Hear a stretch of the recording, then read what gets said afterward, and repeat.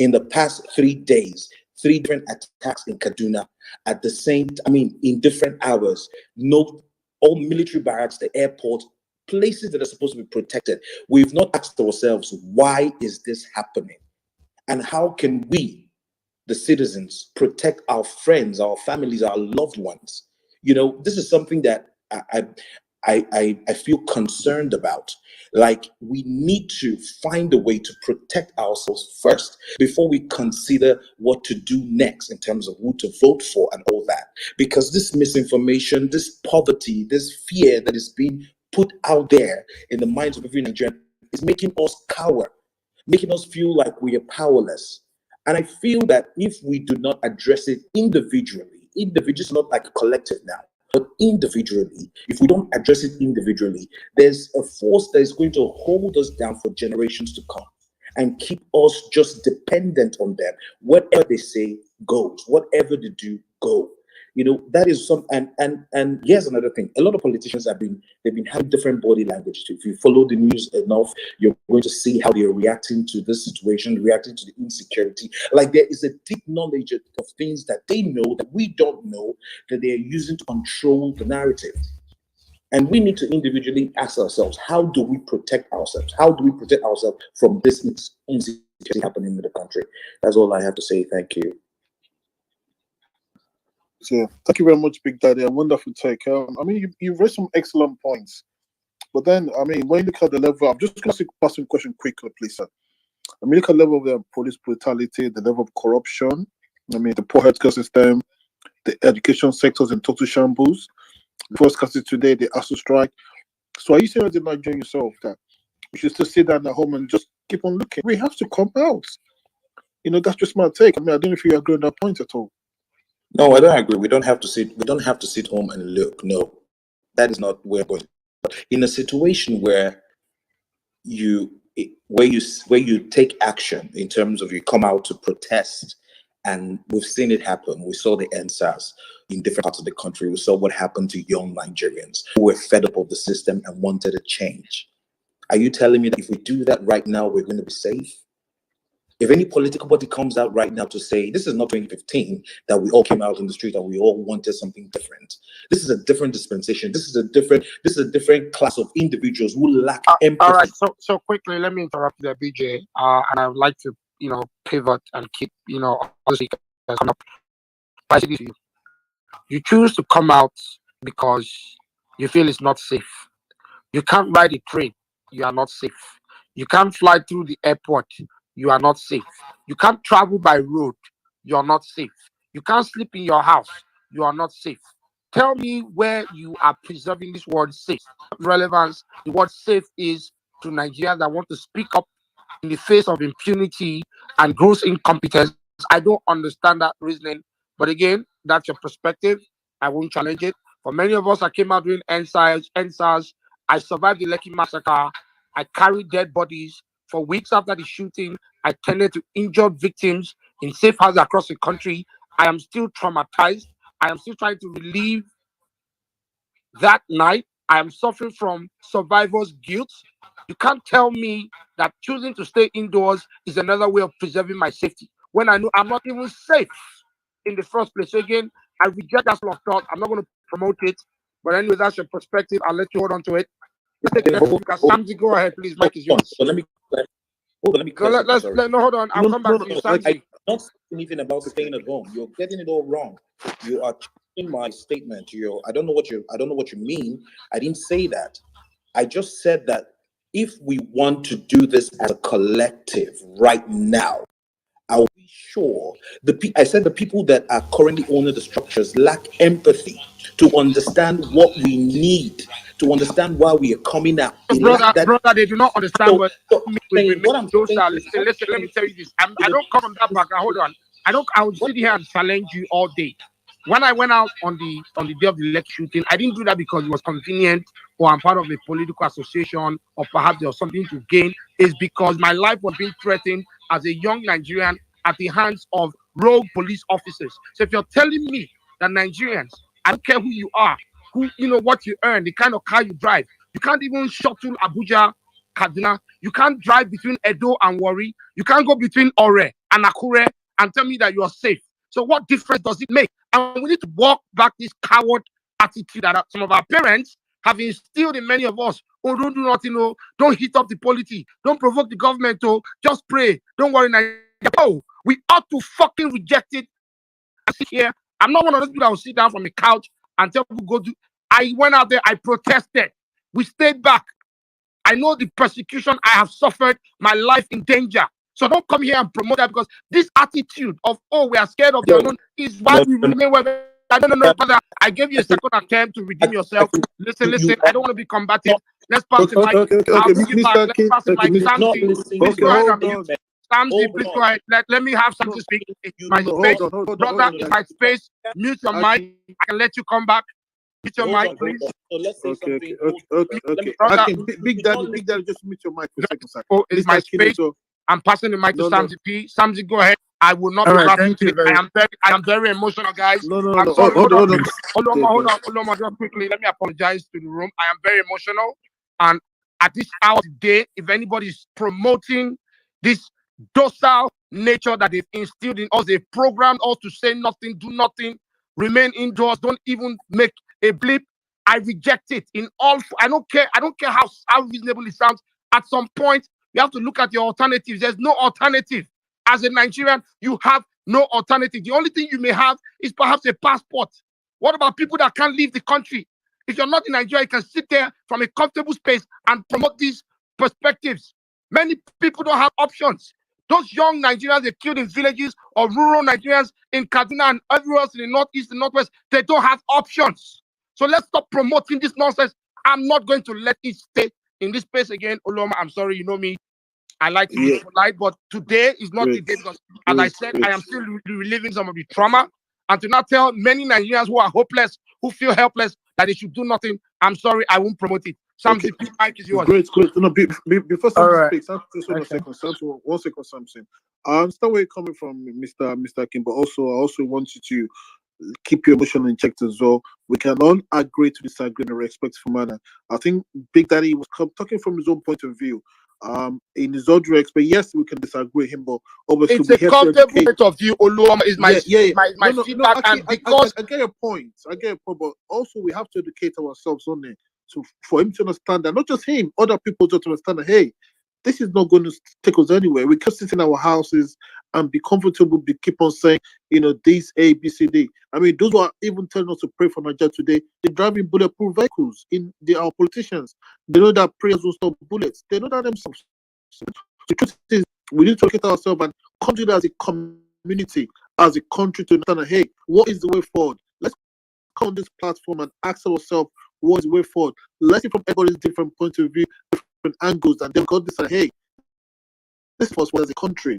I mean, I was going to tell him about, what Egypt, for example. The Egyptians, they came out to millions to protest when they had enough of Mubarak, what's his name again? The former Egyptian president. They had enough of him. They came out in millions. The same thing the Tunisians did. I mean, we saw what happened during the Arab Spring. They came out in millions. So this is also what we could do as Nigerians. We're not coming out to just protest for crying aloud. We're protesting because things are not working. We can't keep on living like this as a country. I mean, look at the forest scarcity for crying aloud. ASU's on strike. The education sector's in total shambles. Everything has gone wrong. So we're just still coming out to tell the government of the listen, enough is enough. We can't keep on moving like this. So I think I was saying again, Big Daddy probably got it wrong, but I hope he'll come back on board here and speak from his own point of view as well. Samson, 3 minutes, go ahead quickly, please. All right, thank you very much. Thank you very much, Regards. Thank you so much, the host and co-host. Yeah, it's very sad and so disheartening that, issues like this keep coming up every single day, and the president seems not to even pay single attention. I mean, I'm surprised if in some days the president, travels out of the country on a medical maybe check or something. It's very sad and crazy. Just about a month ago, there were some reports of about, I think, close to like 60 something soldiers were murdered in cold blood in Kaduna. It didn't come to social media. I'm very sure even just a few people heard about it. What about the cases that don't even come to social media? I mean, What about the killings and the kidnappings that we see on a daily basis? And from the report at which the lady the doctor tweeted, she said she was shot, and you could see some bloody animals coming under that tweet and saying, "Oh, it's a lie, it's a fake story. Are you dead now?" Like, it's so ridiculous to find ourselves in this kind of society. And where am I even headed? Like, even up till now, the president, the minister for information, and those who are in the chamber and the caliber have not even come out to publicly tweet or even visit the scene at which it happened. And at the end of the day, barrister F1 said something, and I would read it out here. No one will be held accountable, no one will resign, no one will be fired, because the cycle continues. So it is in our responsibility to come out. If you have get your PVC, that's like the only solution, because we don't have an option. Not everybody can leave the country. If you're opportune to leave the country, what about your siblings? What about your families? Would you want to pack all of them? So I believe that it has gotten to that time that we need to stand up and just vote out all these guys. Like, it just, because these guys don't even care. They don't even care about the citizens. It's just so sad. It has gotten to a point at which we're in a society where if you're in danger and if you try and speak out, people will come for you and say, "Oh, you're kidding. How are you in danger?" and still be able to come out of all of this. We also what happened to Bamishe, and Bamishe said, "Please don't post out this video because people will laugh at me." Yeah, she understood the fact that in a society where she found herself, it is just so crazy. I mean, she could have been saved, just like Dr. Dr. Chinelo. So I believe that it is best for us to just come out, vote, and don't let us just be entitled by the money. Yeah, I know they would come out, they pay normal things they do, but please, for everyone who is on this platform, don't be enticed by money. Like, it will only save you hours, not for the rest of your life. Thank you.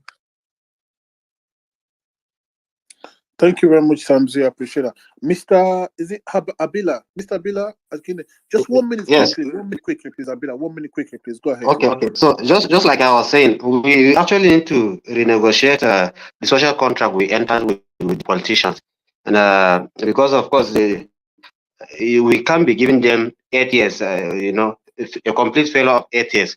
We need to move forward as a nation. So we just have to renegotiate this. And again, there's what we need to do. The educated, the literate, we need to go back to our political world. We have to participate in this politics. It's not all about voting for general election. I'm telling you, whatever that we are facing is as a result of the candidate that are being presented to us in the general election. I'm telling you, most of these things are done by the delegates. Primary election is very, very important in presenting a political office holder. You have to go back to your political world. You have to leave your comfort zone. Go back to your political world. Engage in this politics. Influence the primary elections. I've left my comfort zone. I reside in Jalingo. I do my business in Jalingo. I've been away from Jalingo for the second week now. They've been calling me for business, but I've gone back to my political world. I'm now in my political world. In my local government, we have 17 political world, and they are the one that decide the fate of whoever will represent them in the House of Assembly, even the Senate. And I've been engaging the 4 people that will be participating in primaries in my political world. All of them are illiterate, sincerely speaking. They are all illiterate. A women leader, a party chairman, a youth leader, all of them. All what they know is money. They vote based on money. How much are you giving us for our vote to be given to you? They cannot even vote. They have to write for them. So we just have to go back to our political world, leave the Legos, go to your political world, participate in this politics, influence who will represent you at the general election. As a result of that, you will have a credible person that will represent you at the National Assembly. Whatever that happens, it happens at the National Assembly. So we just have to participate in this, in the electoral process, in the politics as a whole. Not all about come out and vote with your PVC. It's not PVC. It is the card carrying. You have to participate. You have to be a card carrying member. Participate in the politics and influence whoever that will represent you at the general election first. We not enough speaking. Thank you very much. Thank you very much. I've been a wonderful take. Thank you very much indeed. Hold on, quickly. I brought yeah, BJ back up. Again, I apologize to him in the DM. I did not mean to sound combative. Again, I was only just speaking based on the fact that others do not have choices. So I think he wants to clarify his statement. If I mischaracterize his feedback, I apologize. BJ, go ahead. Mike is yours. All right, thank you, Akin, and thank you, Abila, for what you just said. Abila just made a point that that resonated strongly with people going back to the grassroots and engaging with the powers that are right now, because the powers that are do not know any better. That is what it seems like. And I've had conversations or interviews with this set of individuals, and I will tell you something that has always resonated in their collective, and that is, they want to dance to the tune of those that have currently or are already propelling and using misinformation, fear, and poverty to dictate their moves. This is what I said earlier that was misunderstood. I'm talking about a system that, how do you fight a system that's held a huge population into with fear, held them down to cower with fear, with poverty, with misinformation? How do you fight that system? That is where I was going to earlier. And what I'm trying to say is that individually, even if we want to do anything as a collective, but individually, we need to come up with with strategies that will help you in your various points wherever you are. Fight this system. That is the idea. If we want to do things collectively, we first need to address the issue from our very base, from the grassroots, from the point, from where the mass is, the population that will take 5,000 naira to go vote for someone that is incompetent. We need to address that from the grassroots. And we see that a lot of the intellectuals and the educated people seem to always go to the urban areas, seem to always go to the metropolis, to the cities, and they forget that these politicians have their grasp in the grassroots and will make that voting numbers. That those people that make the voting numbers for them, they have the grasp there. So why don't we, as individuals, try to fight the system from where the system has their own grasp? That is all I'm saying. That's what I was talking about. I'm not saying we should all go back home and fear and No, okay, and I appreciate your clarity there. Thanks for at least being a lot more concise. Look, stay on stage. Great message. Kemi, hi, welcome. Mike is yours. No, Kemi, Dr. Kemi, by the way. Dr. Kemi, okay, apologies. Auntie Kemi, go. Yes, Auntie Kemi. Mommy Kemi. Ruga. People are complaining that Ruga was calling me. Mommy Kemi, I love you. Have you seen the video? Dr. Kemi, let's stick to the points this morning, please, Dr. Kemi. We're very. I don't have time for you, Oluomo. I'm in a hurry. I'm going to interview Mom for his house. Go ahead, man. Go ahead, man. I spoke to my dad this morning. I brought my dad on my space about a month ago. 87 years old next week. What did he say on that space? My dad said, nothing is going to happen until the new president, the person must be able to fight. 3 things he said: violence, insurgency, and insecurity. Daddy said all 3 things are being construed as one thing, but it's 3 different things: insurgency, insecurity, and violence. If that president cannot fight that, nothing is going to happen. This morning, as a journalist, many of you have not noticed it, I've actually retired. I retired from journalism. I did not announce it. It's on profile. I retired because I got tired. I've done enough shows, okay? I've done enough spaces. And what do I say? All Nigerians do is fake news, taking the messenger, but never focusing on the message. How many things has Kemi Olunloyo said as the messenger, but you discounted her? Olu, I'm going to go and look at my last tweet 4 days ago. I stopped tweeting. I said, I'm very irritated right now. Why was I irritated? A story I did in 2008 in Canada. I even propped up the story in 2012 and 2021. You can see the tweets. What's the story? All these cars imported into Nigeria, all these tokumbos, they're all stolen cars in front of Canadians and American houses. And insurance companies are paying those ones because their cars are gone. But we're finding these cars in Nigeria. People abused me. Almost 15 years later, it's now out in a CBS investigation. Did I not do it? So I put the stories up. People were abusing me. It's the same thing with Chinelo.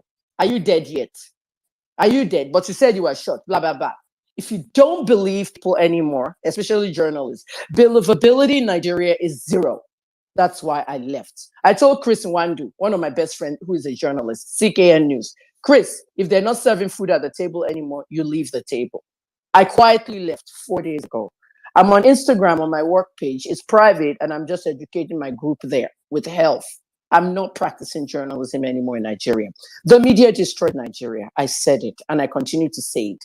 This is a multi-billion naira realm that they built between Abuja and Kaduna. There were people coming on that train today to Abuja to watch a match with Ghana. They've blown the entire rail tracks. Okay, after the rail tracks, let's go to the human beings who were on board that train. They were shot individually. After bombing the tracks, bombing the train, they now shot people individually. If you bomb the tracks on the train, people can actually get out of the train and run into the bushes. You now came and shot all of them. I have a degree in PR. Please, everybody listening, I actually have a degree, a certificate in public relations from Goucher College, Maryland. According to Hyundai, not only did she lie about having a PR degree, but she also mentioned a prestigious school. I actually went to that school and I've posted my degree. Hyundai is just an idiot. Let's face the point right now. In public relations, one of the things that the CEO of McCormick Spices, who was my teacher in crisis communication. Let me finish. Olama, don't interrupt me. Let me finish. Let me finish. Don't let me lose this train of thought. Let me just say, because I gotta go. Because I know you very well. No. I have to go. I have to interview Monfa. Please, I have to go to Koina now. Let me just finish. That's fine. One of the things I'm sticking. Let me go. I'm not going personal. I'm trying to explain something to you, but you're cutting me off. I'm going to be 58, Oluwama, and I suffer from anxiety, which I went public about. When you have anxiety, your train of thought is gone. What you were saying, you won't remember anymore. Okay? People are still dealing with mental health. People on the train are going to have PTSD. What I was trying to say is, I have a degree in public relations, and I know you're Ondain's friend, but I have a right to say this. In crisis management, okay, the CEO of McCormick Spices America taught me crisis management. And what she wrote was that Kemi has this thing about crisis. And that's why I've always said I should be a crisis manager for a government. Lai Mohammed is the crisis manager for Nigeria. That's what they call a spokesman, a PPRO. Nobody has come out in the police department. That's the first line of people that's supposed to come out. The PPRO of the IGP, the PPRO of the army, and the PPRO of any of the security agencies. We have state security, DSS. Why has the spokesman, Efunaya, not come out and talked about this? Why has Muiwa not come about this in the police department? And why has Lai Mohammed not come out? Nobody has said something. Today is a day that the country should be flying half-staff mast. And I am a very big opportunity to your show, Oluwama, because I am the one that's going to carry this thing internationally. Nigerian journalists do not carry any of the news internationally. I've already called Chris Doucette in Canada. Okay, and I'm going to write the Los Angeles Times. All these guys are following me. I'm going to write an opinion article. They bombed a train line in Nigeria. It's big news around the world. So that's all I want to say. Thanks. Thank you very much, Dr. Kemi. I mean, first and foremost, what I was trying to say is that yes, I understand. I mean, what you're talking about, but hey, I'll just feel like, sister, let's stick to the point. You're talking about the Abuja train attack here, which is very, very big deal. From, I mean, just like you said yourself, but hey, I will send you a DM and we could continue our conversation in the DM. But today's not about being personal. Let's just get things right. Hence the reason why I have to interject you earlier on. Boss Lady Ria Santos, good afternoon. Sorry, good morning. The mic is just go ahead, please. Hello, good morning. Good morning, everyone. I try to collect my thoughts because this really shook me. I was up late. My heart was so heavy. And I want to start by offering my thoughts and prayers to the family of the passengers and also to those who have lost their lives. Because, you know, this whole thing, it just puts it in perspective. If you're feeling this way, just imagine how their loved ones, you know, are feeling. So I'm praying for the souls of the departed. I'm praying for their family, for their loved ones. And for those who are missing, I pray that, you know, they would be rescued. In Jesus' name. I sometime this month I sent out a tweet that I was losing my feeling and it really concerned me. And the reason why I sent out that tweet was because, you know, before now, when I read something very distressing, you know, from Nigeria, I would get so outraged, you know, I would tweet about it the whole day, I would share it on WhatsApp, you know. But I noticed that I had started getting, you know, maybe I was getting used to the bad news. I would just, when I see such news, I'll just scroll up and I'll just mutter like a prayer under my breath. And I think, it's not just me. I think that happened to a lot of Nigerians. We were becoming desensitized and becoming, as in somehow becoming acclimatized to the chaos and the dysfunction. So, and I know they can be distressing and very, exhausting to just constantly talk about these things and, be outraged about, what is happening in the country. But I just hope that, we should not get used to this. This shouldn't be the normal for us. We should be outraged, even if it is just one Nigerian, even when the air, as in the hair on, the head of a Nigerian is harmed unjustly, we should be outraged. We should speak up. And one other thing I want to talk about, there seems to be a group of people who are masquerading as, the patriots. They've resorted to, lies, trolling people. I'm not expecting much from them because these were the same people who said that Lekki Tollgate shooting did not happen. But even for them, they even devolved to a new low. They were in the comments of that lady in her last moment who tweeted that she was shot and was just asking for prayers. But in a bid to signal themselves as, loyalists of the administration, they were mocking her. The likes of that Temagant mommy, poverty, I didn't have any expectations, where she is concerned. I know that is, the kind of person she is. But even for her, that was a new low.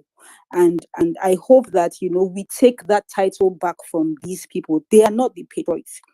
They hate Nigeria. They hate Nigeria. They hate the country. They hate Nigerians. These people are not the patriots. And then I also want to talk about, when people say, when things like this happen, they'll be like, oh, find your way out of Nigeria, Japa, Japa. I understand. And I am not against it. I am outside the country as much as possible. I even want a lot of my friends to come here so that we would have like a community. So I'm always sharing this thing I see with them. But one thing I want to tell you is that even when you Japa, you would think that, oh, once I leave the country, that, you would just forget about everything that happens. It's a very, very big lie. In fact, it's going to be, as in, you'll be more passionate, about your country when you're outside the country, because you would see that this is possible, wherever you are, and that yearning in you for a better Nigeria. And apart from that, you have family back home. So how many would you be able to take all your family members abroad, the people in your village? So I just want to conclude, by saying that please let's talk to people around us. Speak to that market woman, speak to the carpenter that comes to your house, speak to your neighbors, your colleagues, your family. Tell them the power in their votes. Tell them that, the trade-off is not beneficial. The one pint of rice they would give you during elections to vote for a candidate that would work against your interest as a Nigerian citizen is not worth it. So let's just start speaking to these people, that are easily, swindled into selling their votes. And I hope that, things will get better. Thank you very much. Absolutely, very much. And yeah, thank you very much, Rhea Santos, for your take.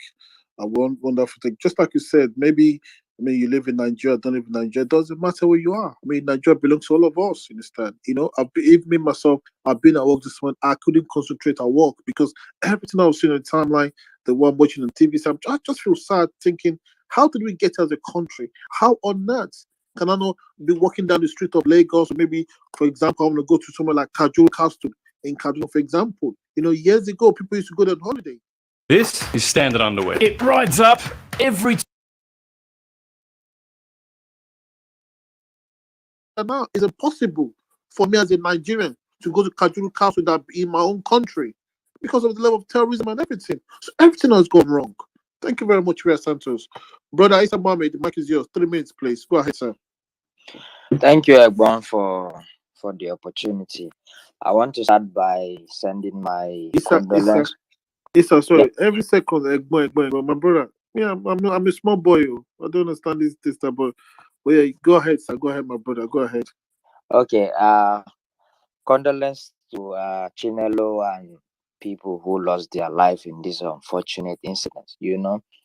When this whole insecurity problem started along the Abuja Kaduna axis, a lot of people played it down. People shouted, a lot of people watered it down.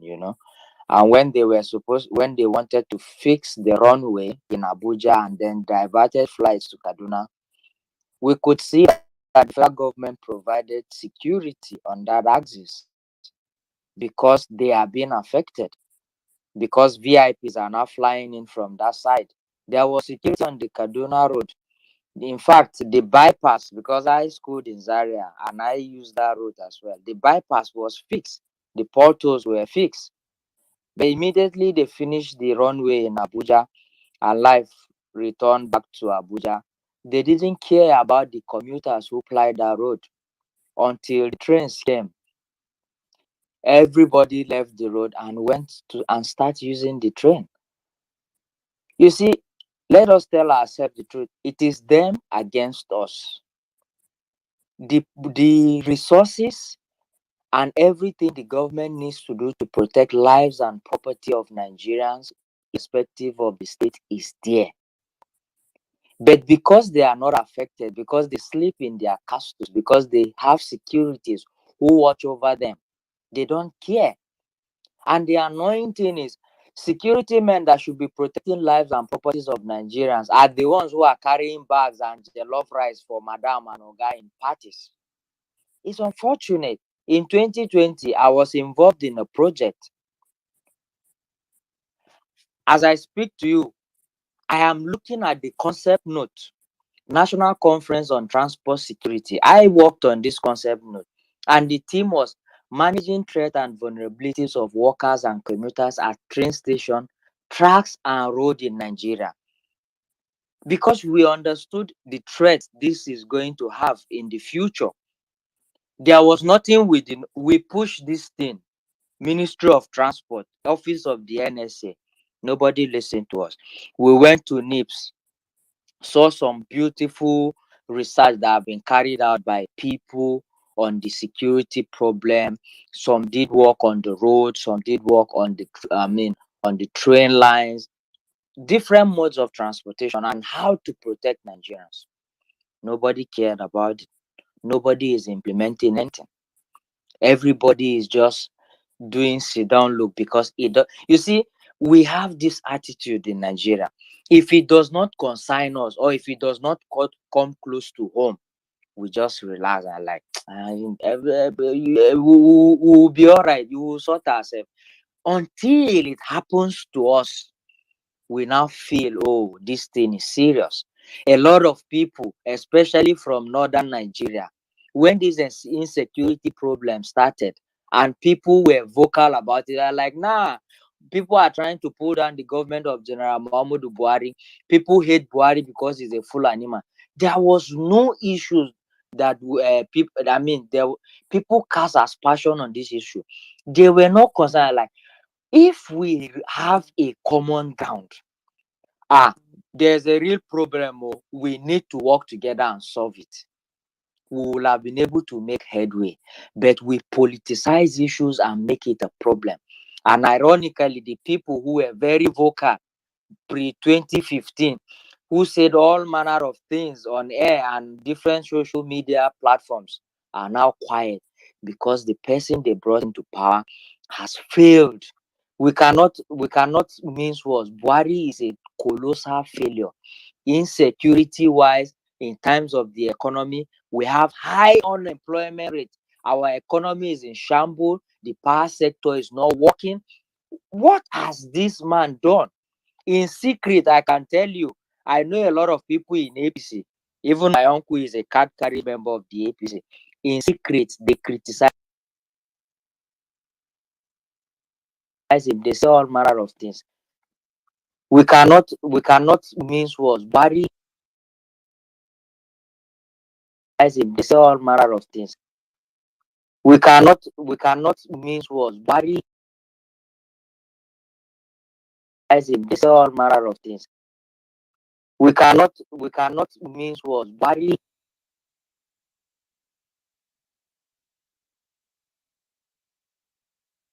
don't think, who are not strategic, who don't think 10, 15, 20 years.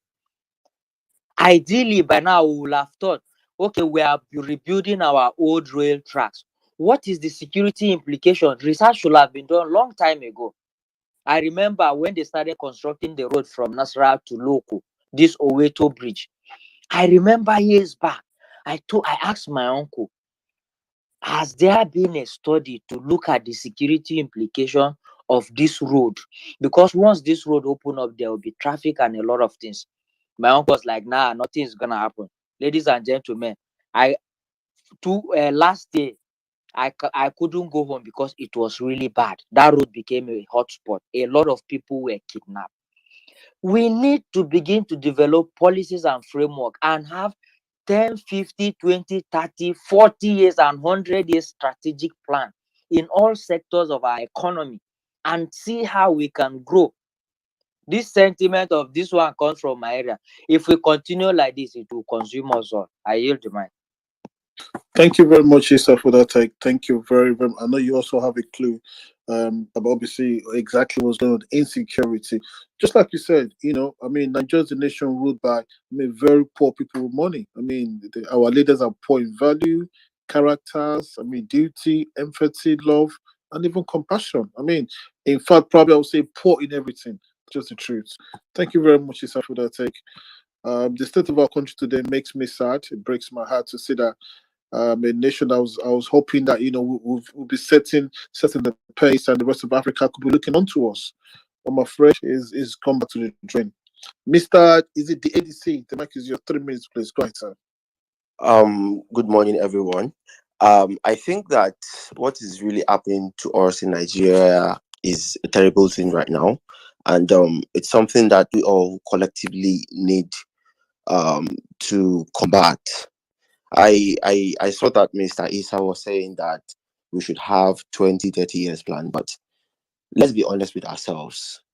All these old men that are in charge of the nation, so to speak, do they even have a vision for us? Because when you look at their mode of operation, you see that the youth will be the one to write up all these things, give it to them to present. And after the presentation, once they get to the office, they appoint them as SAs and all. But if you are appointed as SAs, then they stop taking advice from them. That's what really happens mostly in all of these echelon of government of government in Nigeria. You don't take advice from your SAs. You don't take advice from the people who wrote the script for you to come wherever you are right now. And I think Nigeria has happened to almost everyone. What is happening in Kaduna right now is shameful, and it calls for a major attention. I am currently doing my PhD in Kaduna, but I can tell you that I cannot go to Kaduna now. I was planning on, okay, let me board a flight to Abuja, then use the train, because I don't want to go through the airport in Kaduna. I can't go by road, I can't go by train, and I cannot go by here. That means now Kaduna is landlocked, so to speak. And we need an urgent rethink of how Nigeria can be on track. I've seen a lot of people talk in this space, and I've seen a lot of people talking about the problems, but we have not really taken bull by the horn. I've spoken to a lot of celebrities, but the only thing they tell us is, I don't want to be partisan. And we know that Nigerians would always follow a certain kind of crowd, because most Nigerians are followers. They're not leaders. I'm sorry to say this. Very few Nigerians take initiative to want to do things. But the few of them that would probably want to be in the front line don't want to do it because they have some form of endorsements. They have some form of money they are getting from some other people. The person who died on that train, that doctor that died on the train, I heard she was probably supposed to leave Nigeria sometimes this week. But Nigeria happened to the person immediately. I don't know if I go out now, I'm going to come back home. That is the reality we are facing in Nigeria. And we need to provide solutions. Most of us even know our words in our local governments. Most of us are saying we don't want to join politics. Nobody is saying you should join politics of the old wagon. Join whatever kind of party you want to join. Make sure your voice is heard. But then again, it's going to be hard. Because some people are saying, well, don't let us talk about party. I think at this point in time, we need to talk about what party can do what for us. We've seen what APC has done, and we've seen what their leadership has done again. And by the time they start bringing people who are going to lead us, it's not going to be by primaries or whatever. It's going to be by consensus again, whatever it is they are calling it. So we need to understand that the youths need to learn something from the elderly people and start playing the game the way they play the way they play it. We have to play it better. So at this point in time, everybody should be politically conscious.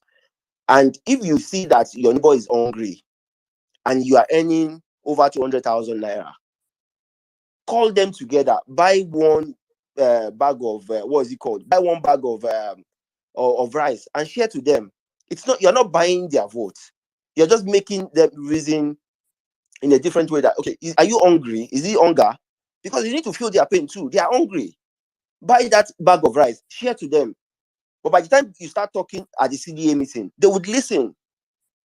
Not like I don't want to, a CDA meeting, you will be watching Channels TV. The next CDA meeting, you went to play football. You need to also be participating in your community. That is how you become a leader. So that is what I just have to say. Thank you very much. Thank you very much, Mr. DC. I appreciate that. Thank you very much for that.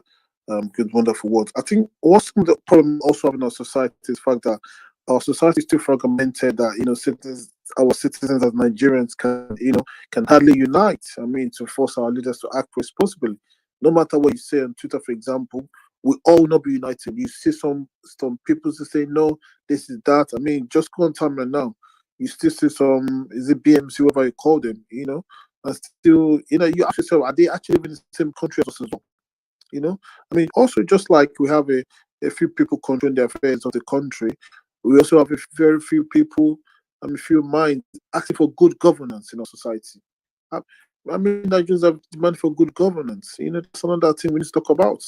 We've always on a daily basis in our society is bad governance 24/7. Mr. Tunda, good morning. 3 minutes with Mike is your side. Go ahead.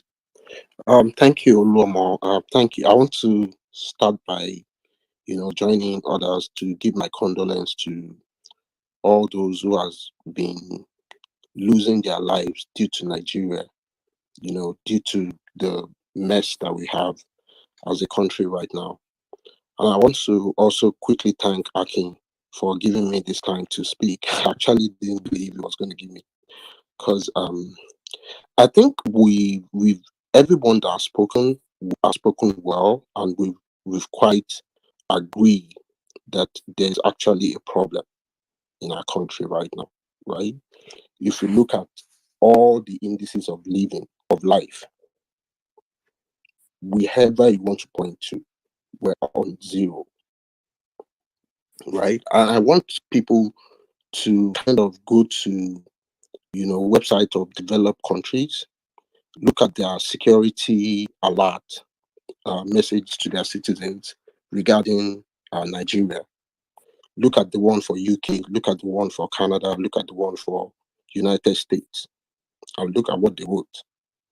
That gives you the clear picture of what we have as a country. Moving from that, I think the fact of the kind of solution that can be effective for us to move forward as a people is what is debatable right now. Because I think from what we have on ground, there's still Nigerians that believe this government is doing good, right? And so also there's still Nigerians that believe that, this government is just a problem. We can take them out and, voting another president, someone good from the contestants, and things can change, right? And I think there's also the silent voice of people who don't believe in that construct called Nigeria itself, right?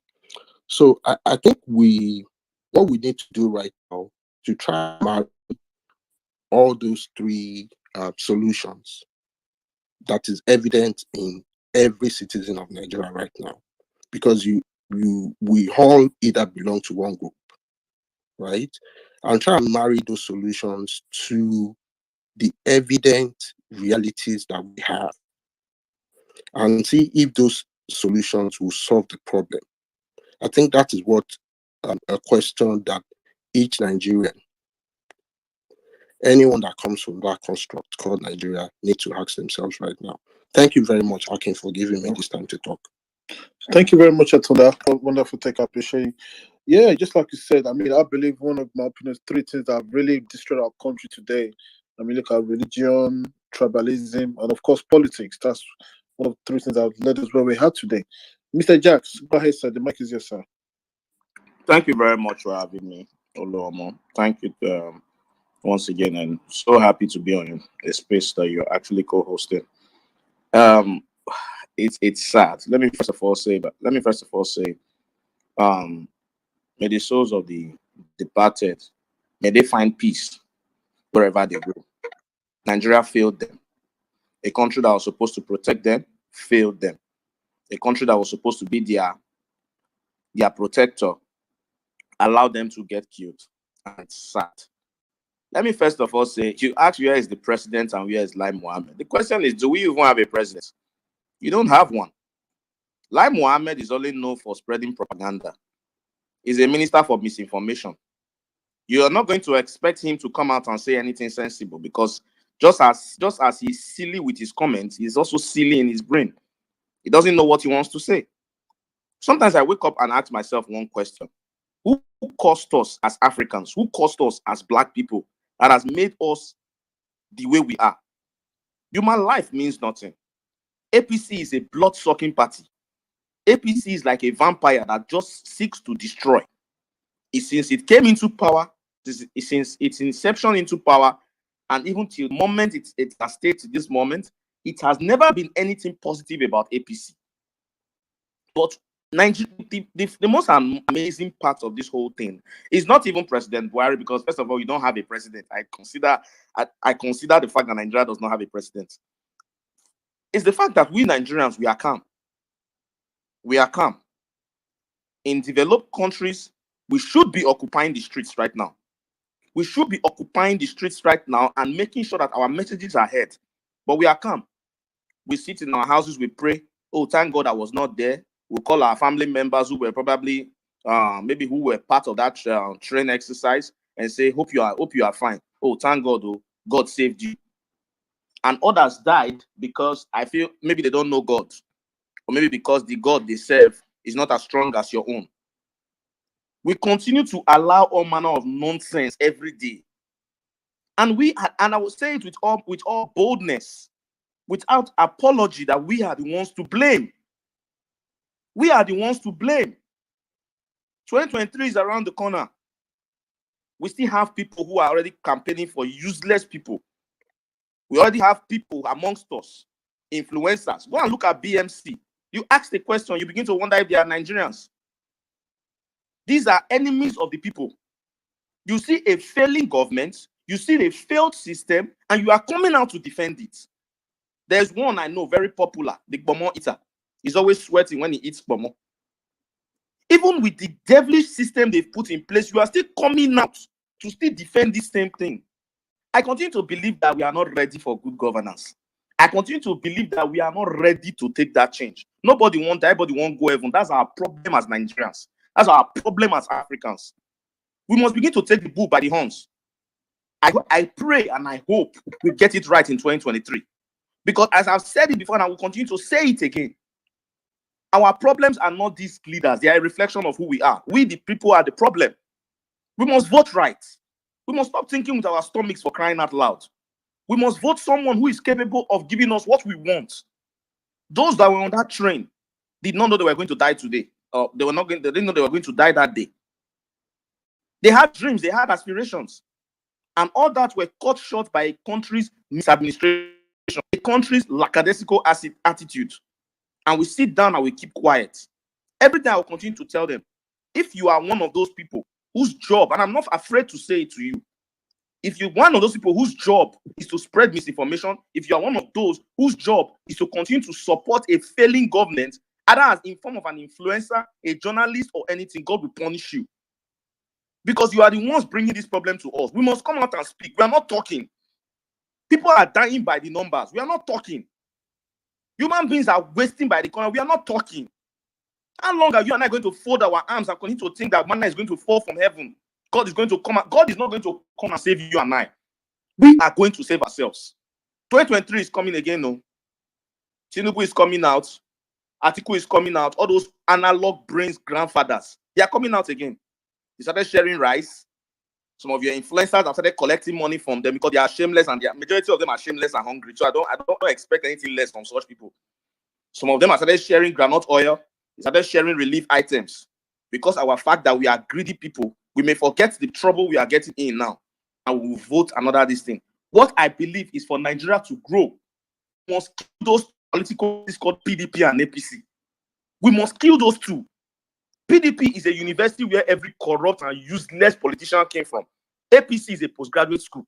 There are no difference between the two of them. Go and look at the two of them. They are the same animals, the same idiots who have been running your affairs. They are friends, in case you don't know. They are not enemies. They eat from the same plate. They marry themselves. You, the populace, you and I, the bottom people, are the ones fighting ourselves. I don't see unity happening because the truth is we've been so divided. Religion has divided us. Ethnicity has divided us. Because the truth is, even if I decide to unite with you, Oluomo, will the rest think of it like that? They will not think of it like that. Not until we begin to remove. I have said it before and I will say it again. I'm not afraid to say it. I keep saying it that the only way Nigeria will get better is if that country called Nigeria should divide, because we share nothing in common. But if you say we must remain together, then we must come together and remove that nonsense called politics and tribalism. We must remove it. Human life, be it a life in Kaduna, is as precious as a life in Lagos State. Being in Kaduna does not make your life more precious than a man in Lagos State. It's a human being that died, not a chicken. How long are you and I going to continue tolerating these things? We are supposed to lock down the streets right now. In 2015, we were occupying Nigeria. In 2015, we all came out to say that Jonathan was a useless man, of which he is. But why are we not having that same energy and momentum? Why are we not coming out? Where is the Nollywood Guild? I want to round up in a minute now. Where is the Nollywood Guild? Where are the civil society groups? Where are the labor groups that shut down Nigeria in 2015? Where are those animals, those bastards who came out to say that Jonathan was a bad person? I'm not a fan of Jonathan. I'm not a fan of any politician. But why are you not maintaining the same momentum now that Buhari is in power? Let's not also forget, in case you need to forget as a youth, and you say you want to continue with these grandfathers, think of your brothers that died at Lekki toll gates. Let that be a reminder to you that the people who brought this calamity upon us are still picking fun to become president. And if they come into power, your cry is just very little. You will cry blood this time. I hear the mic.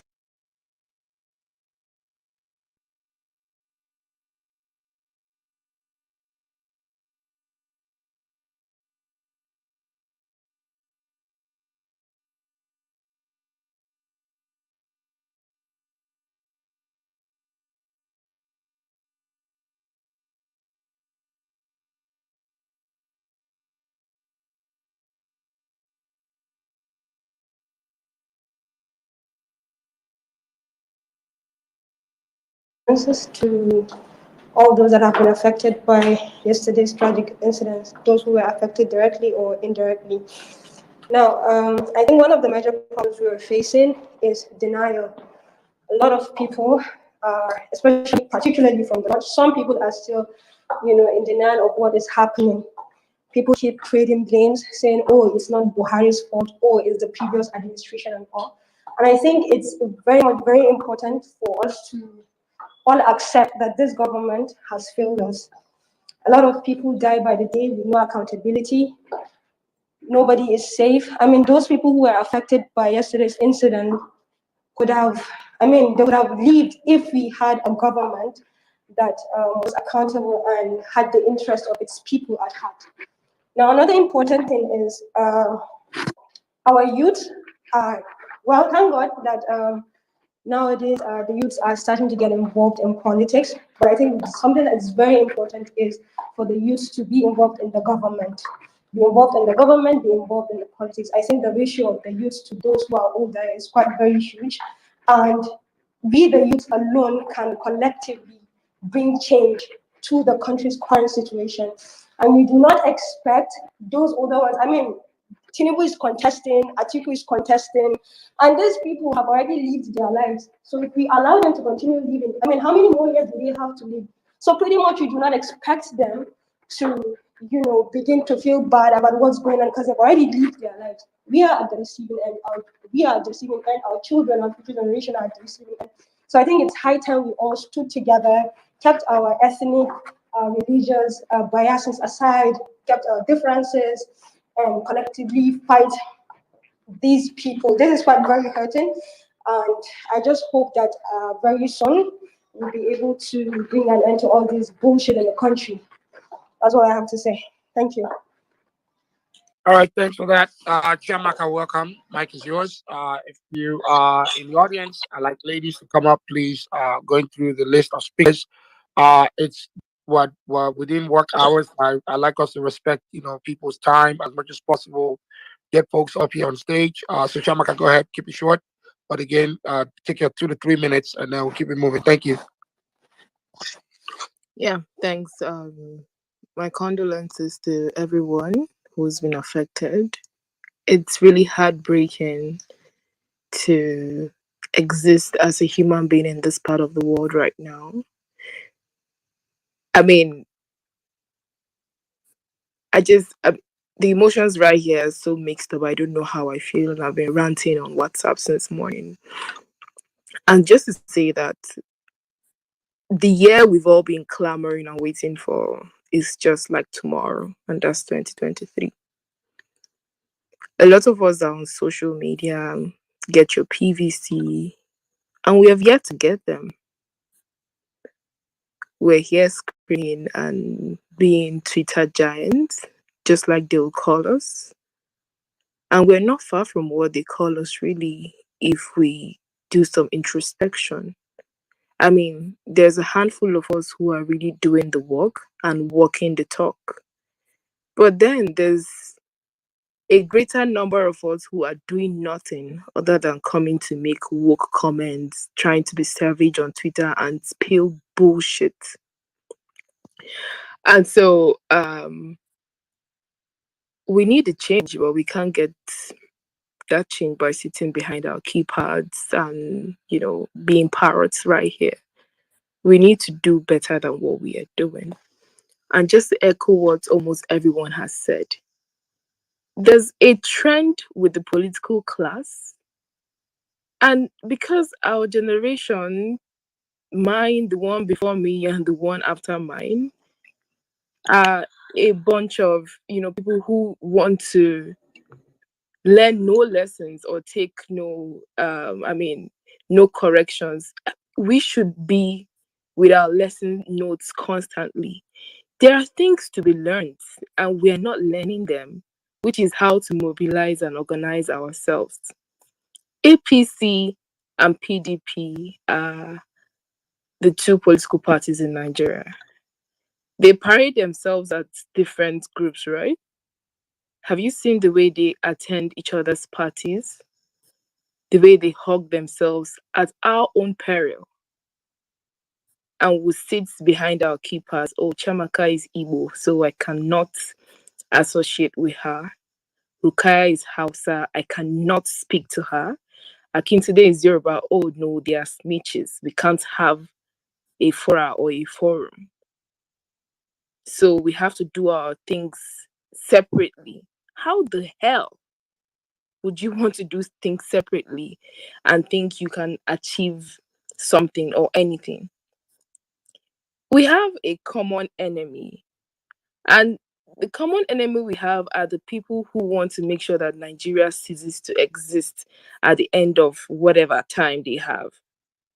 And that is why we sit back and think it's recycled, man. This is not the first time any of this is happening. And it won't be the last. May Nigeria not happen to you is national anthem, yeah?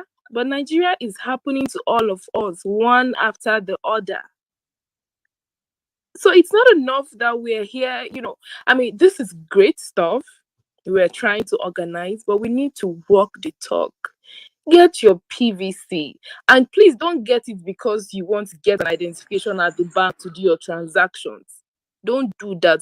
I mean, what? Please get your PVC because you need it next year and you should be at your polling unit. PVC no be identity card, I beg. Or better still, make it your identity card at the polling unit. Because it will be shame on us all if next year nothing consequential happens.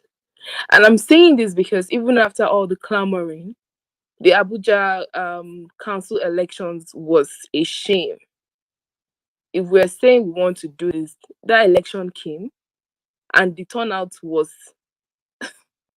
beyond laughable. Now, these things are going to continue happening until we take Nigeria by the horn. Nigeria is ours. We're not spectators. We're not, I don't know, we don't have residence permits. We are citizens of this country. It belongs to us. And so we have to do more than the barest minimum, which is what we are doing. I'm happy that we're all talking, but it's not enough to just talk. Walk that talk, bro. Walk that talk, sis. I don't even want to start talking about how much irresponsible all of us are, because I'm saying all of us now because we share the blame.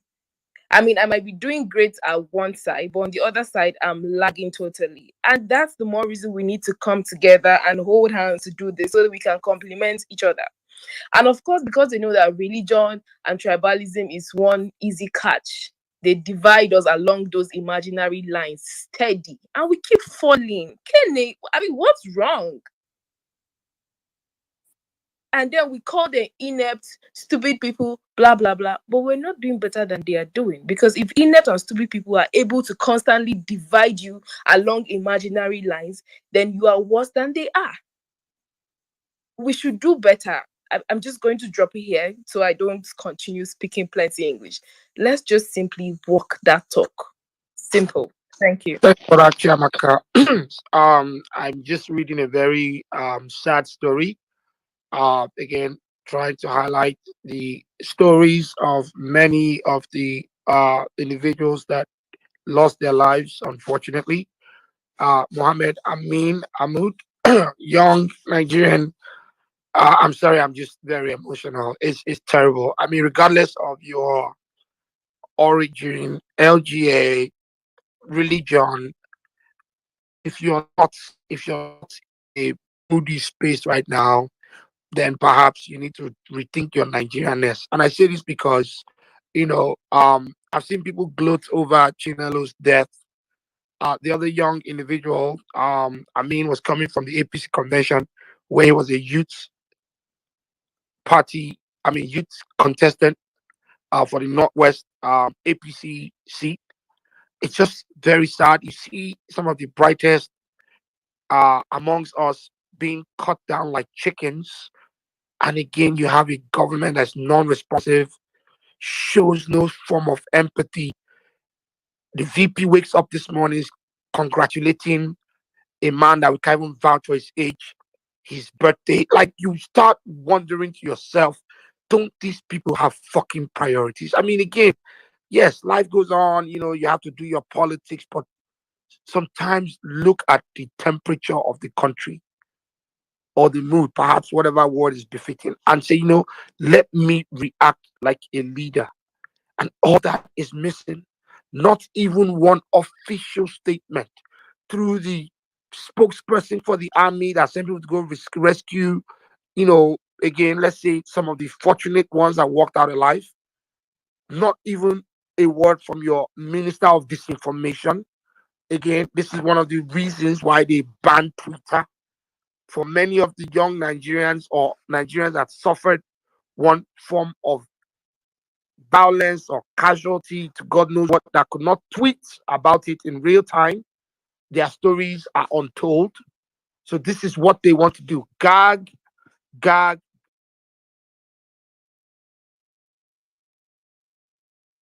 children only have a device to tweet. Somebody take a picture of her. We would hear 970 people were rescued and they are all safe. And then when you turn around and say, oh, but I know someone that died, they'll say, show us the corpse, show us the body, where's the evidence? As though when a terrorist is shooting me, I'm going to raise up my phone and record the bullets flying off the nozzle. This is where we've gotten to as a country, the degradation, just gross disregard for human life. What is the value of a Nigerian life? Mahmoud is one person, Chinelo is one person. There are too many people in one person. Government operated transport service. It's insane. Let's say you're in your house and you can't protect yourself. For the fact that you step into a taxpayer funded environment, you should expect that again. The green, white, green flag, the coat of arms is there to back you up. But no, here we are again. Question is, what next? Who's next? If Chinelo was going to pick up her passport and head for the airport on Friday, that can't even happen. I'm just even thinking of the potential that's just we've been deprived of. She could be the next heart transplant surgeon that will save 300-400 lives in rural communities across the country. We won't have that.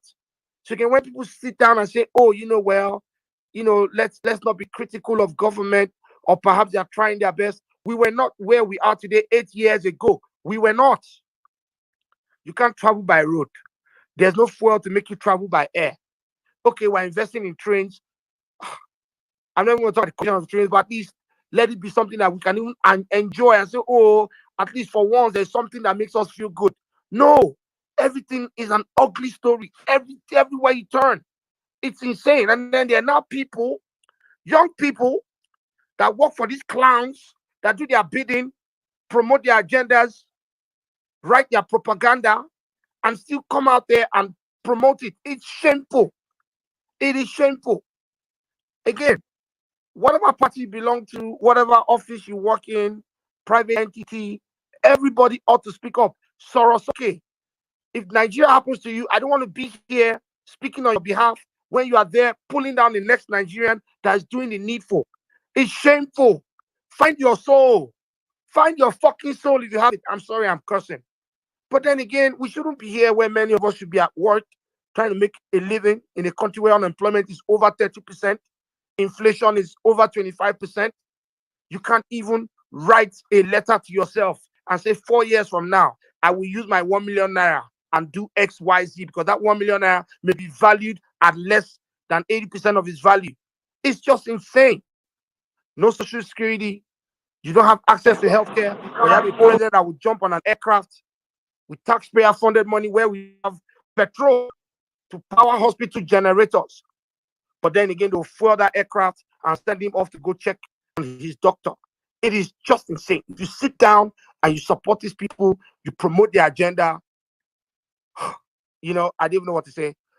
Let's take Adiola. Adiola, go ahead. And then we'll come down to her crown. Apologies to the men on stage. I want the ladies to get a word in, and then we'll keep the mic running. Go ahead. Okay, hi, good afternoon, everybody.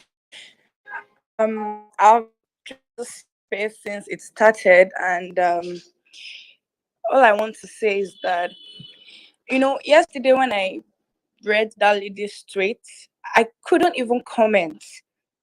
I couldn't just type anything. So I went offline. I was already about to sleep, and then I was just praying, God, if there's any miracle that you can do for these people, let it happen. And then I slept off to wake up this morning and, see the shocker. Anyways, I pray God gives the family and friends the fortitude to bear the loss. But you see, from what I've heard, a lot of people have spoken on the space today, and I think we should just get ready, because if we don't, things are really going to go bad more than it is already. For somebody like me, I have my PVC. I belong to a political party. I'm actively involved. I go for meetings, even when it's not convenient. And the major reason why I'm doing all this is because I want to be involved. I want to be involved on the action plans on those people. Like, lead me on your thought process. What exactly are you guys working on? Sometimes it's demoralizing that when I go for this meeting, they ask me to take the minutes. They'll tell me if I'm interested in, being the general secretary, because I'm probably only the female and the young person there. I won't see anybody that's, of my age group. I won't see anybody. But then I really don't mind. And sometimes when these people come, it's still going to be how they can get people to vote, how they can still share peanuts to people. It gets sometimes embarrassing self. Like, okay, fine, you people have done this thing for so many years and you still don't have any action plan put in place. This is what you people still want to do again. Ha! And that is the way election runs in this country. That is the way. For you to know that we have a lot of problem. We have a lot of problem at times. So I'll be like, okay, fine. If that's what you people think you can do, there's no problem. Yeah, we opt out because I cannot be seen helping you people to share rice or 500 naira to people. It cannot be done. And like what somebody said on this space, which I really think it is important, if we are going to vote for anybody come 2023, let's be sure that that person is fighting our cause. See, a lot of people are fighting their personal cause. So a lot of people are fighting their own personal cause, whichever way it is them understand what it is that is going on between them. So this person will just come and package themselves to us and make it look like, oh, fantastic, they are bold, they are outspoken, they can help us fight insecurity, the insurgencies and all that more. Meanwhile, they are secretly and codedly fighting their own personal cause instead of our cause. So, and right now, a lot of us that we are even young and trying to, settle, build a family. I don't want to build a family in this shit. I don't want to start having kids in this mess. Reason why sometimes I just try to, even sometimes when I see people gather somewhere and I'm like, what's going on? This is not my local government, but at the same time, what's going on here?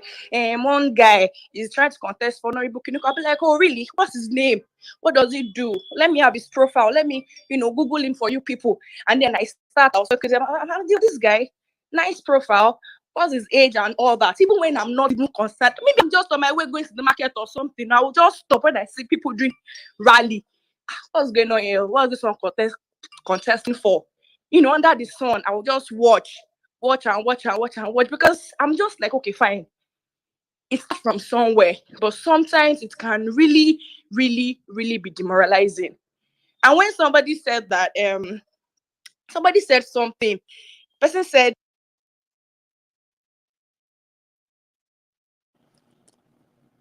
All hello? right. Yeah, Adiola, go ahead. Wrap up. Go ahead. Thank you. Are you there, Adiola? Okay, if you're not there, let's take IDX Graham. Hello everybody, good morning. So this whole thing that just happened, it's really, really so sad. Like it's really bad. And then I'm left wondering, like, this is strain. This is strain. What next? It could be plain or something. So we are just basically not even safe any longer. And I think few days ago, I kind of like tweeted, I'm like, yes, every day we are told, get your PVCs, get your PVCs, get your PVCs. But who who are we really like vying for? Like, who can we say, oh, this person, like he's a credible person, like who? Because APC, PDP, those are just recycled thieves. To me, I don't want to vote for Tinubu, I don't want to vote for Atiku. Those two people, they're not seeing my votes. But then again, who are we really going for? Because these are just recycled tips. If you're not doing well in PDP, you go to APC. If you're not doing well in APC, move to PDP. We are just recycling people. It's just like we're going around the circle. So the whole thing is just, I at this point, like, I'm vexed. Like, I don't even know, like, I feel so vexed. Like,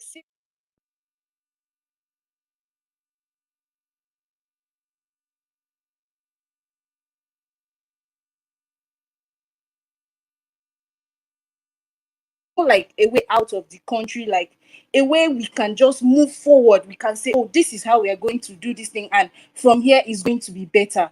I would seriously do all it takes, like within my power and all, even above my powers, to make sure I go for that. But at this point, I'm just here. I don't like collectively listen to people and what people can come up with. Let my head just cool, because like I'm so mad. But my question now is, yes, I've gotten PVC, I have my PVC and the rest. But who are we going for? Because truthfully, I don't want Atiku, I don't want Tinubu, I don't even want all those people that I'm even seeing. I need someone that I can say, oh, okay, we can say no, we can say, oh, this person has our backs. Like this person is thinking of Nigeria in 20 years, 30 years, 50 years. This is what this person is thinking of. Not someone that is just me, myself, and I. You pick people that are just all of you in your crew, me, myself, and I. I'm sorry, I'm kind of like very angry. I'm talking out of anger and stuff, but just I don't mean. So that's just all. Seriously, thank you very much. All right, thanks for that. As I'm getting speakers on stage, I will be announcing some of the donkeys of the day. I'll be calling them by their first names and last names, if where I have that information. My first donkey of the day is a creature and a narcissist and an inhuman creature by the name of Abolore at YSONE2, YSON2, asking Chinelo, are you dead yet? Are you dead now? Question mark. Few hours after her tweet calling for help.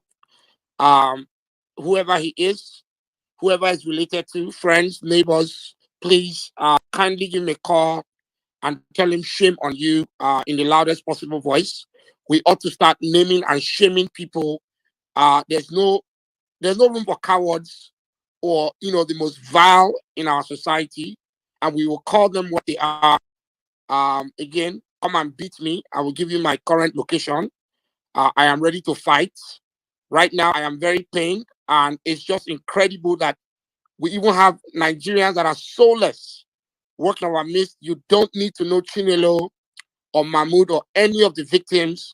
You only need to be human and Nigerian at this hour of the day. Again, we'll keep it moving. Reno, welcome back. I know you will probably jump in when you're opportune. Ladi, go ahead. I'm going to switch it up. Take ladies and men in turn. Ladi, go ahead. Mike is yours. Okay, Ladi Eti, are you there? If Ladi's not there, let's take the Enigma. All right.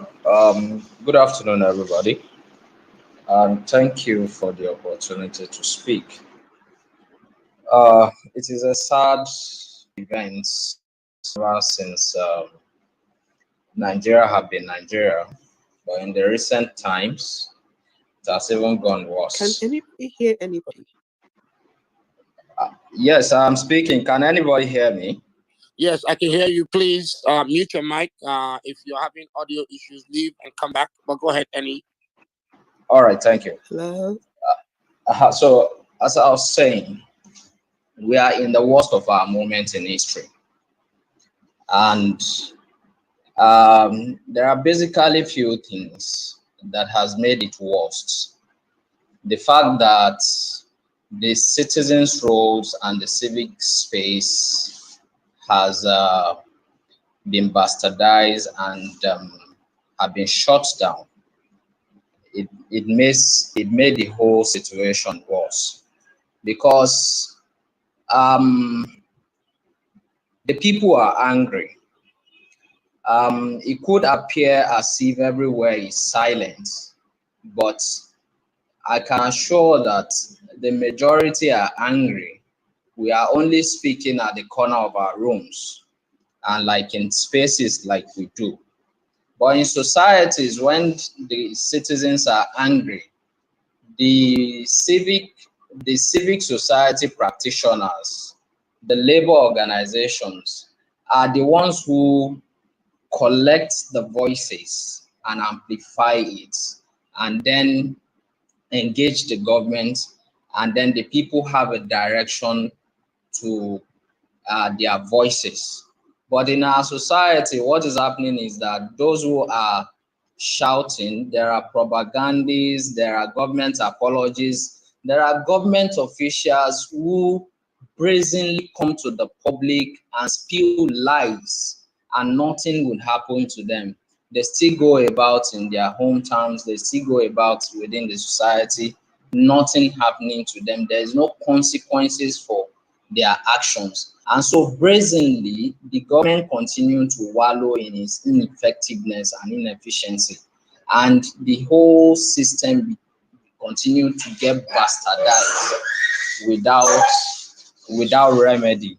So the fragmentation of our society is why we cannot collectively agree and move on issues. The issues that are here with us affect each and every one of us the same way.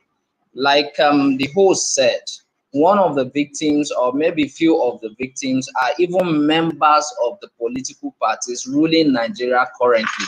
Some of them coming back from the convention that they just held by the last weekend, and being a members of this political party, they would have at one time or the other defended the inefficiency of this government. But look at it, some of them are victims. No, I am not taking shade at them in their deaths, but I am just trying to say that when we fail to speak to the issues of our nations because we belong to a political party, or because we belong to a particular region, or because we belong to a particular family, so we cannot speak, or somebody is our friend. Definitely, it could be any of us at any point in time, at any day. And this is what faces each and every one of us every day of our lives as Nigerians. Danger. The danger of being a Nigerian at this time it cannot be underestimated. So the fragmentation of our society is one of a major problem. 2023 is already a doom story. It cannot effect change in Nigeria.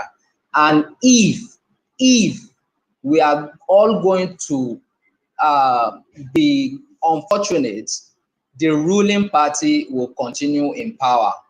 If we are to wrestle power from the old political class, is to go in another direction. That is, other parties who are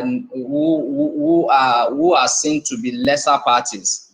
But Enigma, can you wrap up, please? Yes, 30 seconds. But as it stands, there is no direction to that. So it means that the two major political parties, their practitioners and those who are standing on their platform will still be the one to take power.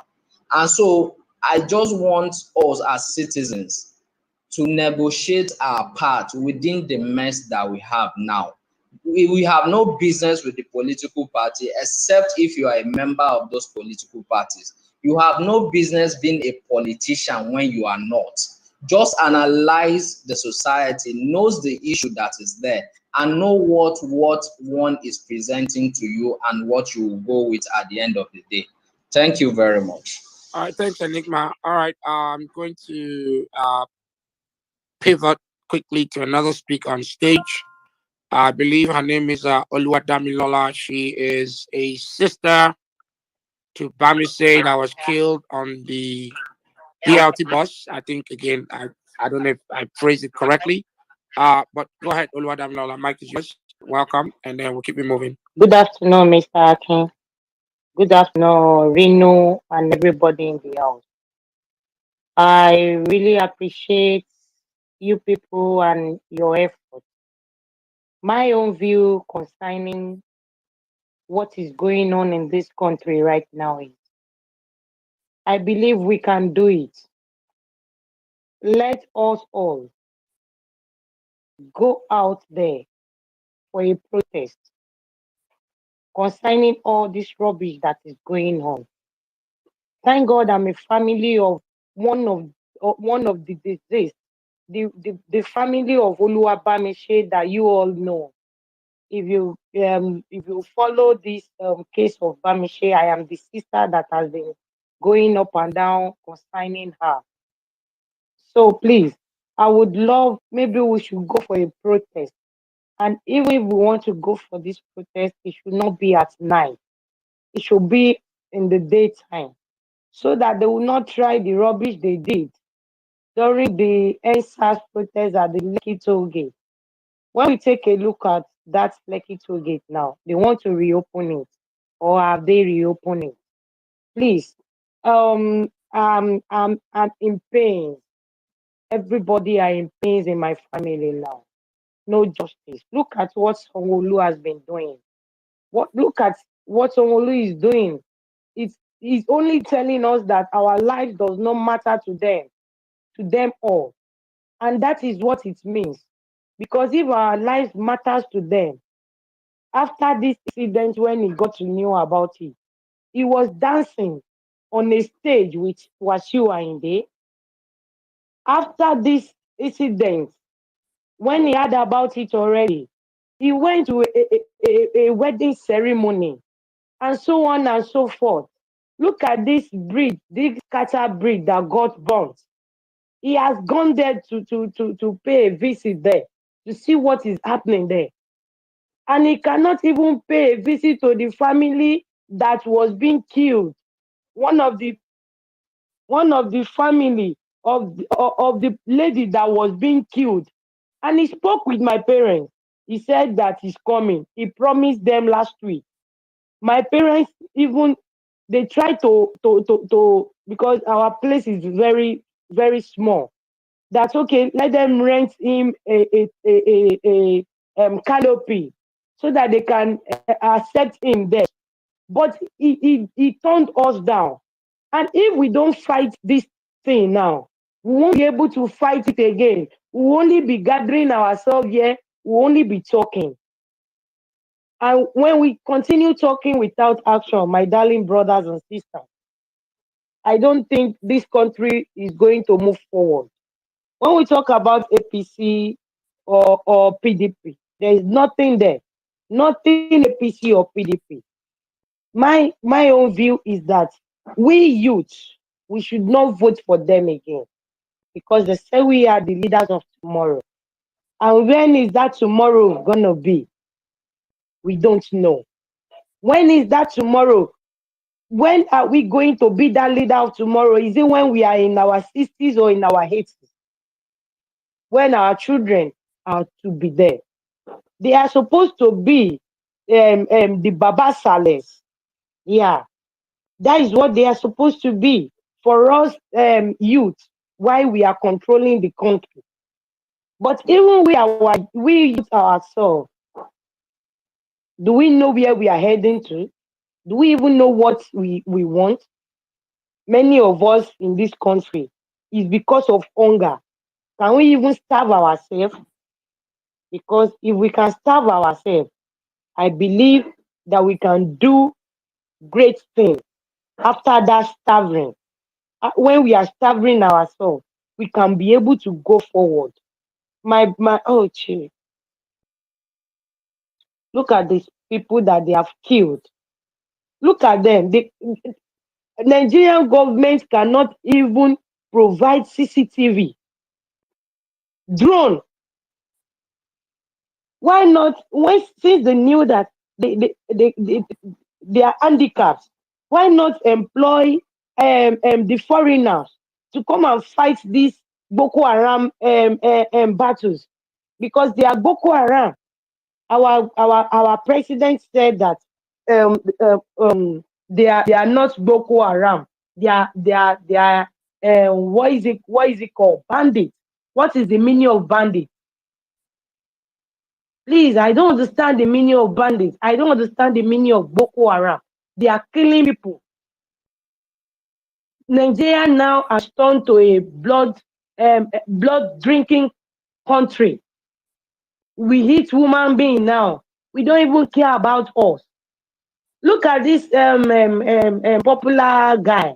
This I think he's a footballer that kick his cat.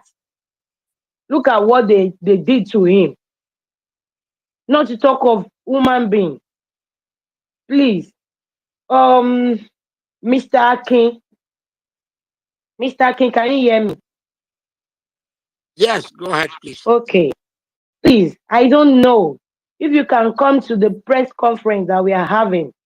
We are having a press conference by this week by the special grace of God.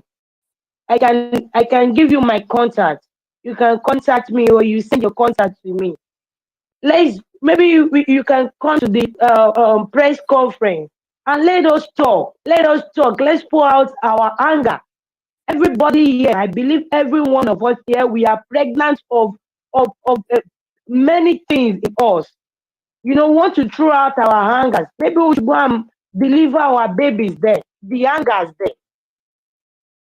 The previous press conference that we did, myself, my family were not there, but our lawyer was there. They brought some people out of people that was being shot at this Lekki toll gate. There is a particular man there that they shot him from his chest, and the bullets came out from his back. And there is a guy too. He took two of his junior ones, his siblings. He took them to the police station, and they collected the two siblings from him. He backed one and he carried one. He just managed himself to get to that police station, thinking is a safer place for him, that they are going to rescue the life of his younger ones. But till now, they don't even know. I'm sorry, he did not even know where their corpses are. He managed to carry them there, when they were being shot already.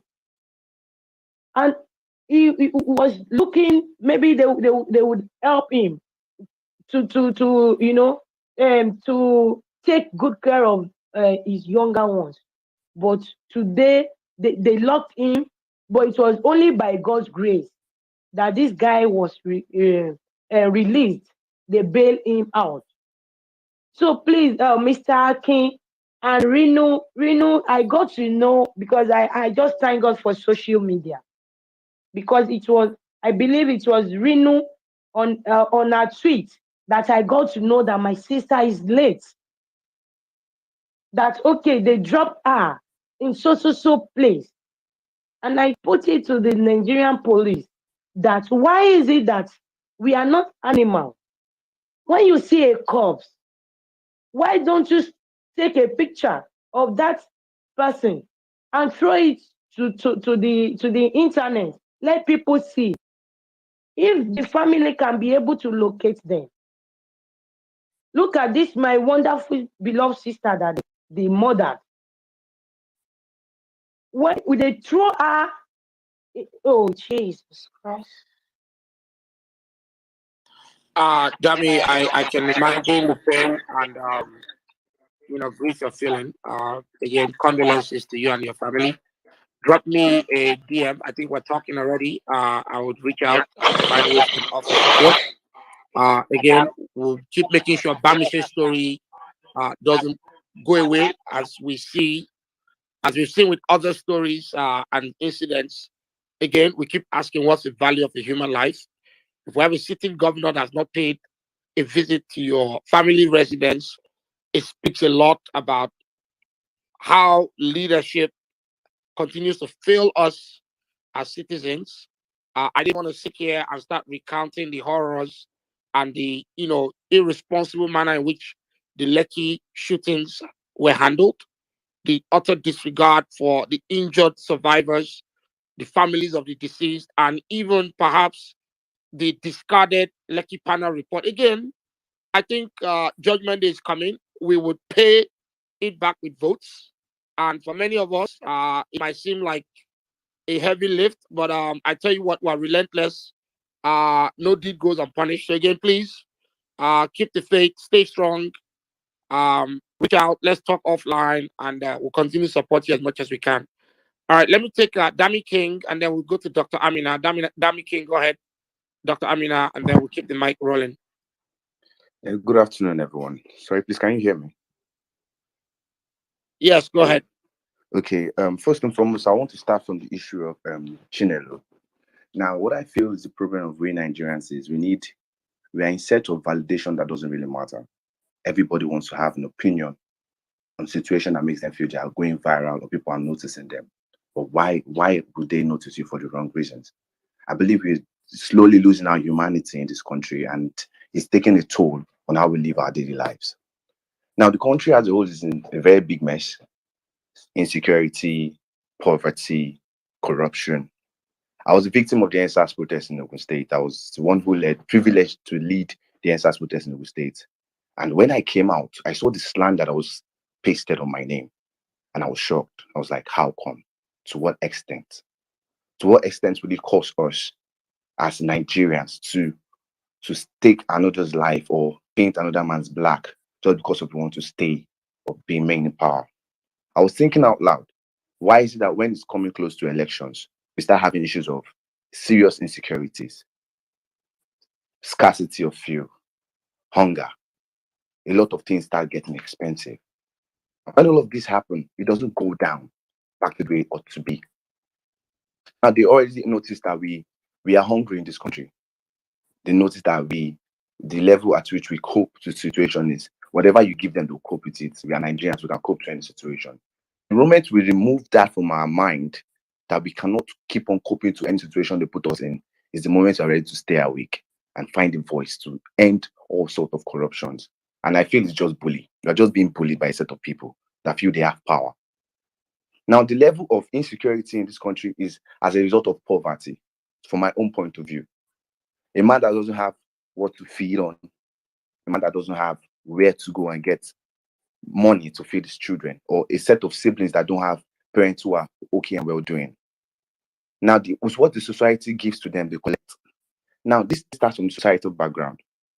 The level of, just last week, I was coming back from Lawansin Njenje Road, and I got robbed by 5 young guys with machetes. What did they collect? I just gave them all the money in my hand, and they just left me without even holding me. I just told them I will settle you guys, and I gave them every single penny in my hand, and they left me alone. Now, that's a sign that they are striking poverty on us to make us feel like we are helpless without them. Now, they are not ready. They are not ready to find solutions to us as long as we are hungry. They feel as long as we are hungry, they always do to their obedience. But we need to let all these things stop. They feel like they can do whatever they want. If I start analyzing these things like poco a poco, it's going to take me a lot of time. I just want to wrap it all up. They use poverty to make us feel like we are nothing. Look at people in the north. If my sister served in the north, she told me how cheap things are in the north. They're not going to the north because they feel there are not a lot of learned people in the north. Things are still very okay. People are still having a very good normal set of living, but there's insecurity there. Because why? They are brainwashing some set of people to believe that they are the one that is meant to be in power, and they are the one that is meant to have the right to stay in social system. I do not really understand why we are going towards that end. Now come to the west, come to the east. In the east, is high rate of killing, issues between tribalism and that. In the west, is high rate of insecurity. So they strategically seeing what is going on in different aspects in different zones of the country, and hitting each zones with the things that they feel that is hurting them the most. Now, what are we to do as citizens? Look at this guy that does chess, this chess guy. Little by little is affecting the life of those at Oshodi. Now, if you tell me this guy comes out to run for a local government chairman or runs for a post in the House of Senate or House of Representatives, then people will not vote for him. We tend to forget something while choosing our leaders. We tend to check their background records, which is very, very, very, very important. We lose guard on their background records, and it's taking a very big toll on this nation. Every man wants to be loyal because he wants to get to power. Now, because you want to get to power does not mean you should sell your humanity. Because you want to get to power, why? Why is the reason why you want to get to power? Now, we need to start confronting these issues, confronting these people. If you want to run for a post, let's check background history. Let's look at these people. What have they done in time past? Go to their schools, the schools they went to. Get information about them, the secondary schools, the universities. How they affect people around them, their home, like where they stayed before they became what they were. How were they? If these people are actually serious about making this country go forward, then we should look at their intentions. Look at the intention. Now, if you look at most of the now, let's direct it to the student unionism. You see politicians meddling in student politics, giving them, if you don't know so and so person, you can't get into power. And those ones become loyal, start reminding them of this is what I've done for you, this is what I've done, you must do this for me. So they're damaging the roots of this country. They've damaged the root already. They've really damaged us to a point that I feel like we are helpless, but we are not. There are some people that are ready to speak up, but who is ready to stand with them when they want to confront these people? We all have said a lot of things on social media. If they come out and ask you questions, can you say this? Can you confront this person? Sir, this is your record. This is what I found. This is who you are. But everybody wants to keep silent. It's not coming to me. Meanwhile, it's coming to you. It's coming to you little by little.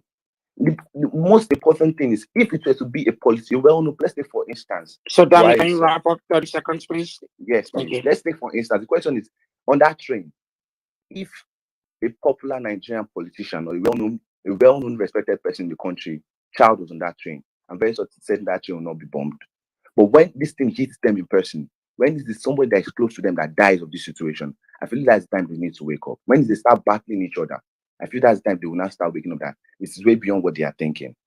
And may God help us all. Maybe find peace in this country. And thanks, Danny King. All right, so let's take Dr. Amina. Hi. Please. Hello. Sorry, please, Mr. King. Yeah, it's Dami. Yes. Please, I want to ask a question. How can we show it to the masses, that the money they are giving to us, how can we enlighten them that the money they are giving to them, for this campaign and whatever, how can we show it to them that it's not enough? Because how long will they use or spend whatever they give to them? Please, I would love if we can talk about it here, how we can just show it to people that come. This hunger of a thing. When you are hungry today and they give you 5,000 naira, or let me say 20,000, what about tomorrow when you are hungry, when this money finishes? So please, how we can just show it to them and enlighten them. That is what I think. Okay, thanks for your question. Please, and I think a lot of speakers have come up. A lot, we'll keep addressing it. Dr. Amina, go ahead. Mike is yours. Thank you very much, Mr. Akin, for the opportunity. Rino, thank you for the space. Thank you, everybody. Uluomote, thank you. I think on Twitter, I've been on Twitter for 11 years and I'm active, and everybody kind of knows that I do complain about this country. My challenge is this. Sorry, I tend to get really emotional, and even though I teach public speaking, I haven't mastered my emotions myself. Why is this country so bloody messed up? The problem is you, Akin. The problem is you, Rino. You, Oluomo. Deji, Timi, Omololu, Ehioba, Ogaku, Ginika, Ken. Me, we are the problem. We are grown adults who are sitting on Twitter speaking grammar when our brothers and sisters were killed in a train. Is that the best response we can put up? Is that the best we can do? Why have we normalized atrocities? Why have we normalized hitherto unimaginable depths of depravity in Nigeria? Why are we desensitized? Why are we no longer moved? One man dies and they change the law in developed countries. One woman was attacked and they changed the law in the United Kingdom when I was living there. How many need to die before we are pissed enough to contact our representatives? If you are one of the 800 on this group today who does not, and you don't know your senator's name, you are a failure. You are the problem of this country. If you don't know your local government chairman's office and you don't know your representative, you don't know your House of Assembly member for your ward, you are the problem of this country. If you don't go and meet them and tell them that, look, get one thing right now, We're not even saying turn Nigeria to Dubai like they promised us. Just everything that is getting worse. Slow the pace of destruction down. Even if you want progress, reduce the speed at which this country is hurtling towards perdition. Reduce the speed at which we are approaching death, approaching total implosion and collapse as a country. If you don't hold your leaders responsible, you are the problem. So we can't sit here and subcontract our fate into the hands of leaders. You are the problem. Your followership is faulty. I was a PhD student. The government paid me my scholarship in Naira. I got to the UK. I wanted to pay my school fees in pounds. They devalued the Naira. I was looking at my school fees in my account and I could not pay school fees. After 2 years of hard labor, I was almost losing my mind as a PhD candidate. The university wrote me and said they will send me home because I was unable to pay. You know what that means? I did not steal the money, but I would go home a failure because my country failed me. There are many stories of scholars like myself who went through hell. My colleagues were washing dead bodies in England. Then I knew, no, it's not going to happen. I got on the next flight. I came home. I made a ruckus from Kwara all the way to Abuja. I shouted at everybody shouting. I got money before I came back. My question is, why are we so comfortable sitting down? Why don't we do stuff? I didn't tell anybody I was going to Nigeria. People were telling me, that is the way God wants it. You just manage and finish your PhD. Manage fire. Did I steal? People are in Abuja stealing billions every day. The pittance that they gave me to go and study, again, will not be enough. I went and I got things done. Again, before I even went, I got the phone number of my senator and I called him. Look, I knew it was not going to change anything. I knew he would not do anything because, I mean, those men just go there to eat money, get fat, carry women around and do absolutely nothing anyway. But I was ready to be able to say, this is what I did. I called him and told him my plight. He said they would discuss it. I watched on the TV that they did discuss it on the floor of the assembly or something like that, maybe a committee or something. And when nothing was done, I went to Nigeria, I got my money. What are you doing? What have you done? Have you gone to meet your elected official and said, Babayi, do something. Things are terrible. We need to elevate the level of followership. No leader gets into power and says, yes, let me do things for my people. No, not in Nigeria. They get into power to say, let me steal for myself, my family, and 10 generations unborn. You are the one that can hold them by their collar and say, do your job. In the same vein, why do we have policemen? What is the Nigerian police force's duty? Why are we not asking, why can't the police track down the killers? They are not hiding. They didn't hide their faces. They are living in that same Kaduna state. Why is it that nobody demands anything of the police force? And these people earn exorbitant amounts. They are officers. I am a university lecturer. I teach 7 undergraduate courses, 3 master's courses. I supervise 15 undergraduates, 7 master's students, all in one semester. I work 12 hours a day to 16 hours a day, 6 days a week. And my salary is $400.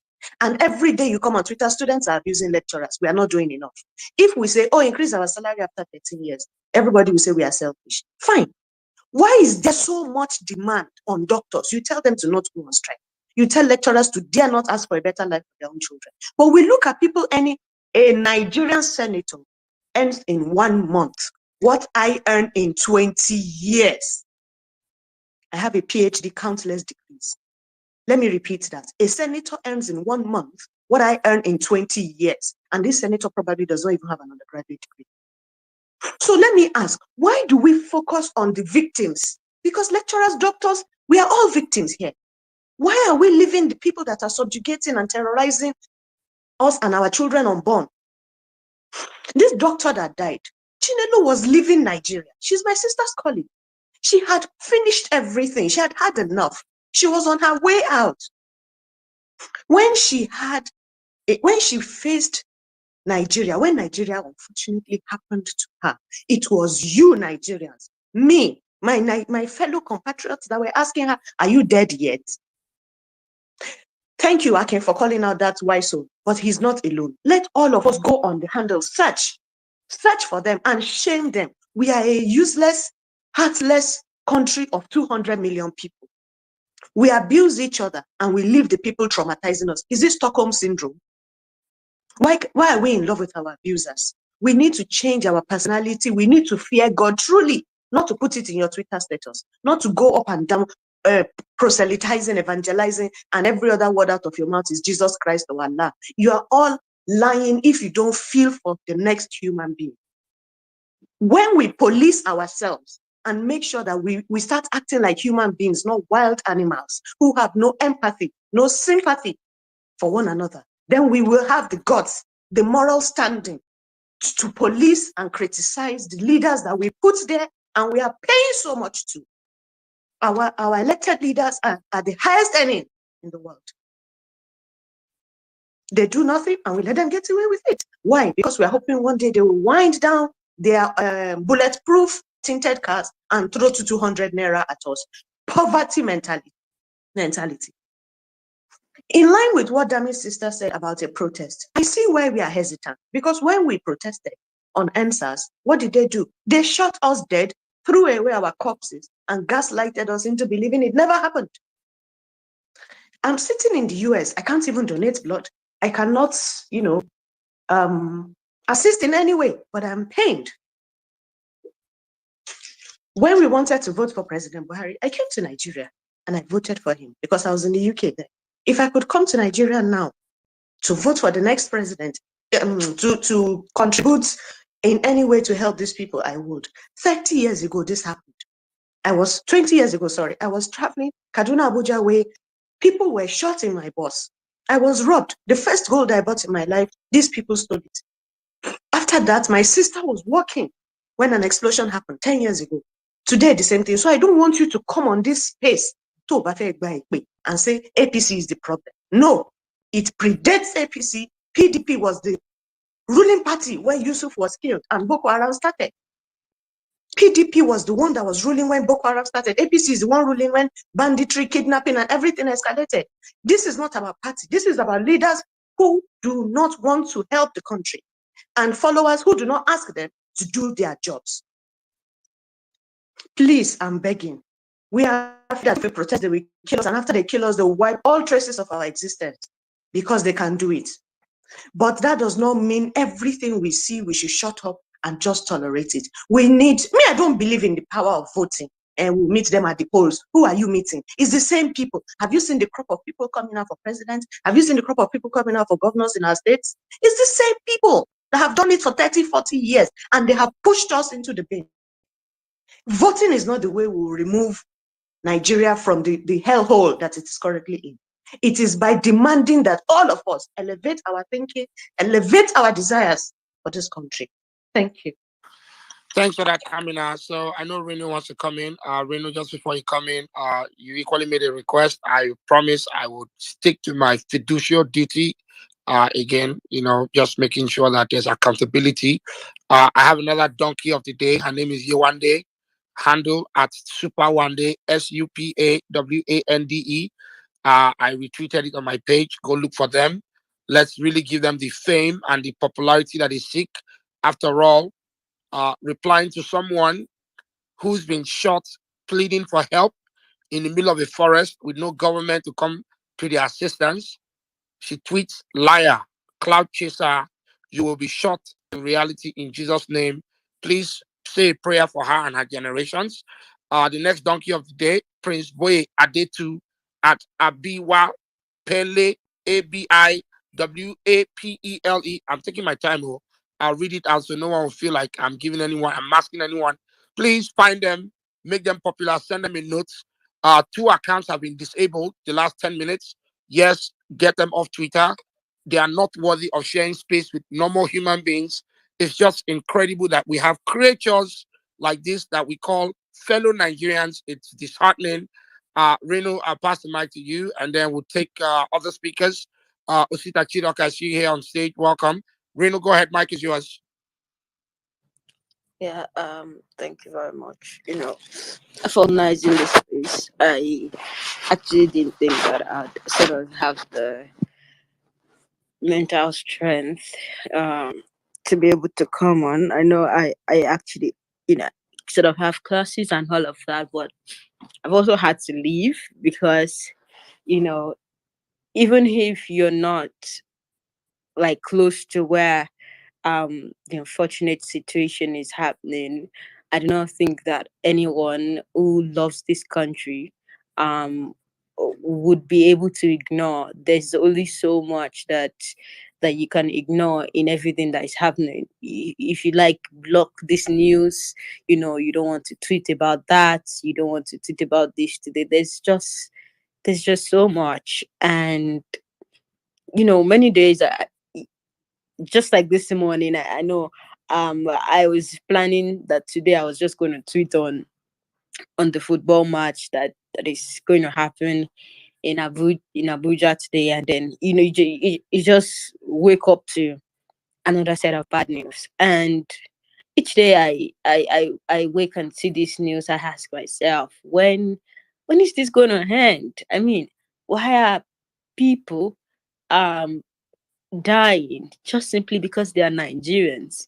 It takes a level of callousness to to to watch people dying, or hear about people dying, or know that people are dying, and then there's you I don't know. Nothing is being done about this. It's not the first time people are dying because they are Nigerians. If you look at maybe FBM intelligence, or one of these platforms that documents the killings of people, thousands have died because they are living in Nigeria. And then the wonder, the number of people as well that have died at the peak of their lives. Imagine this lady as well. I mean, I even learned that she was supposed to travel out. I mean, we're supposed to jackpot, just leave the country, and then Nigeria happens again. And then the people that are supposed to be in charge of protecting lives, that are supposed to be in charge of protecting properties, are going to be celebrating birthday today. I mean, and they've not even said anything about it. And Nigerians were sitting quietly. We are sitting silently, waiting for a miracle to fall from heaven, waiting for someone from somewhere to come and save us. I mean, I know we're such an helpless situation currently, because the people in the country, they're tired, they're mentally fatigued, they don't even know where to start from. And I sort of have sympathy more for the people in the diaspora, because one, is every day waking up feeling helpless. For those who still have their family back in Nigeria, is praying Nigeria does not happen to them, even if you're not wishing it happens to someone else. Is everyday worry, is everyday wringing of hands. I don't know, I was just telling Akin this is it this midnight that I had to buy boxing gloves, just to start punching out the anger. Because you imagine, despite your cries, despite your pain, despite the fact that people will go out to protest, despite the fact that people would criticize the government, nothing is being done. And these people have the guts, they have the audacity to think that they are going to come back again to come and rule this country for another 8 years, because that's what they do. They rule for 4 years, they rig the next 4 years to be able to stay there for the next 8 years. I mean, I think that it's also high time for Nigerians to see that I don't think that this government has anything, to offer Nigerians. This current one has about months left, to live wherever they are. And then they are still planning to pick up from where they have currently ended Nigeria had to pick up. I don't think that it's Nigerians need extra motivation to be able to use whatever is in our capacity to get this fucking government out of power. Because people cannot keep dying. I mean, for me, and this may sound absurd to people, more than half of the time, when they are stealing Nigerian money, it's sort of hot. When they are, viewing things, it's sort of hot. But then it doesn't actually amount, or it doesn't measure up, to people dying. Not just all those children dying at the hands of it. And then you have crazy people that are supposed to be government trolls, but then they've lost their humanity. Asking someone that is clearly tweeting in throes of pain if she has died, telling her she's lying. God, simply because you want to defend your political interests. These are the same people that denied what happened at Lekki, and they'll keep denying it. as the vice president, who is supposed to be a pastor, come out to say anything regarding this situation. No, they're protecting their political interest. As the president come out to say anything, as the minister of misinformation come out to say anything, even the governor is there to say anything regarding the disaster that just happened. They are hoping that they will gaslight Nigerians into thinking that it never happened again.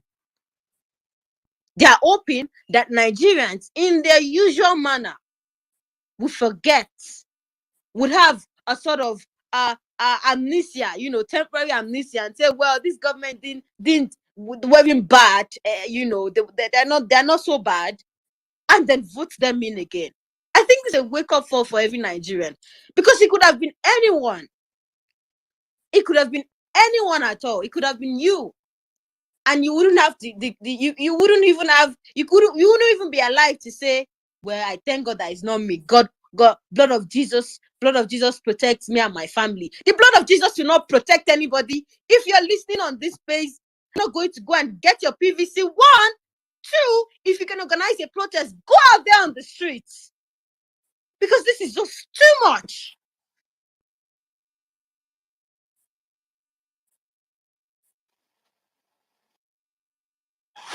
Reno, I don't know what happened to your audio, but we'll keep the mic rolling. Welcome, Osita Chidoka, Honorable. I think I should reference that when I introduce you. I apologize. Pardon my bad manners there.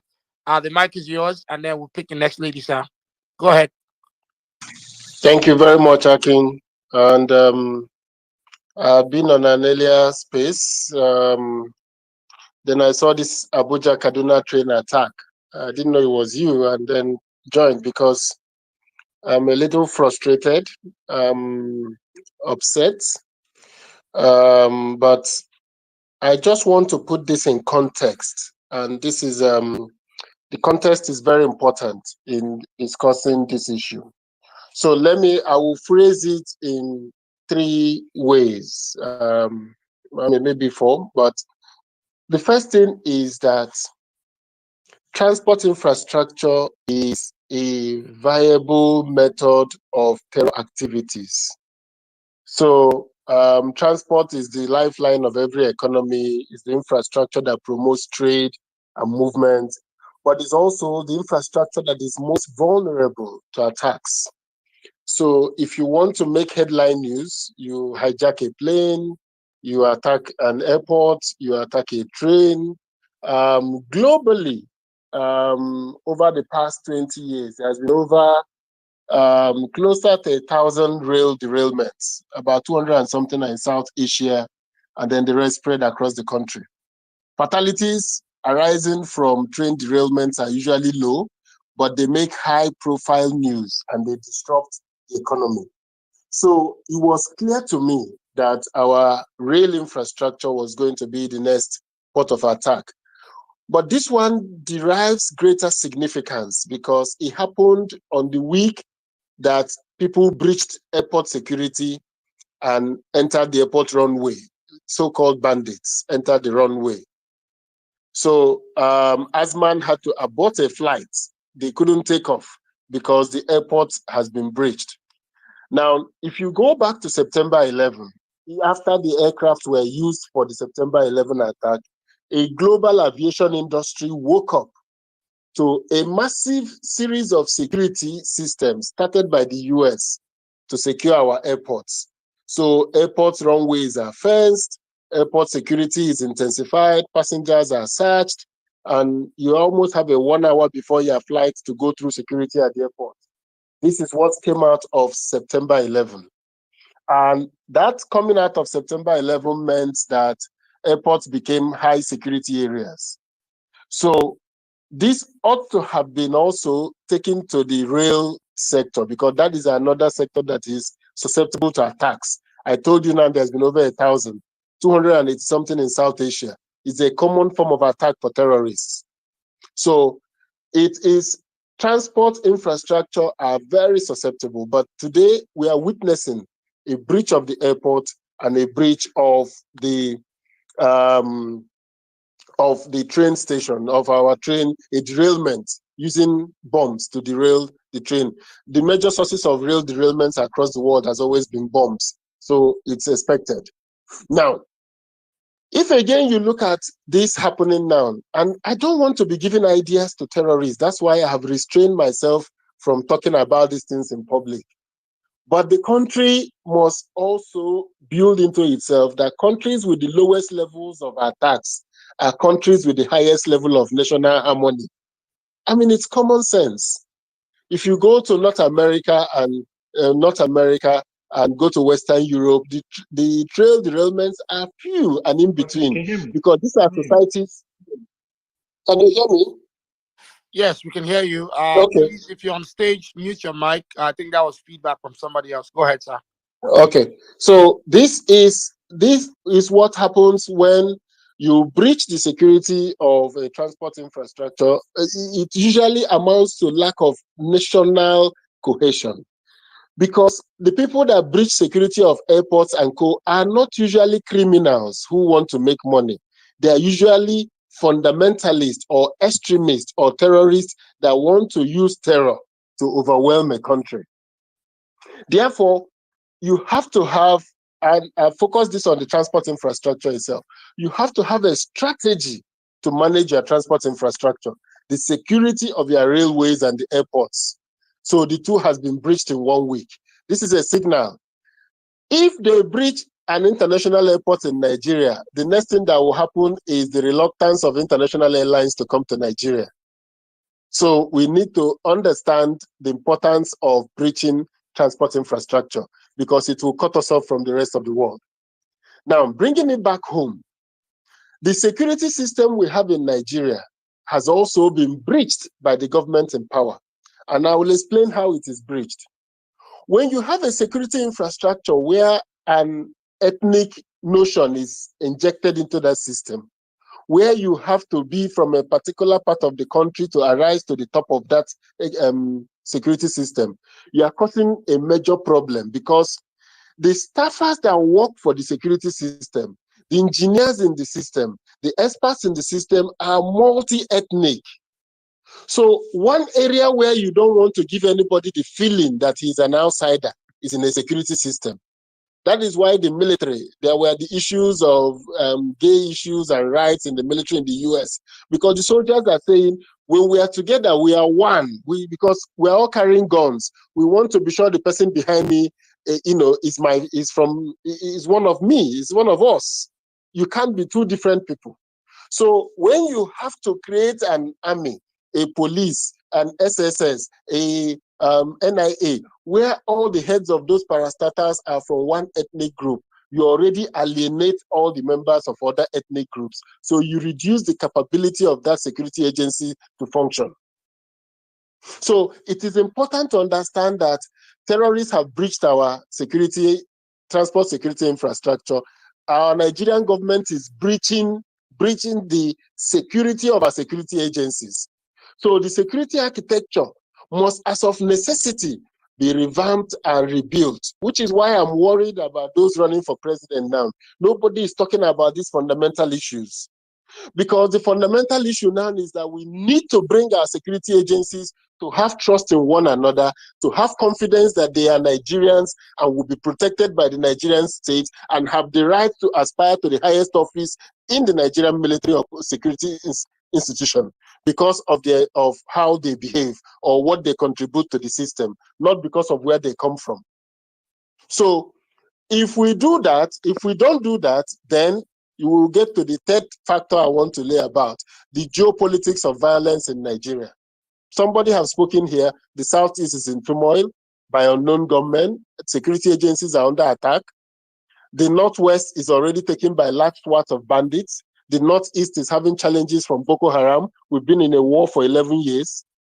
And like the lady who spoke and said it's not about party, it's really not about party in Nigeria. That's not the point we're making here. It's about the nativist nature of the power that have ruled Nigeria for the past 7 years. Rebuilding our national cohesion is critical for us to be able to face the common enemy of terror.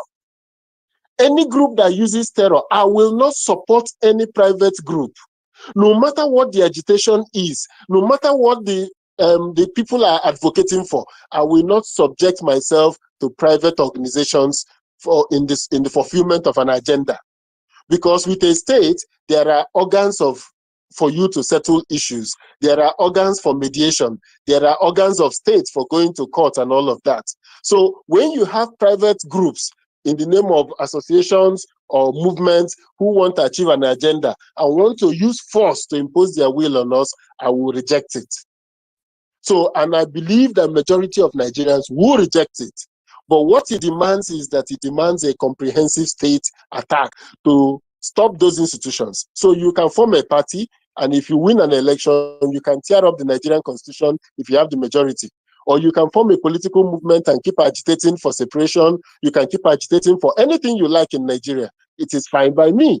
But the moment you become an armed group to want to impose your will on Nigerians, then you breach the fundamental principles of existence of modern society. Therefore, I think that going forward, we just have to understand that we have entered a new phase in the effort to destabilize the Nigerian state. We have entered a new phase in the effort of non-state actors to impose their will on the Nigerian state. Each and every one of them will be learning from the other and intensifying these attacks across the country. There is an urgent need to rebuild trust in our security system. There is an urgent need to stop the harebrained scheme of thinking that we can borrow monies to build vast railways all the way to Njenje and abandon our road networks. There is sheer stupidity in thinking that we can leave out Abuja Kaduna Express Road to kidnappers and go by train to Kaduna. Now the train has been breached, so we must come back to the road.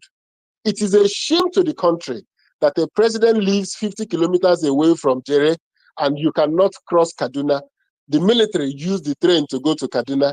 The police used the train to go to Kaduna. The president didn't even have the gumption to tell his military officers, stop going to Kaduna by train. You must go by road to restore those roads, to bring back that road. So now we are forced by force now to decide whether we want to take back Abuja Kaduna Expressway. I think ceding it to the terrorists has been one of the tragedies of the Nigerian state. I have shouted about it, I have screamed about it, that it is not reasonable, it is stupid for us to have the seat of the presidency and 50 kilometers away, the road is being controlled by bandits. That is a sign of a failed state. So what has happened in the last night is one in the series of events that is likely going to cause serious damage to all of us, and we must continue to fight it. I like the fact that you are calling out those who abused Chinelo's post on Twitter. I mean, we should call them out heavily. But we must call out our leadership. We must call out 2023, 1 year is a long time in the war of terror. Something has to be done now. The legitimate government we have in office today is President Buhari's government. He must do something now. We cannot wait till 2023. Something has to be done now. The nature and the psychology of the terror war in Nigeria is such that 2023, the next government is going to be almost like a lame dog because it will only be operating from Abuja. And finally, for me, I want to say that in understanding what has happened to us in Nigeria, it is important that we continue to frame the issues correctly. We continue to frame the issues correctly. The election of 2023 offers us an opportunity, but it also creates a new problem. Sadly, the president we need in 2023 is the president that will come to power with the kind of massive trust and support Buhari had in 2015. The kind of trust that Nigerians had on his personal integrity, on his capacity not to be an honest broker, is required by the president who must vote in 2023. And I'll give you two quick reasons why that has to happen. One, that president has to take difficult decisions. So those difficult decisions, Nigerians must trust him to take that decision. Fuel is averaging 500 naira around us in Benin, Togo, Niger, per liter. and it's 165 naira in Nigeria. So Nigeria is now a place where if you manage to take one truck of trail across the border, you multiply your money 4 times. If you take Nigeria's fuel across the border. So that leader must take a decision. 3 trillion for fuel subsidy is going to be difficult to sustain. So he must take a decision. Second one is that leader must break out of an ethnic mold. So he cannot be a leader that any group will not trust. Everybody must trust that he is an honest broker. So to the more important issues of capabilities of running the economy and being able to manage society is secondary to the fundamental social contract trust that we must give that leader for him to be able to take the difficult decisions that are required in 2023. So I believe that this is a further wake-up call. And I think that we should go beyond the issue of just talking to framing the issue. It is a tragedy that the qualification to Nigeria's presidency today is how much you have stolen from the Nigerian state. All the people that are frontliners to this, they are not people who are raising money from anybody. They are people that have become governors or have become senior government officials, former vice president, or everything that you have been. Nobody is running for the presidency because he is raising money from Nigerians or he has backers who are providing the funding for his presidency. All of them are dropping cash up front. And this is going to be one of the key issues that people in the all of you in the social space and the younger Nigerians must confront. You don't have to be a Nigerian state thief to run for the office of President of Nigeria. Thank you very much. All right, Honorable Minister, I don't know if it's still okay to address you as such. This is Sorosuke country where we speak up. I think my constituents will not let me off the hook if I don't at least pose 1 or 2 questions to you, and I will keep it very brief. So you had a short-lived portfolio. I call it that because I think it was a 6-month tenure as a Minister of Aviation during the previous administration. I want to first talk about the breach of security at the Kaduna airport. In the history of Nigeria, I don't think we've seen a situation where, the airport is not somewhere you show up with a gun. Although we know of the robberies at international airports, and you can call that crime. Obviously, there's poverty, so that's to be expected. But then again, it shouldn't equally be expected. We can do better as a country. So referencing that, seeing what happened in Kaduna, I went to military school. If there's anything we brag about is the military installations in Kaduna as a part of the country and the investment. How ironic is it that Kaduna is exposed to so much terror with the capacity that we've invested in? We've seen that our military is empowered. First question. Second question for you. Again, I've never been in government. I don't know how it operates at the executive council level, but the silence we are seeing, and equally there was a criticism during your administration, again, that perhaps the approach was not what Nigerians demanded. So we're seeing probably a repeat of that, or perhaps history is repeating itself. First, address the question about the breach of security. Is that normal? And what does that tell us about future attacks that are possible? Secondly, the silence from the government. Is this how we operate as Nigerians, or it's a pattern, is what some of us are seeing? And what are some of the factors internally that makes it challenging for them to come out and address the public? If you can answer my question, sir. Thank you very much. The first answer is that breach of the airport, this is not the first time Nigerian airports has been breached. So if you recollect, during the June 12 crisis, some Nigerians hijacked a Nigerian Airways plane. That happened during the June 12 crisis. During the Nigerian Civil War, Nigerian young men hijacked a Nigerian plane and took it to Biafra. And then since after September 11, one of the things that sent a minister of aviation out of office was that cows entered the runway and caused a plane to almost crash. And some claim the plane actually crashed. So when I became the minister of aviation, I was there for like 9 months. What I first did was to bring out the accident reports of all the plane crashes in Nigeria and find the recommendations, the safety recommendations that were made. To my surprise, no no government had implemented the safety recommendations that were made after each crash. Because there's always an accident investigation, then there are the safety recommendations. So the first task I gave to NCAA and NAMA at that time was to implement all the safety recommendations. So we set up a chart in my office. We started from almost like less than 7% was done. By the time we left office, we were at about 94% of the recommendations has been met. Some of the recommendations included just cutting the grasses in certain parts of the airport to allow the tower to have an eye view of the runway. Some of them included fencing the airport to allow for non-breaches, identification of, all kinds of issues, including the crash that happened between, that brought down the ADC airline. Some of the recommendations that came with it, the 1992, was it 93, thereabout ADC airline when they crashed off of Lagos from Port Harcourt, were not even implemented. So what I'm telling you is that it is not the norm to breach the security of an airport, because the Americans came up with this, the whole change of the aviation industry security.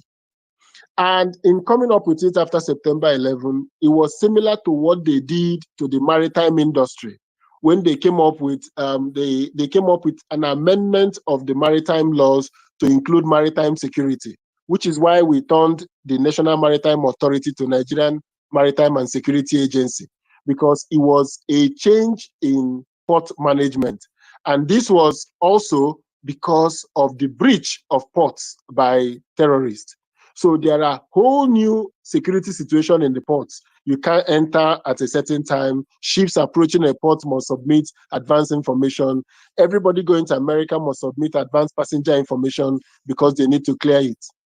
But what has happened in Nigeria is that because of the non-digital nature of the leaders of our security agencies, by the way, when I was Corps Marshal of the FRSC, we were the first agency to have an email server. All the other agencies were using Yahoo, including SSS, NIA. They were using Yahoo and Gmail for their mails. They didn't even have a mail server system. FRSC was the first government agency that had a mail server and actually used it, because I just couldn't understand why people should be sending mails on Yahoo for official work.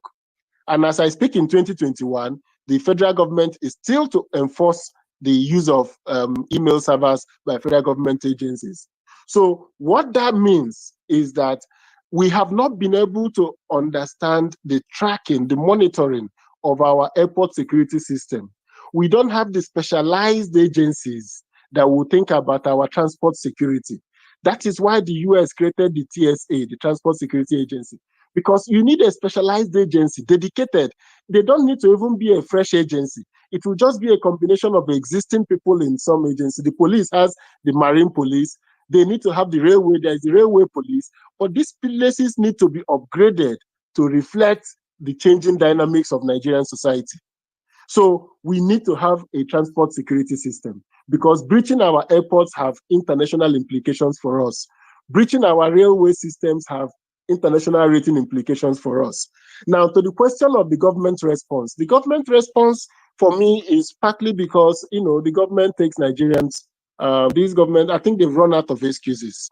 I was happy with the vice president. I love him when he makes speeches. He writes beautiful speeches, makes wonderful speeches. But in his declaration for president, if that speech I read was from him, there was a massive acknowledgement that Nigerians are worse than they were in 2015.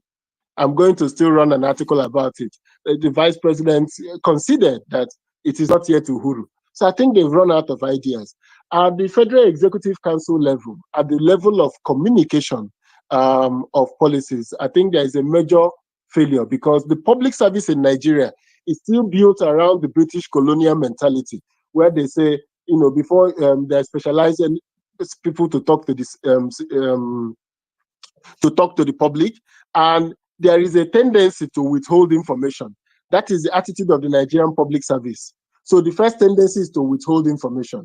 So when I became Corps Marshal again, I was one of the first agencies that went on social media. The FRSC site was the first agency to clock 100,000 followers. We ended up, by the time I left, we were at about 300,000. Because every day I make sure we updated information on the site. We told people what was going on.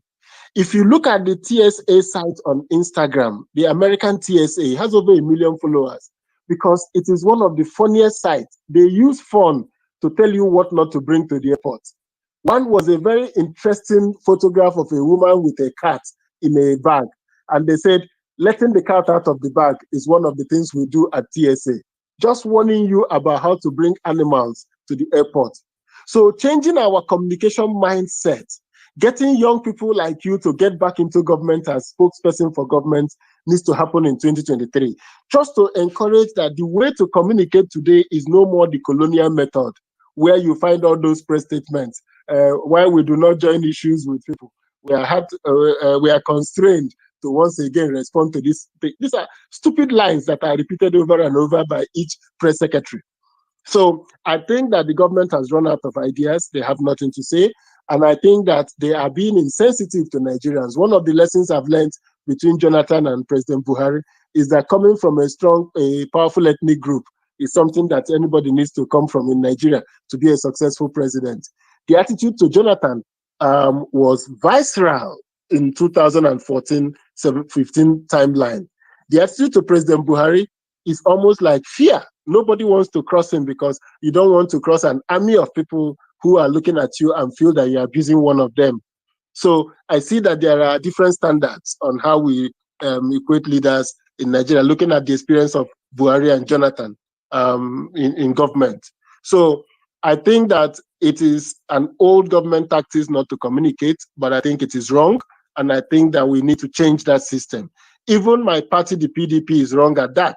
They still have the mentality of a government party. Their response to issues are slow, and it is always peopled by that mentality.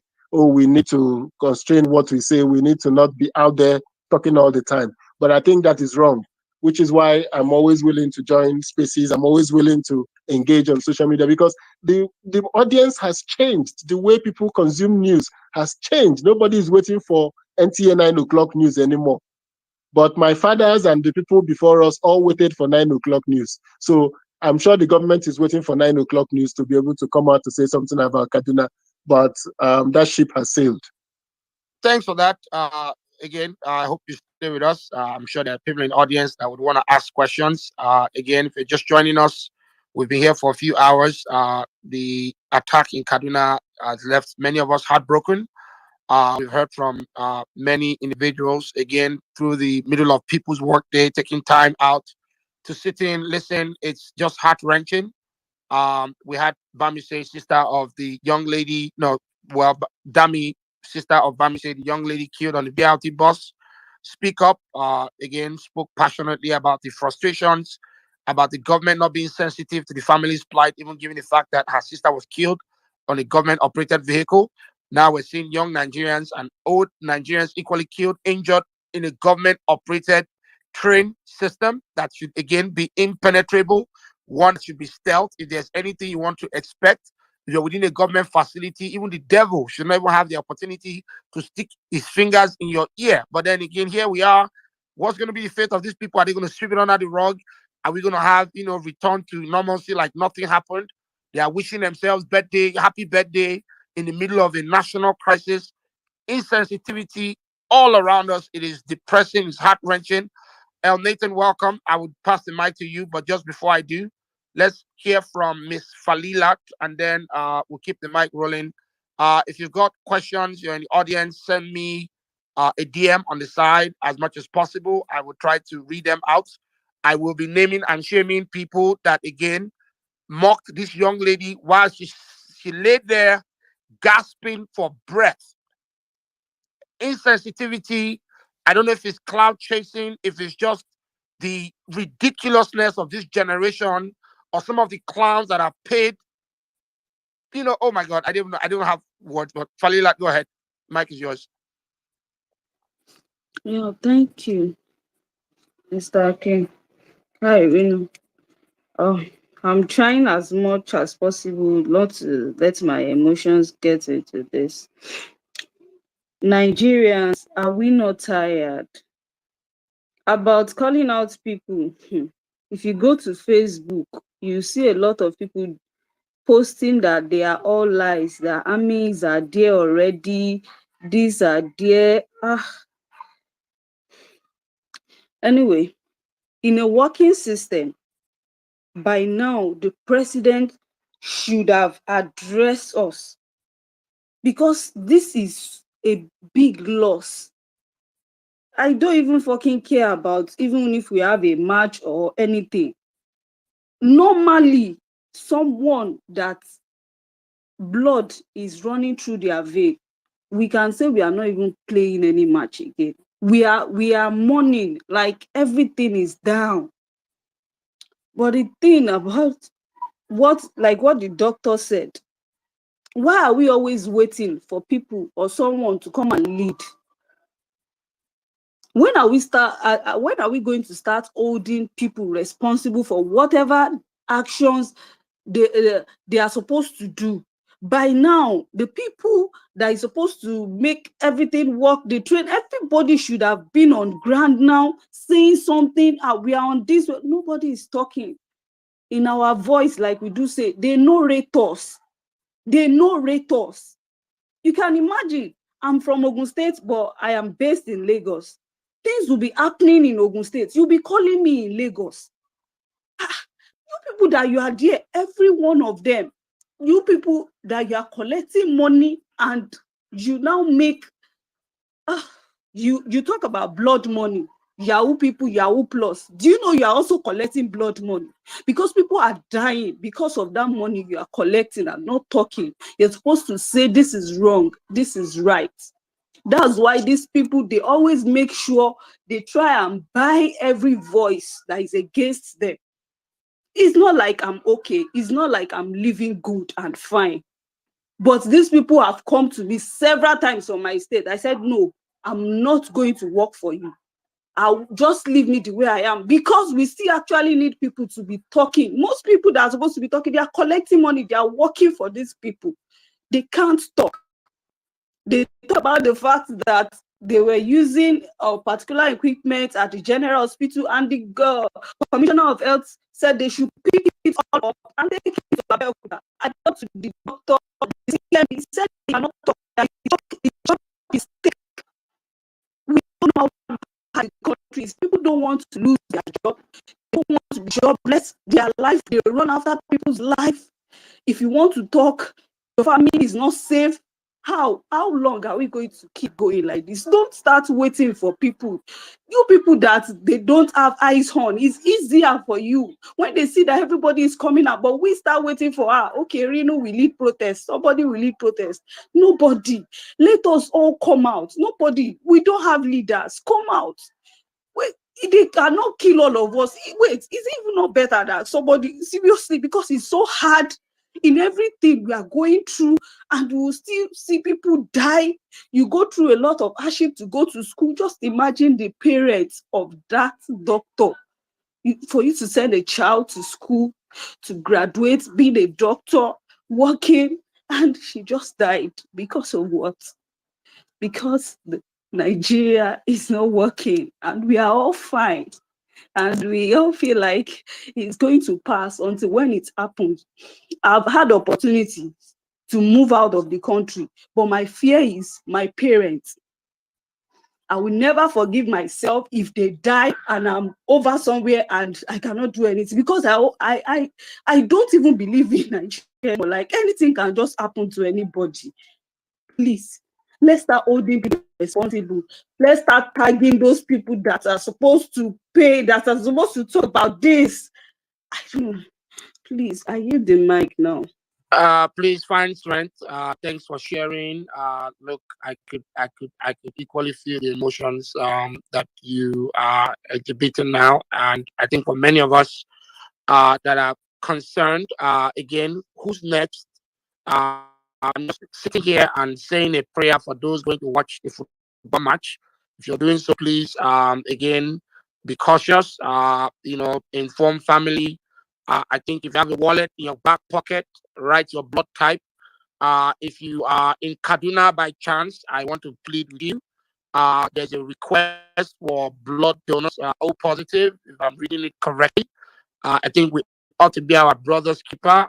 Again, for me, I'm crazy enough that I'll try and get into a car and drive through that dreaded Kaduna Abuja highway just to go donate blood. So if you know family, if you can reach out to someone, please let's stand up. Let's be patriotic at this hour of need. There are lots of people that are injured again on very, very thin life support. Do the possible that's available to you. El Nathan, welcome. Pass the mic to you, and then I'll keep more speakers. Again, we have lots of requests. If you're not able to come up, leave the space, come back in, and then I think perhaps network, Twitter app not being so stable. It's just a lot of challenges once in a while when you have big rooms like or spaces. El Nathan, go ahead. Welcome, brother. Hello, Akin and Renu. Always lovely to join a space. Unfortunately, today in such terrible, terrible circumstances.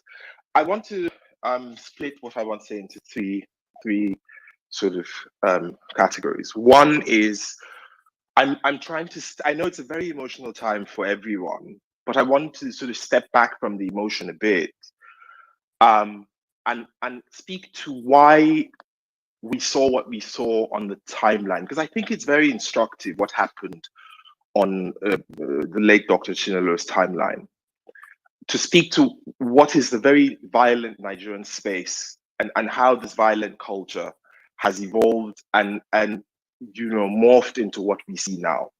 I would not go sort of the extra mile of saying I want to curse them or something, because I see it as a symptom of something larger, of something that has been brewing over the decades. One of which is that once you have such deep levels of dysfunction, it sort of coalesces into a culture of cynicism among the population. And what that then happens is one of three things. One is that people either leave and lose hope in the country completely, or they stay and they decide, I'm going to get involved and fight dirty, or they stay and they give up. Now, for those who stay and decide I'm going to fight dirty, they do things sometimes like saying, look, if everyone is cashing out, I'm going to cash out as well. And so we see that in the young people who become spokespersons to government and all of that. And by the way, I really have a problem with people making the suggestion that young people should join the party so they can become spokespersons. In a world where we have 30-something-year-olds that lead countries, I think this spokesperson role for young people, it really just belittles. Like if you're 35, there's no reason why you shouldn't aim for leadership positions. The Chancellor of Austria was in his 30s. The guys who fucked up our country started fucking up our country when they were in their late 20s. When the Buharis, the Ojukus, the Gowons started leading this country, most of them were not up to 30. And now we are at the point where we are suggesting that sort of young people should become spokespersons to government. Anyway, that's the side. But I think that it's a symptom of our larger dysfunction, that people simply try to survive. And when that happens, and I always tell people that they should think of Nigeria as a war-torn place, because Nigeria has all of the symptoms of a war-torn country without an actual declaration of war, which is that, for example, if you look at the number of people that die daily, some non-routine things, like say shootings, for example, bombings and all of that. This is the level is at the level of a country at war. The number of people that die just like needlessly. So we must think of Nigeria as and in a war situation, people do not act normally. People act completely abnormal, and they act in weird self-interest, which is why, for example, in emergencies, like when we were in law school, one of the things we studied in criminal law, for example, was the law of what happens in an emergency, the popular case of sailors who were at sea, and when they were at sea, they were so hungry that they started killing each other. And when they came back to land, the question was, could they be held, can they be held liable for murder, for killing people at sea when they didn't have any other food? And they decided, okay, let's pick one person, kill the person and eat the person so that the rest of us can survive. So human beings are capable of horrific actions in dire situations. Now, this is not to excuse it. It's not to rationalize it. It's to say that Nigeria is in a state of war just that we've not declared war. And so what I would say is that, look, we are all doing this in smaller places, whether it's people that are cheating on the side, people that are stealing from people who are stealing on the side, and all of that. It's a symptom of a larger dysfunction. And so I would not focus so much energy on the people who tweeted Actionable, because Nigeria is a deeply, deeply violent place. And I only, for some of us who had to leave, some of us, just had to leave, not that we wanted to, when you leave the country for just 1-2 years, you realize how just on a normal day, Nigeria is an immensely violent place, and Nigerians are violent people, right? So that's one. The second is that I really do think that, I'm an atheist, but I love certain things in the Bible. So, for example, Ecclesiastes 8:11 says, that because sentence against an evil work is not executed speedily, the heart of the sons of men is fully set in them to do evil. And that's pretty much the story of Nigeria, where and this is why I'm reluctant to situate our dysfunction in only the present government. It is a thing that has been done by successive governments, including the Jonathan administration, sort of set the tone for this kind of brazen abuse of power, brazen disregard for Nigerians. We were all there when Jonathan was dancing in Kano when the bomb blast happened, for example. We are sure that this government is 100 times worse than Jonathan, but we should not start speaking as if the dysfunction of Nigeria began with Buhari.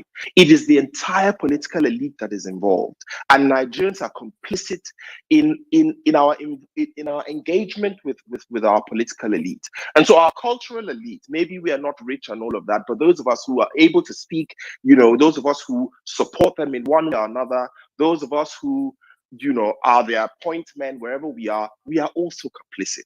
And so the question has to be, for me, in conclusion, how do we begin to change this culture long term? Because it's not a thing that will stop tomorrow. Now, the cynicism that we see when we're tweeting is because people distrust everything that comes out of Nigeria. People know that most of Nigerian Twitter is full of clout chasers. People know that everyone is tweeting for one thing or another. And, people are just like vile on the internet. And so I can understand how there's this knee-jerk reaction to think this is one of those things.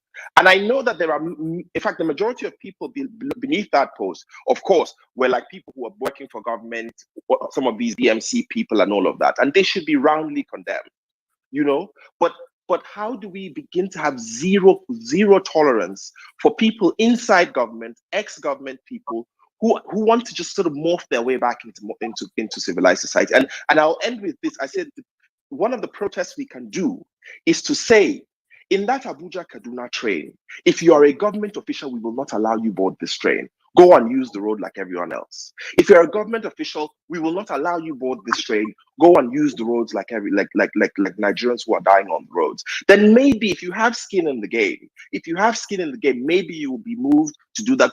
But you see, 2023 is crucial, and we must not play these dirty games. We must say and refuse to have camps and candidates. That's why, as I said in the last space that I came, we must be disloyal to all politicians until we have a functional government. Everybody that comes must be treated with suspicion. We must just vote people and step back. We must not have candidates. We must not have people that we support. We should vote, but we must hold everybody's feet to the fire. We must not come and support and be mouthpieces for any of these fucking idiots who come and try to become part of us when they were part of the rot. I think that this is our duty. We must keep holding every single person to account in and out of government. And maybe when there is no space for people to hide after government, when there is no space for a Tolu Ogunlesi to smuggle himself back into polite society after government and become some PR person, when there's no space for Ruben Abati to do it, when people are afraid of coming back for what they've done, maybe people will begin to think twice before they join the dysfunction. And I'll stop here, Akin. Thank you for the time. All right, thanks, Nathan. You speak from the heart. Akin, can I have a quick clarification? Go ahead, sir. So I just heard him mention the word that, talking about young people being the press secretaries, and that's what I said. But I just want him to understand that in every government, there are only few people that will become leaders. So if you go by the civil service bureaucracy, by the time you get assistant director, you'll be in your 50s to become an assistant director. It takes more to be an assistant director in the civil service than to go to House of Reps. So only 369 people can go to House of Reps. But the unfortunate thing is that the bureaucracy that runs Nigeria is the public sector, the public service. And that is one thing that everybody keeps missing. That somebody asked me, if you were the president today, what would be the first top appointments you will make? I said, the head of the civil service and the permanent secretaries. I will personally choose the permanent secretaries. When I became minister, because I have experience having worked with ministers before I became Corps Marshal, I worked with ministers. I knew that the problem of Nigeria is this dysfunctional public service we have. We have a parliamentary public service with a presidential system of government. So we have a system where ministers are chief executives of ministries in names, but they have no responsibility for the staff. The staff are responsible to the head of service, who posts directors and senior civil servants to you. The permanent secretary is the chief accounting officer of the ministry. You can't spend any money in the ministry without the permanent secretary signing off. So you really don't, most ministers are just what I would say, bystanders in the ministry. Because you can't hire, you can't appoint, you can't discipline, you can't promote the staff. And President Babangida had done a reform to realign the public service to the presidential system by making the ministers to be, the people to be domesticated in a ministry and to remain in that ministry throughout their tenure. But now when I became Minister of Aviation, the first person I met was the Director of Planning. I said, Director, can you share with me the plans for the aviation sector, the 20-year plan or something? What is the manpower need? He said, no, that his planning is for the ministry. I said, but there are only 500 staff in the ministry. You're supposed to be supervising all the parastatals. So you're supposed to integrate all the plans of the parastatals into a national plan. He said, Ogada, he was just transferred from Ministry of Women Affairs to Aviation. So this is his first time in aviation. How does somebody from Ministry of Women Affairs plan for the aviation industry without any knowledge of transportation? So this is part of the dysfunction. That is what I've been saying. We need to go back to the basics. Nigeria is structured wrongly. When people talk about restructuring, I oppose it because they are talking about sharing of power at the regional and national, sharing power at the regional and the national levels. But the power that we need to restructure is the institutions of states that are operating in Nigeria. The permanent secretaries that take decisions that make me and you determine which roads to build, which contractor to pay, is out of the public view. He has no accountability to the system. He is the one that is chairman of tenders board of the ministry. Nobody knows him. The person you know is the minister. So for most part, the ministers are like chairman of board of directors of a company.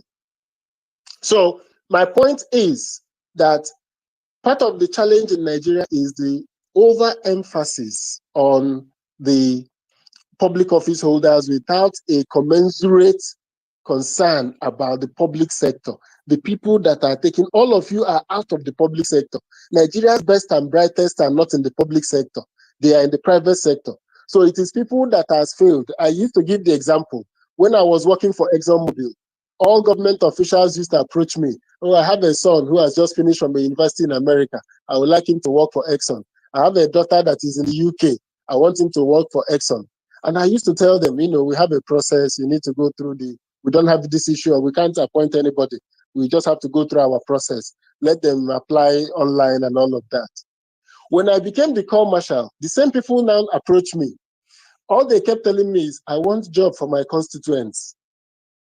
The road safety job was for their constituents. The ExxonMobil job was for their children. None of them wanted their child to be a road safety officer, but they want their children to become ExxonMobil staff, Access Bank, Zenith Bank, Shell and Chevron. But they don't want to go to the engine, what makes the country run. The permanent secretary of the Ministry of Works is the person that decides, chairs the tenders board of the Ministry of Works, not the minister. I'm sure many young people here don't know that. The minister doesn't chair the tenders board. The minister doesn't determine what comes in or goes out of that tenders meeting. And now this permanent secretary is loyal to the head of service who posts him to the ministries. So whatever the loyal head of service tells him is what it comes from, not from the minister. And guess what? The minister can sack him, can remove him. There's nothing the minister can do. And more so, President Buhari likes the public servants, so he likes dealing with the civil servants even. So they have grown wings under him more. So, and yet, these are the people that didn't do well in school. Some of them were people that didn't do well in school. In fact, one of the things I will drop here, go and check the permanent secretaries in Nigeria. Almost 40 to 50% of them were former directors of finance because they are the ones that have the cash to pay for the interviews to become permanent secretaries. Go and check the history of most permanent secretaries. They are usually former directors of finance or directors of procurement. That's where they are coming from now. They are now the dominant force amongst the My grandma asked me if I wanted my granddaddy clothes. He couldn't fit And anymore. don't forget they are picked one per state. So they have become permanent secretaries because they are choosing from their state. So every state has one permanent secretary. But which permanent secretary goes to which juicy ministry is determined by the head of service, who many of you don't know her name. She's the determinant of who goes where. I think she's a medical doctor. Those are another group that has become permanent secretaries now because they passed the exam. Because they are medical doctors, they are smart. So when they set an exam, they normally come first. So if you notice now, there's an increasing number of medical doctors as permanent secretaries. So I just want to give this is to just say that, there are many people who will function at different levels of government. Everybody cannot be General Gowon, or in the Gowon's age, it was only General Gowon. All the rest worked in various positions. So I'm hoping that many young people will actually seek for a career in the public sector and not this rush to, I worked in the private sector and public, so I know the problems is quite challenging, but those whose parents can afford it, we need to begin to have people who have skin in the game running Nigeria. Thank you. Thanks, Honorable Ikebosi. So I want to just go back to speaking rounds again. The requests are coming in. If I can't get you up, I apologize. So let's take Asiwaju Solomon Lam. Go ahead. Mike is yours. Yeah, thank you so much for the platform. It's quite unfortunate that we are losing people every day. We've lost people in the past, and the way I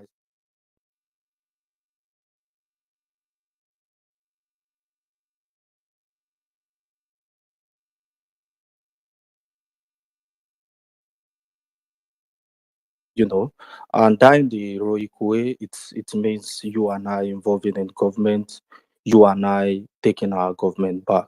It's quite sorrowful, like everything is not going fine. I heard Mr. Usita speaking. We do not know about public service, we do not know what is happening there. And I thought we have ombudsmen who are in charge of the maladministration and inefficiency of the public service. We should not be doing their work, but I want to leave that aside. For Nigeria to work, it involves you and I. Sometimes ago, I sat I sat at the corner of my room and I look at it. Okay, let's assume we have a credible person to go for an office. Now, immediately after the election, we all go back to sit and we expect the person to deliver. And I can tell you this for free. He will keep on sweating for the next 4 to 8 years in his office and will never feel his heat because of the decay in Nigeria. It involves you and I to be involved in this thing. If we are not ready for it, we are not ready for it. Like I said, it is much more better for us to die as heroes than coming on social media, than sitting at the corners of our house, watching everything that is quite happening. It's quite sorrowful, like as at what happened yesterday. We've not had a majority of people from Kaduna coming on the streets, staging protests, demanding accountability from the government. Is quite sorrowful. Are we afraid to die? Even if we are afraid to die, we will die. And I can assure you that no death come easily. Everybody will die. But how do you die? is what we don't know. So I would just tell people, in whatever way you know you can do, in whatever way you can help people, you can sensitize people, you can talk to them. Let everybody be involved. I do not mean we should go into one political party or the other, because at the end of the day, none of APC or PDP will deliver this country, and I can stand by that. None of APC or PDP will deliver this country. It is only you and I that can deliver this country. More than 200 million people in a country, and something like this happen, we don't have up to 100 people on the street protesting by now. It's quite sorrowful. We need to take our Nigeria back. We need to demand what is expected from the group, and that is the way we can go. All this back and forth, we are talking about people trolling on Osita, what was it called? This doctor. We are talking about people going into the comment section and so on. These are people that have been mobilized by the government. If you don't take care of people beside you, how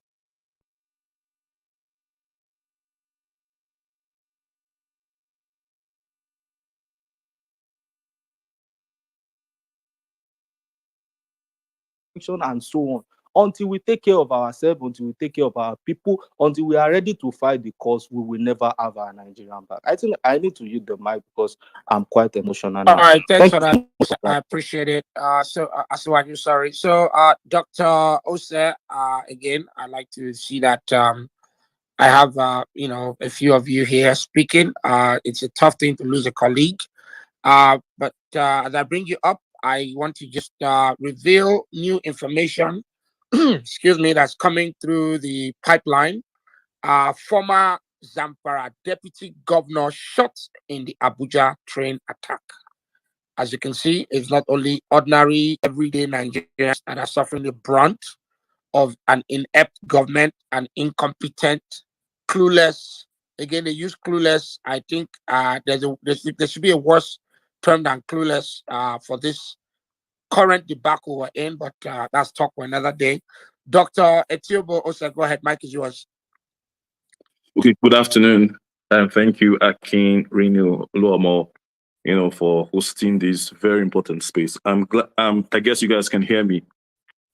And also thank you, Osita, for your submissions, as it were. Man, this has hit home.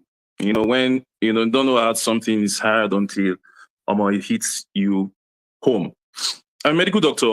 I'm based outside the country. I practice outside, but I'm really a patriot, and I really love our country. Tomorrow is supposed to be National Doctors Day, and I'm friends with the late Chinilu's friend, so I got to know about her. Very brilliant, very smart young lady. I'll be very brief because a lot of people have said a lot of things I wanted to say. Thank you, Dr. Amina, for speaking very well. People are actually losing their morals. People are losing their, the way we speak. And I won't give excuse to them as per, I understand the knee-jerk reaction that was talking about. Yeah.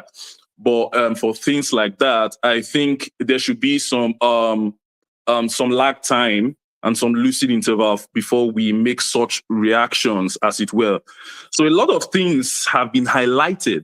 A lot of things have been highlighted as regarding what just happened, exposing how open and how non-depth our transport system is.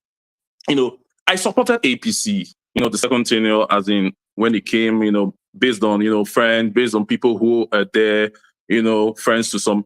But there comes a time in our life. And I'm saying it because I can see a couple of friends, a couple of assistants, a couple of people who are on this space now, who are listening.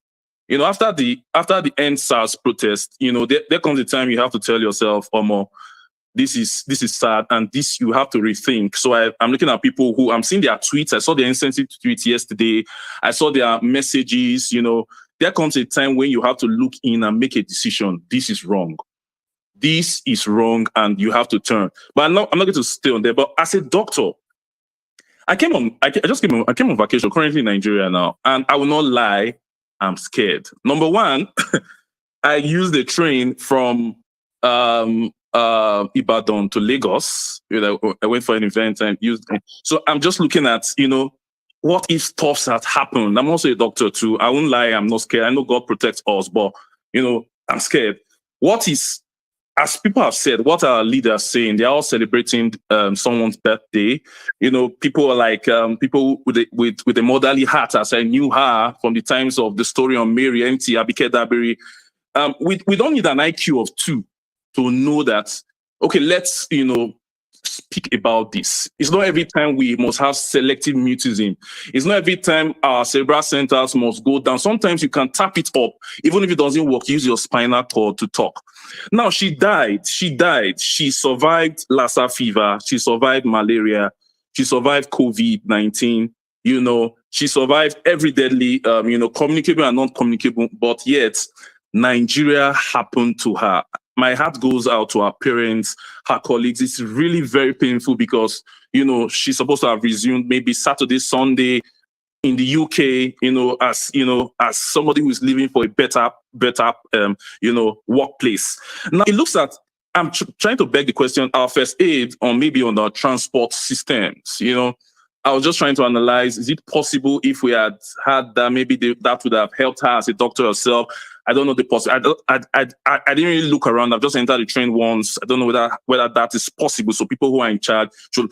Now, the most important part of it as doctors and health workers, I'm sure all health workers listening right now will agree with me, is the new pandemic of the Japa movement of health workers. In 5 years' time, the government is not actually paying attention to it now.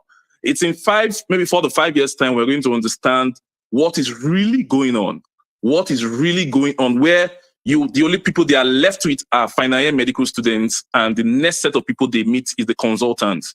That gap will really expose how the country is. The country is, as all the other sectors are, is tipping into only God knows where. And our PCVs, we won't say our PCVs more than 5 right now, and we think we are just still going because it's still steady state. I want to talk to Modri. A lot of people have things to say, as it were. I wish she knew. I wish Chinelo knew. I wish Chinelo knew. I wish she moved last week. She was part of a selected few. She was neither ill or sick, but she just wanted to jackpot to a new place. But too bad she got hit by death stick. Thank you very much, Akin. I really Thanks, appreciate it. Osa. Well spoken there. Amo Agbangbemi, go ahead, Mike is yours. Yeah, let's keep it 2 minutes. I got lots of requests. I want to be fair to as many people. Agbangbemi, are you there? Okay, going once, twice. If not, Tech Monk, go ahead, take the mic. All right. Good afternoon, everyone. I'm so sad by the unfortunate events that has been reaching our media platforms and making the rounds everywhere. I have a friend, a very close friend of mine that told me once that she doesn't like listening to news, like anything news coming out from Nigeria. She doesn't want to listen to. She doesn't even have time for it. And I was like, why? Don't you think you need to get informed? Don't you think you need to know about happenings around you, and as in just get to know about things happening around you? And she told me, yeah, of course, there's every need for her to get to know about happenings around her and news. But the only thing is that the only news you get coming out from Nigerian media platforms, outlets, whatever, are always depressing news. And because of her mental health, because of her very, very emotional being, she decided to just black out, and she doesn't like listening to anything that has to do with the news, anywhere, anything concerning Nigeria. So yeah, why am I saying this? There are some of us that when we listen to stuff like this, it kind of demoralizes us. It changes our entire system. It makes us to lose focus, like lose hope, lose focus, and makes us very sad. And this is one of the things that's happening again. Now, I think a lot of us have said so many important things, but I think it's very important that we also um, um, direct our beam light to the media also. Like something like this was happening yesterday. Someone tweeted about it, and there were several verified media handles denying it. Some handles were saying that there was gunshot and stuff like that, but it was directed towards the air. Some were saying no one was kidnapped. How do these people get this news out there and get away with it? How did they play on the lives of people and get away with it? The media. How? How? Where is it gonna stop? When is it gonna stop? It's so depressing. So depressing. I don't want to mention name, but there were so many media platforms that at the heat of the whole thing yesterday that were still denying it. Is it that the media has completely lost its independence? Is it that even if there's no way, even if there's no other um, channels to get news out, even if Twitter weren't there, are you saying this is how we are going to be gaslighted out of something as important as this? Many people have families in that. I make use of the rail system. I make use of rail from most times when I'm traveling around Nigeria. And imagine something like this happening, and you cannot even tune to uh, um, um, um, NTA or tune to TVC whatsoever and get accurate findings about what's going on. It's just so depressing and annoying. I listened to Mr. Ostachidoka. Everything he said, I share his sentiment. Also, Mr. Nathan, I share their sentiment. But the thing is, the problem of Nigeria is multifaceted.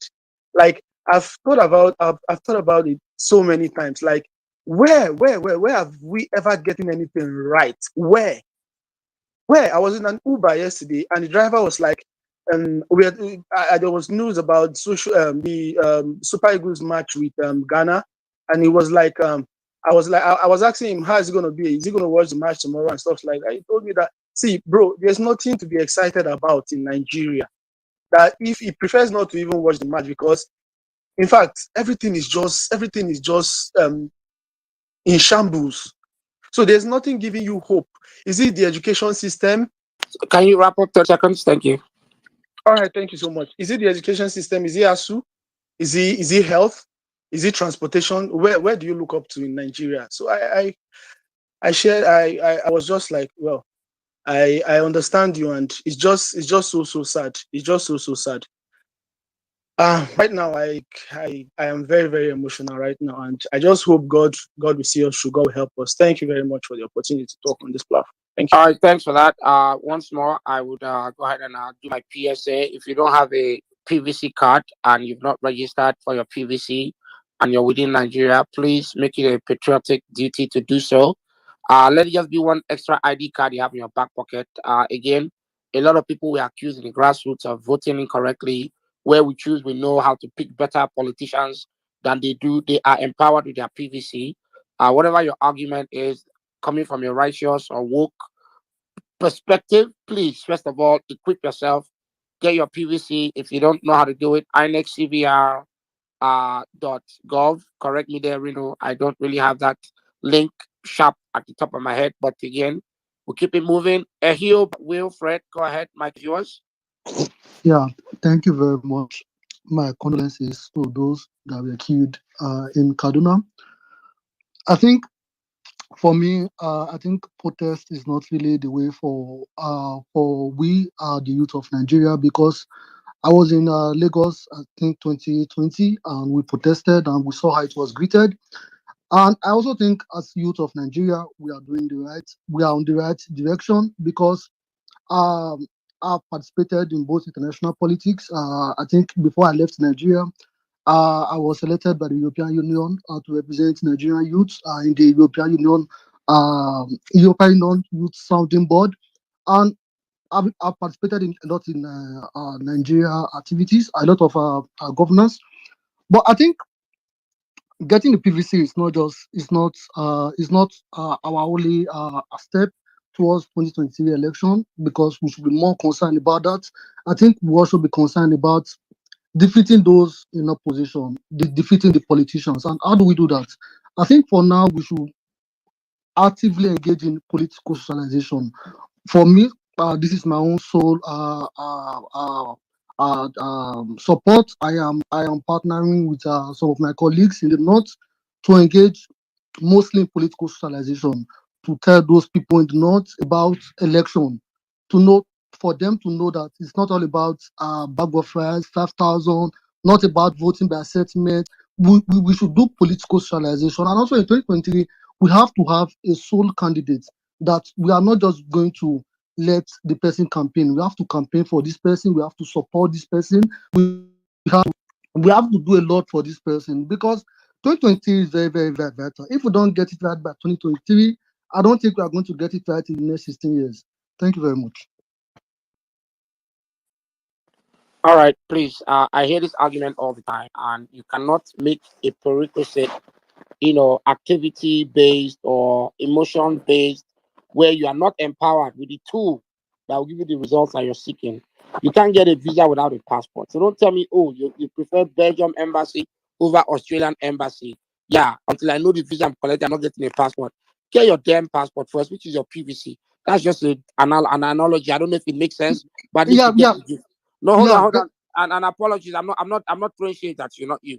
Not you. I've just heard flavors of PVC is not what we need. I'm trying to encourage everyone. I'm not being paid by INEC to promote this message. First of all, I wish I did, because again, I have a lot of money in my bank account, but I think it's on us. If we are so conscious, if we have the right analysis and the best strategies at the back of our heads, first of all, have a PVC in your back pocket, then everything else can be put into fruition. Ogaku, Julius Ogbaji, go ahead. Okay, thank you so very much for this opportunity, and it's actually so sad that we have to find ourselves at this junction. It's very, very, very, very bad. I am not going to repeat all the points that so many people have already raised and discussed before now because of the brevity of time. Like I say, it is very, very sad. This morning, I woke up to all this news and all of that. I post something on my Facebook timeline. Some of the political leaders around my constituency that have not spoken to me for over a year, they have to private chat me to pull down whatever you pull, wait for government official to drop the information and all of that. And I know very well that before the information will get to the public purview, it must always be doctored like what has been happening before now. It is very bad, very, very painful. I don't know how to control my emotion this time. It is very, very, very, very painful. How do we find ourselves here? And where are we going to go from here? I was discussing with somebody yesterday. There is a particular candidate of mine, I think in 2029, that I have interest on, and some of us that form a campaign group where let us within ourselves donate money to pick a form, a nomination form for this person, and he was so happy getting this form from us. And today in Nigeria, the idea that some of us, the youth, initiated back in 2019, that is what everybody is adopting today. Getting group of people, initiate them, tell them, go and get a form. Let it be that you are the, they are the one getting the form. You can see virtually all the candidates are getting, trying to get this method to, tell people that they have that general acceptance from the masses, which is not supposed to be. What kind of leader are we going to look on to now to rescue us from this mess? I think we need a thinking leader. A leader that can go back to fundamental. A leader that, if you are a Muslim, you must be more Christian than being a Muslim. If you are a Christian, you must be more Muslim. If you are an Igbo man, you must be more Hausa man. If you are a Yoruba man, you must be more Igbo. A leader that cannot use the religious choose to use divide and rule. I don't know. The fundamentals have been totally shattered and scattered. How can we repair this breach? How can we repair Nigeria? I give you another example. Some of the leaders from my constituency that know that someone like me that cannot be bent. In the last polling unit that the INEC distribute, to different constituencies and all of that, I struggled, fought tooth and nail to make sure that my own community got a particular polling unit, because that is the only way I can bring government closer to my people.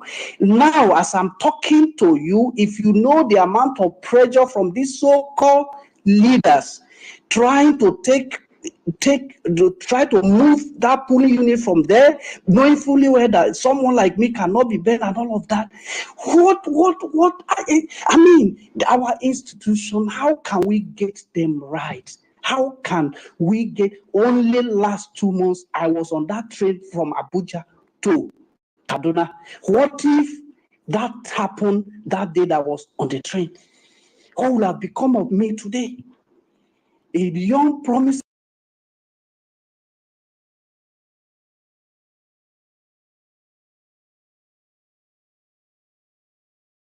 nurse. If they get their way, you will not see a single nurse in our hospital in Nigeria again. Because even being a nurse is a hot cake in UK, in every other part of the country. Not to talk of doctors. Nobody is ready to stand back again. Oh, let us go back to the drawing board. Get the PVC, as we are saying. How do we protect our votes? Who can lead to make sure that the vote is being counted? For us to get at least a leader that can take us out of this mess. A recent APC convention that they just did. How can you elect over 70 years old man to lead a party, a party that's supposed to draft the political ideology, the ideology that can change the country?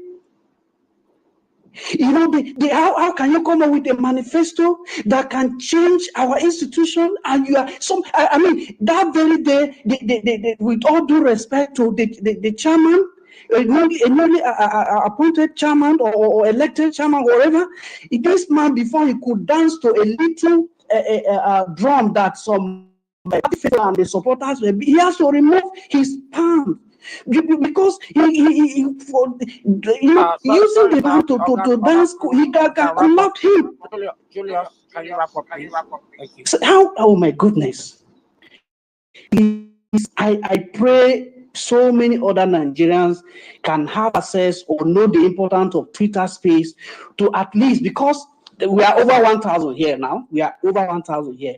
For you to gather this kind of crowd in a particular venue, either in Abuja, Lagos, or wherever now, it will cost millions, if not billions. At least this is the channel that we can reach out to multiple Nigerians. So Julius, thank you very much. I need to make Thank sure you so very much. Thank you. All right, so great. Ikiobosi, if you don't mind, I would like to ask you a question that has been cycling through my thoughts. Kaduna obviously is a very diverse state. For many in the audience, whether you're local to Nigeria or you're out of the country, El Nathan on stage obviously comes from a minority in Kaduna. People with different religion, and if you read or you study the Kaduna history, it's one that again shows a lot of diversity. And you think of the attacks, you think of all of the complexities with how we get information from communities that have been attacked. So there was a neighboring community not too far from where people were kidnapped that equally had scores of individuals killed. I'm hearing as many as 6 armed officers. I got a video, very heart-wrenching, in my WhatsApp I don't do forwards, but somebody sent me a video of a soldier, that was killed on the train. I don't think it's something anybody wants to see, because it simply would just break your heart. I'm drawing Kaduna as a parallel and saying we ought to have more than enough in place. You talked about some of the failure with building a structure that can allow us to have secure railway systems, either perhaps technology or operational efficiency. But I want to now draw something that again a lot of people are equally discussing within their homes, right? You see the militarization of the southeast, and I say this because I grew up in Port Harcourt. I do business in Kano. Driving through communities, I don't see checkpoints that I was used to experiencing as a young kid, even as an adult, along highways, even in communities where the military had no business even having any kinds of installation. But then you draw that contrast with a Kaduna now that has become a hotbed for terrorism. The word bandit, I don't see that word as being honest. I think it's political dishonesty at its best with the label that's being used. But I want to just pull you in because again, you're from the southeastern region. I think having been in government, you can understand capacity, how we make these decisions. Taking advice from the service chiefs and how the military would equally influence the architecture that we implement to at least secure lives and property. Would you say there's a reluctance to truly deploy the military or security apparatus in a state like Kaduna, where there's non-stop killings compared to the southeast? Now, let me remove the ESN, IPOB, spates of violence you get here and there. I don't think you get quantities or a high percentage of innocent Nigerians being killed in the southeast compared to the investment and I would say allocation of resources that should be done in a Kaduna. I want to hear from you. What are your thoughts, politics aside, as a Nigerian, obviously having insights to how the system should function? What are your thoughts, and where do you think the failure, emanated? Was it during, your the previous regime which you were a part of, or is this a new problem that we're seeing today? And I'd like you to be honest as much as possible, sir.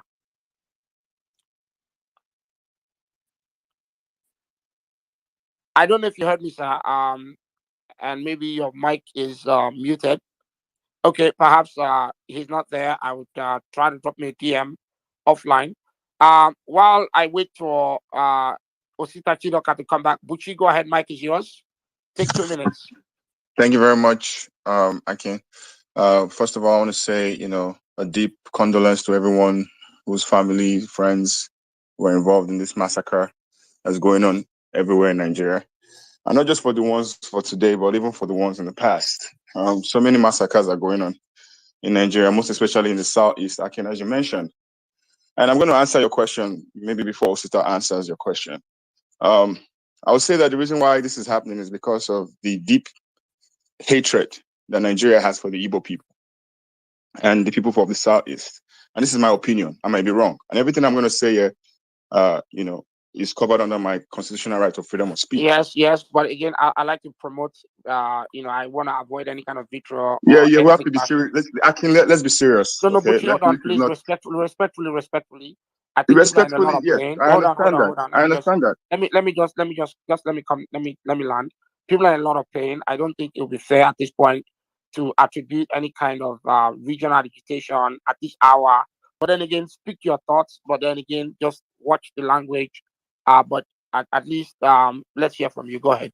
2 minutes. Yeah, for sure. And that's why I'm asking. I'm answering your question about the reason why there is a high level of allocation of the military in Southeast, and there is not as equal as that in the North. That's what I'm saying. The point I'm trying to make is because of the deep-seated hatred that Nigeria has for the Igbo people. Yeah, right. It is shown in different sectors. I'm not even going to go into that part. But the point I'm trying to make is now we've seen how the government of Nigeria has left what it should be pursuing, and rather pursuing innocent people, killing, burning homes, massacring young people of the Southeast. Now these terrorists have gained so much control, so much ground, and so much liberty. They've gained so much liberty. There are even more Nigerians than even the people that are out there in the streets trying to make a daily living. They are treated with kids' gloves. We have seen this thing happen several times. They are being treated with kid gloves. The people that should be killed are not the ones that are being killed. The innocent people are the ones that are being killed by political institutions that should be protecting the people. We've seen this happen several times. The point I'm just trying to make in essence is this. Okay, I understand the people are very, they're waking up right now, especially the ones that are available with technology and know how to use it. And they're waking up, they're saying, okay, we can't continue like this. We need to figure out what to do, how to get out of this mess. And some people are saying, okay, we want to go and vote and get the PVC. That's fine. All right. Some people believe in the democratic process, some people do not. Some people believe that the only way to solve Nigeria's problem is a referendum. Everybody going back their separate ways, figuring out how to break this country apart before it happens to you.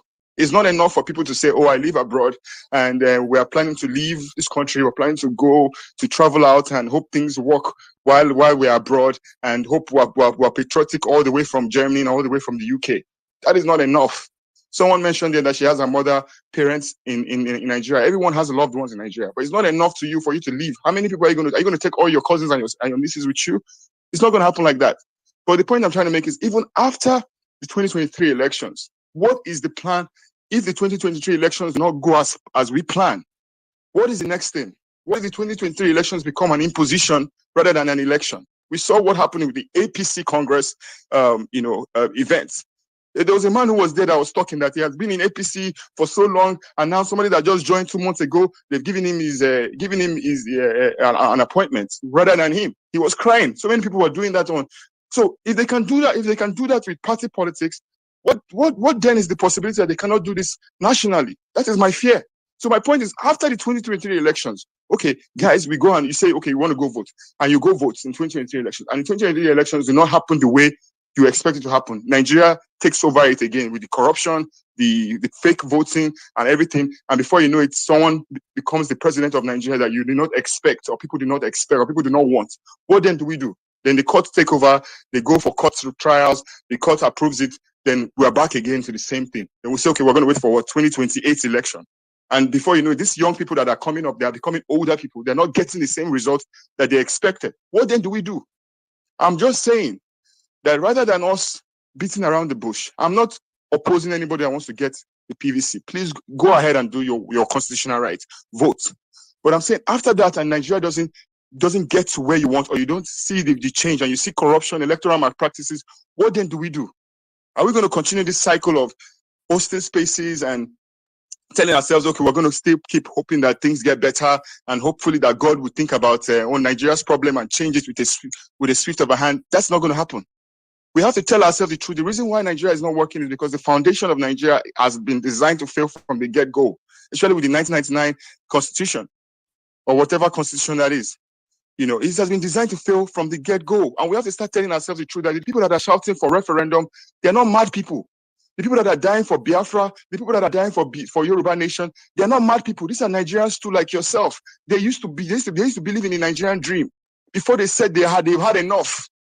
Rather than believing in a project that will kill them, they rather believe in something that is, maybe someone will say it's an El Dorado, something that they've not seen, but they would rather believe in that because they see that it's a way out of all of this mess. So what am I trying to say? That rather than silence, I've also seen that in Twitter, some people have been trying to silence the voices of people that are speaking up for Yoruba nation, speaking up for Biafra nation. That's not fair. These are your brothers too. These are your sisters too. They're also crying for something that is credible. We must also pay attention to them and also see how that can be put on the table as well. Not just the PVC. PVC is not the only thing that's the problem of Nigeria. Nigeria has deeper problems. And one of the deeper problems of Nigeria is how do we break up this country to make it work, whether individually or regionally, but we have to figure this thing out together. If not, the whole ship will collapse and everybody will be in it. Thank you very much. I yield the mic. All right, thank you. Now, when I hear this argument, again, I don't want to make this the venue where we have this lecture. I would equally have to, again, remind you that when you try to break Nigeria into regions, where do you put the man that is from Asaba? Where do you put the Korean man? Where do you put the German? That argument is beyond some of us. Again, we were flawed from the 1940 amalgamation. I don't know if we have enough patience and resources to carry it through. But again, for many of you that are agitating, all the best. wish you continued luck. We'll keep watching the conversations. If you really want to have these happen, you have to do it, you know, through the constitution at the polls or through your legislatives, or your legislators, rather, your House of Rep members. So again, lobby, request that again they come up with this, what they call it, referendum, through the votes, the voting box or ballot box. And I think at that point, I'll be more than happy to host the room. Munia, go ahead, Mike is yours. If you're a lady, you requested, please drop me a DM. I like to make sure that we have diverse voices. Munira, go ahead. Mike is yours. Munira, are you there? Okay.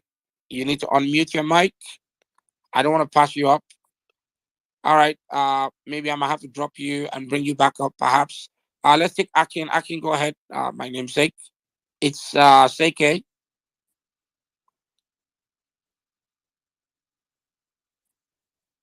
Go ahead. All right. I think sorry. I can hear you. So go ahead. I've been hearing people talk a lot about how 2023 is the make or break year. We shouldn't forget that 2015 was also said as the make or break year.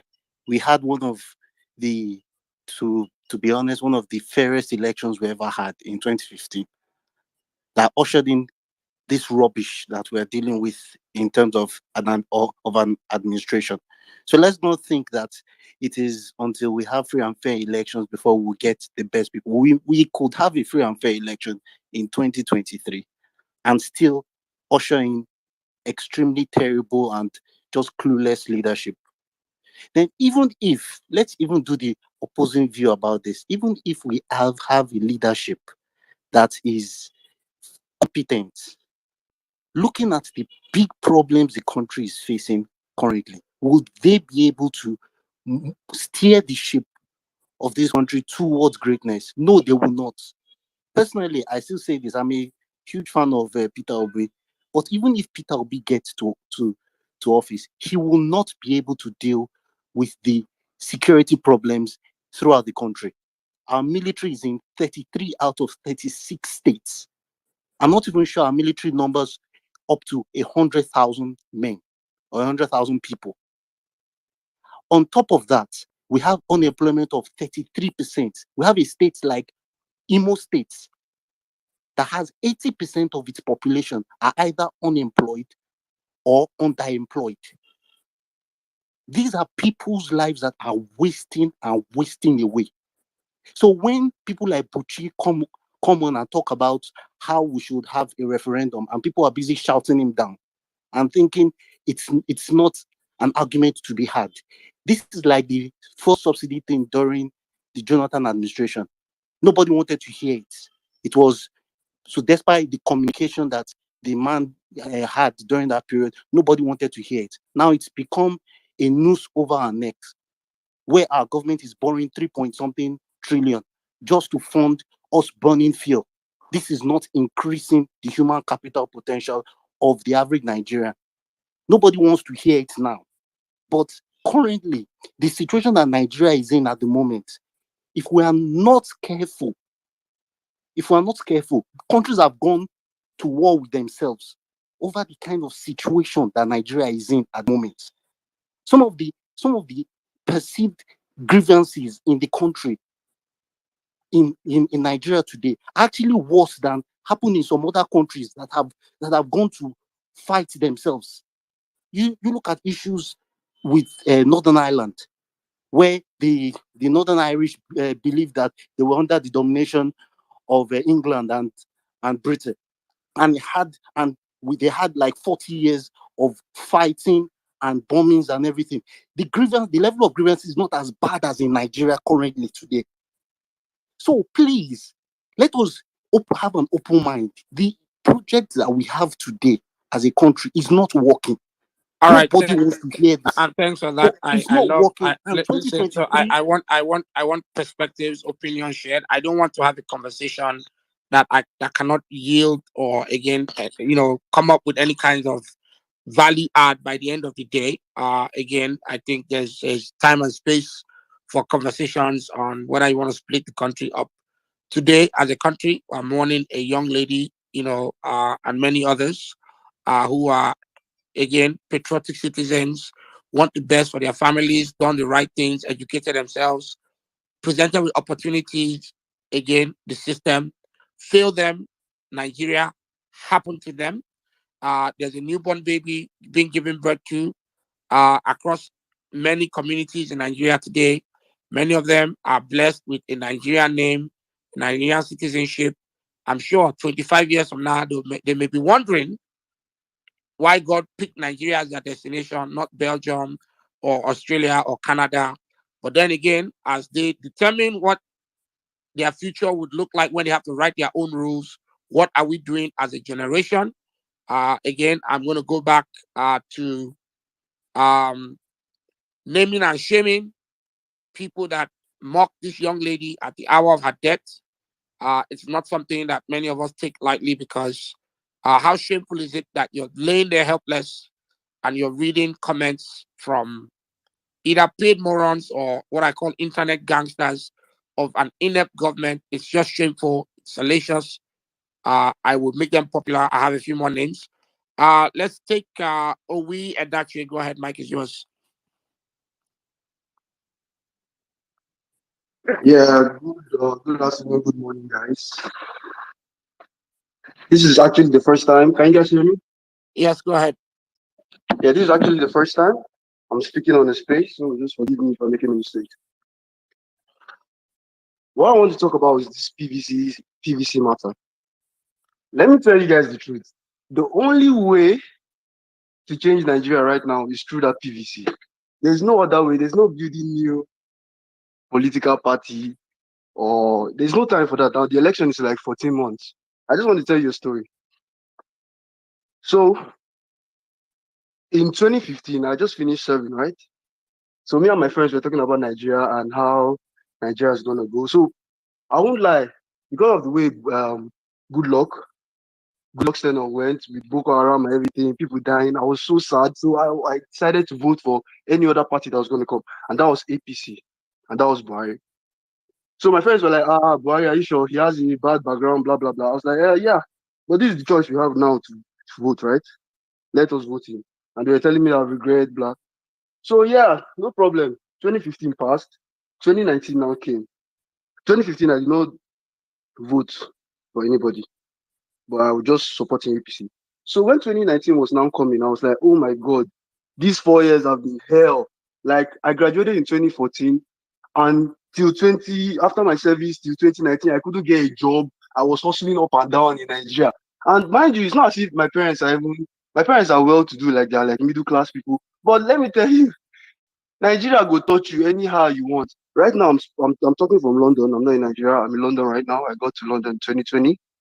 And why I decided to come to London was not because I wanted to come and do masters or anything. It was masters that brought me here.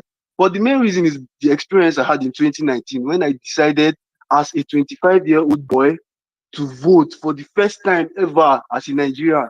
And this was my experience. So the first thing to do for the voting process is get a PVC, right? I was living in Karu at that time. So I went to the INEC office.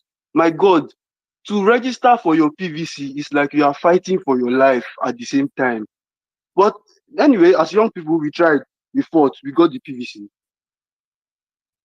We got and let me say, I don't know, there's something they'll give you, temporary PVC, right? Temporary. Then you get the main one later. So we were getting these temporary PVCs. But at the same time, I couldn't get my temporary PVC. And I was like, why? I kept going there every morning, telling my mom I'm going to line up for PVC. But you know how your parents will tell you that be careful, blah, blah, blah. So we're lining up for our PVCs. I kid you not, up to there, every day there are up to almost 1,000 people there. And they kept telling us there are no PVCs, blah, blah, blah. There are no PVCs. There was a day I went there in the morning and I saw a lot of PVCs on the floor, a lot of temporary PVCs on the floor that they have been burnt. And we were like, why are these PVCs on the floor and why are they burnt? They said they made mistakes and they are not going to use them. But to tell you the truth, they are using those PVCs because they already have the permanent ones that they have already used what you've registered for already as the temporary one. They have already carry the permanent one and hidden it somewhere that they're not going to give you. So till I'm talking today, I do not have temporary PVC, permanent PVC. So back to the point of PVC. Let me tell you the truth. As we are encouraging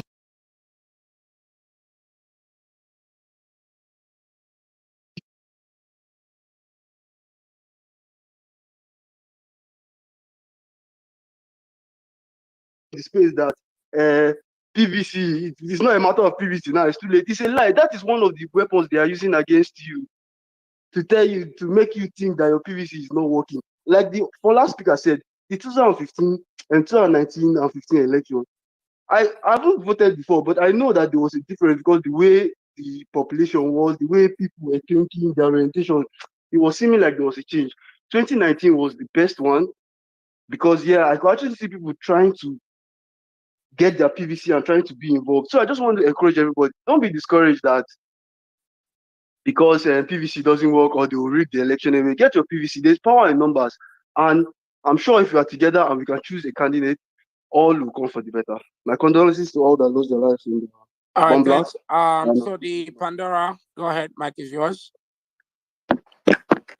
So hi everyone.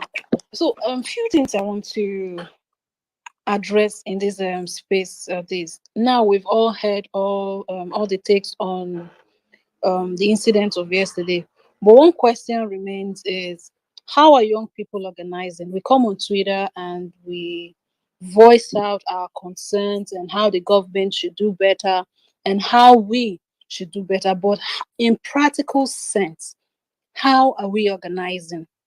How are we because now we're beginning to see that elections have consequences, that we can no longer sit on the sideline.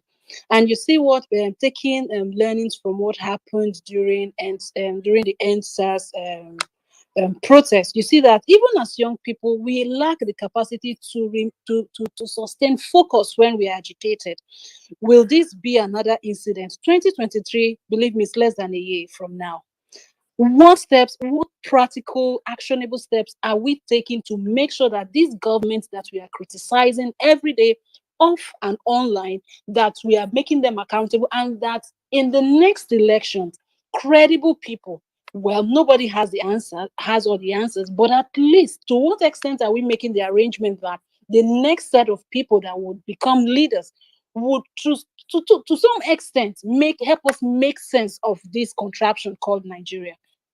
The other speaker mentioned something about the Biafra agitation and the agitation from the Yorubas as well. There may be reason in what he's saying. What actionable steps are we taking as young people to make sure that we address some of this dysfunction that we're experiencing in Nigeria?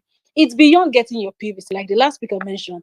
They will frustrate you. It is Nigeria. Nigeria happens to all of us at the end of the day. How are you going to I did my registration in Asaba. I'm from Delta State. I did my registration in Asaba, and since that period till the last election, I've lived in Abuja.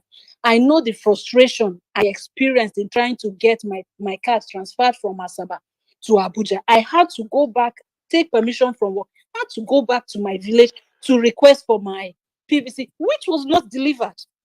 So these people are also making attempts to frustrate you not to get your PVC. What are we going to do about this, really? Because right now, it is beyond the whole I'm vexing on Twitter, I'm vexing offline. On the street, what are we doing? How are we sensitizing people around us that election have consequences? We must come out and vote. Beyond the PVC and making it with the whole technology, Nigeria being the unicorn capital of financial startups, we still cannot find an electronic or an advanced technology for people to get their PVC without going through the whole frustration. If you go to this INEC office at this one near the US Embassy in Abuja, if you're along that road, believe me, it's not an experience that anybody wants to write anything about. But that is the reality of a lot of people. Even the fact that it is in Abuja, that you would assume that it will be easy. It is just as frustrating as getting that document from my village in Asaba. So please, again, as young people, what are actionable steps? That's the question I have, really. After all said and done, what are the actionable steps that we are going to take to have better elected people? We're already seeing the imposition from APC, unfortunately, Like the other speaker said, how are we sure that they will not transition this imposition to the national election? Because we're already seeing what is happening, really. And are we going to continue with this trend? Peter Obi or this former CBN governor, right? There are other credible people. But for now, in preparation, in readiness for the election coming up in February of next year, what actionable steps are young people taking? Because at the end of the day, it's all going to be beyond Twitter and social media. Thank you. All right, thanks for that. So let's take Kiriti. Go ahead, Kiriti. Mic is yours. Okay, thank you very much for the opportunities to speak. My prayers and thought goes out to those who lost their loved one in the recent attack. But my concern here is I have followed spaces like this that a group of people will come out, speak Polish English, and at the end of the day, we go back to our domain, our houses, and the next is being done. If I want to say, because I've heard a lot of speakers talking about getting PVC. I've heard a lot of speakers talking about getting ready for 2023 election. But I can tell you that if we allow the trend to continue like this, by 2027, we will also gather like this, telling people, go get your PVC, we are going to make a change. But that is not how it works. By now, we should have a direction. We should have a candidate. We should have someone that everybody is campaigning and vying and promoting to win the election. I've heard people saying, let's divide Nigeria. I've heard a lot of people saying, let's do this. I am from Akwa Ibom, the southern part of the country. Personally, I got my PVC. I registered to vote when I was 18. Immediately I turned 18, when I got my PVC. And from 18 till now, I've always been voting in an election. But I have seen from 2020, my first election was 2011. I've seen 2015, 2019, and I'm going to see a next one. The problem is not only getting the PVC. The PVC is very, very important, but we have to, at a point, have a national, we have to have a plan about getting the PVC, because as we speak, if we go to 2027, understand, if we go to 2023 election like this, we still will be presented by a PDP and APC. I'm speaking out of present because I don't see anybody that I can say, okay, let us focus and vote this person. We have to transition from getting PVC, which is very important. We have to encourage people every day to having a dialogue, to having the structure and plan for 2027, for 2023. So it's not enough about getting PVC. My expectation and hope is that by now we should have had a structure. Anybody that wants to lead, or we have anybody in mind that wants to lead in 2023, we want to canvass and help win elections, that we can get our country better. We should by now have a blueprint. We should see manifesto. We should see a plan, reliable plan, realistic plan of how to move this country forward. Because at the end of the day, if we get good leadership in this country, a lot of things will work. A lot of people will say, a lot of agitation that we have, Brafia, Aduduwa, let us divide the country. The problem we have since 1960 is that we lack leadership in this country. We lack leadership, a leader with empathy, who could understand, regardless of where I come from, whether I come from the north or the south, from the east. But what we always have at the national level is tribal warlord, people coming to people coming to promote their region. I am Hausa, and everybody, all Hausa people will queue behind. I am from Igbo, and all Igbo people will queue behind. And that has been the... Sorry, can you wrap up, please? Okay, Yeah, so just thank take you. 15 seconds. Yeah, and that has always been the problem of this country. We have to have a leader. We have to have a structure. We have to have a plan if we want 2023 to be a success. By now, we should stop talking about getting PVC. People will get PVC, but what are the plans? What are we using PVC for? And I just want to conclude by saying, look at France, the current president of France, Emmanuel Macron. Emmanuel Macron won election 18 months to the election by forming a new party, mobilizing it, and getting the election, winning the election after the movement in March. So that can also be replicated in Nigeria. We need to have a leader with empathy. We have to have leadership that is willing to transform All the right, system. thanks for that. Thanks for that. Thank you. I need to roll the mic. Thank you. All right, great. Again, if you're just joining us, tweet. Again, if you can't come up, you have a question, send me a DM. I would love to have women on stage speaking. This is not an echo chamber, so I need everyone from all political stripes to come up. If you're one of you that tweeted at the lady and you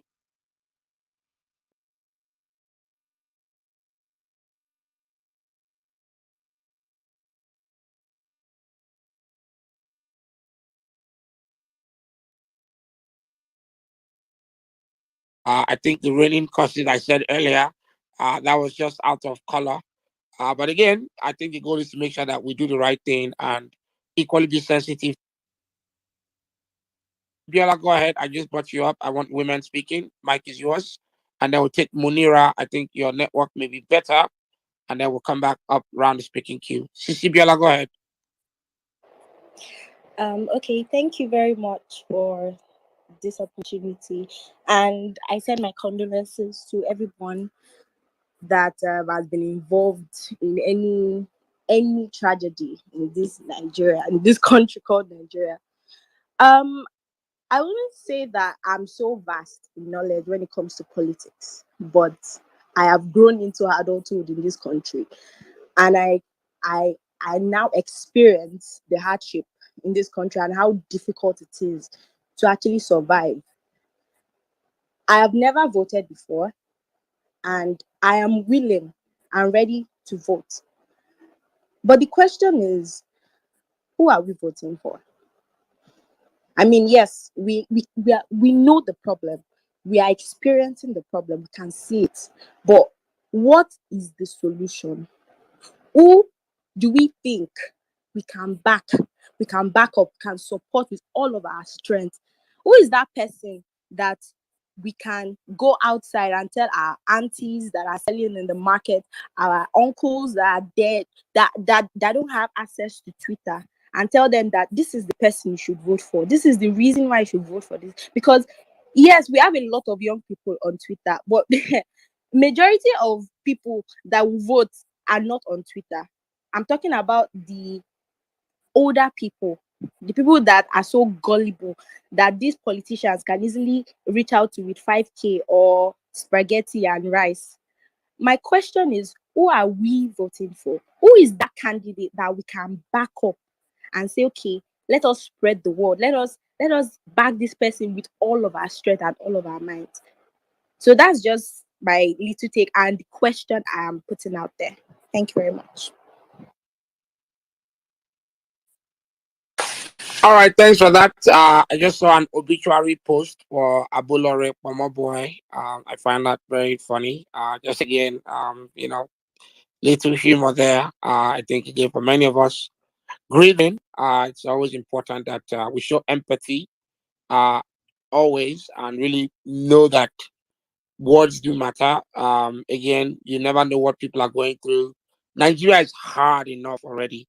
By the way, if somebody has General Mohammed Buhari's phone number, please give him a phone call in Asorok. Tell him that we're waiting to hear from him.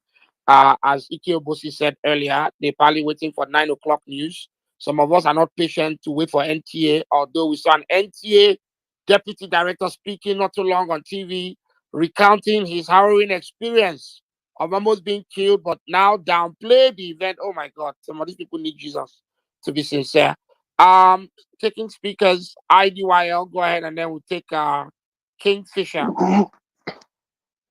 Good day, everyone. Thanks for the opportunity to speak.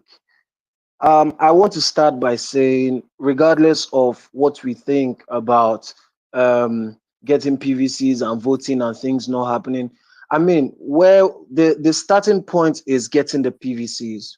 So I'll advise that everybody, let us start talking about this from now. Let us start sensitizing people, from the old people to the young people, so people do not go and sell their votes in 2023.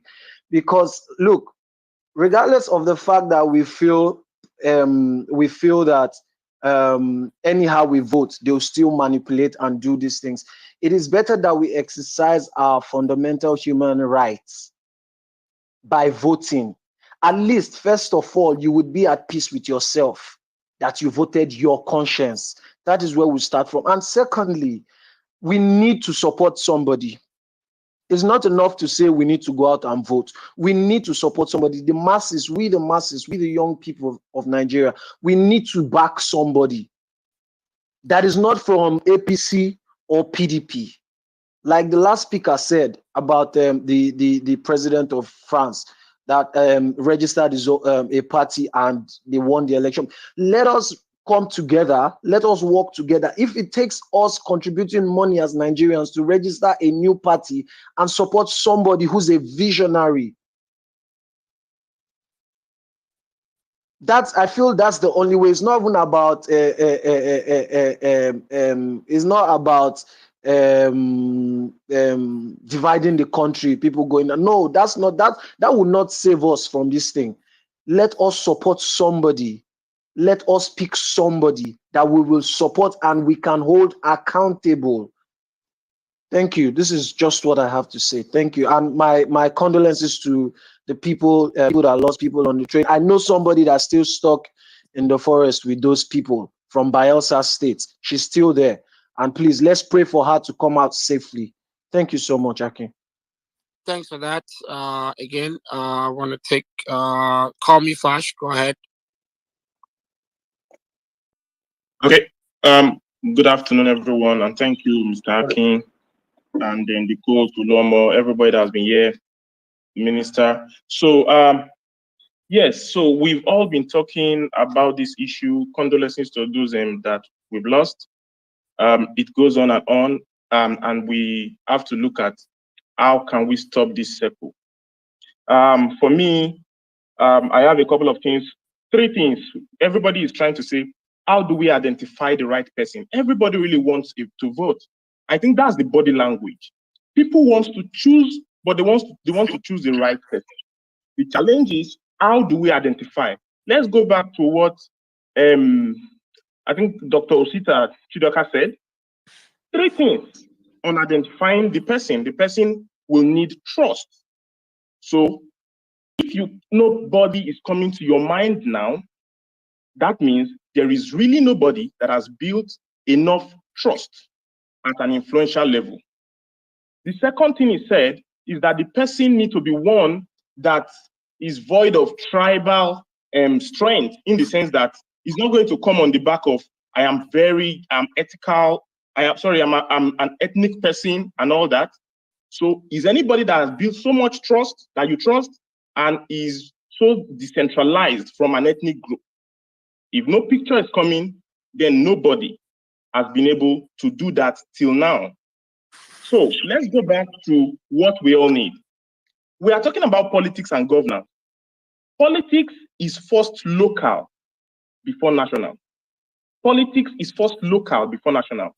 Whatever we are talking about, governance, good governance is also first local before national. The doctor that we lost now, we are not talking about a national figure.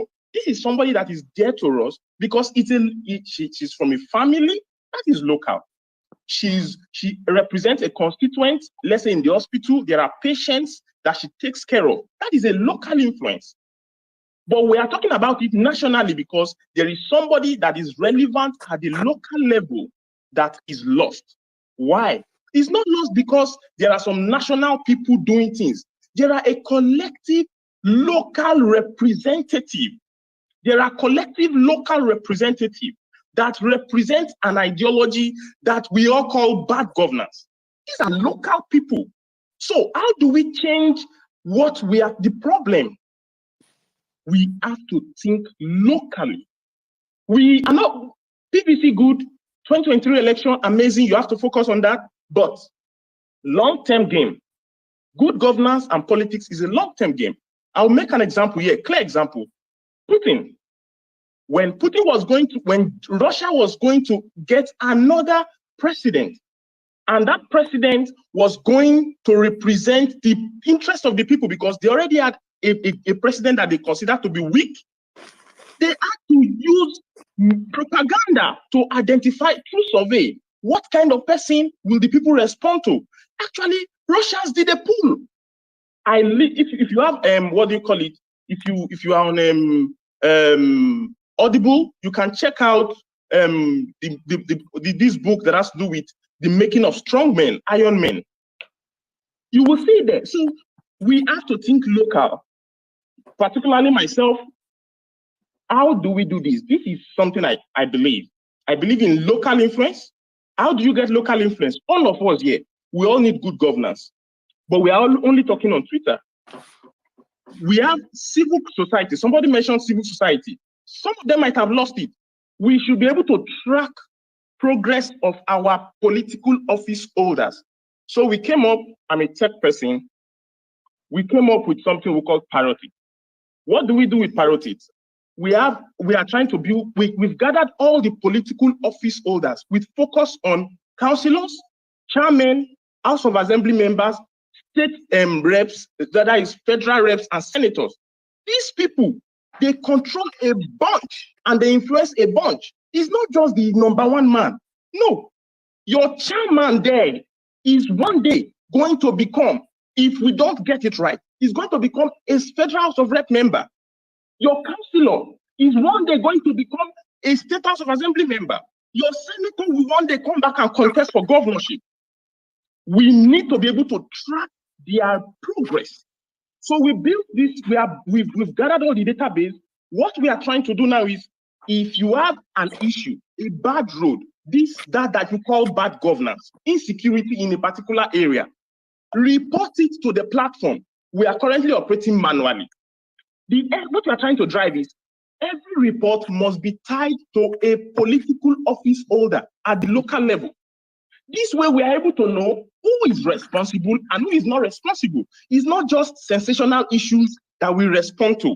No, before one sensational issue comes out, there are many things that die down.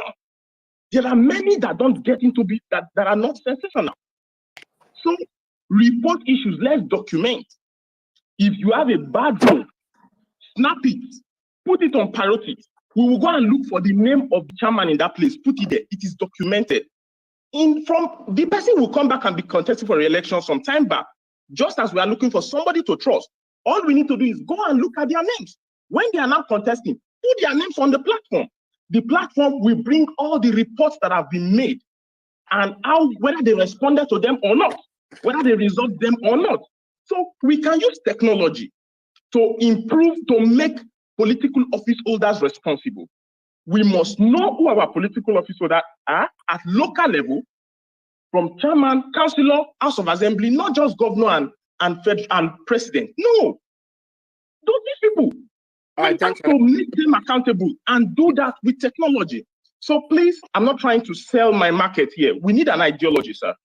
The ideology is that we need good governance. Let us come together. We have something like Patriotism. You can check out Patriotism on Twitter. We are still building. We are in partnership with Budget. If you also have something that is a solution, let us come together on these platforms. Patriotism is one. We can use technology to bring our idea. What we need is good governance, but we need to be on the same page. Everybody is still individual. I think we can do this. Yeah, I need to pass the mic around. Thank you. Nathan, I saw you had your trying to come in earlier. Do you want to take the mic? Hi, Akin. I just came up again because I'd heard a couple of people talk about this. We need to go and sensitize people in the rural areas and that kind of thing. I hear this a lot.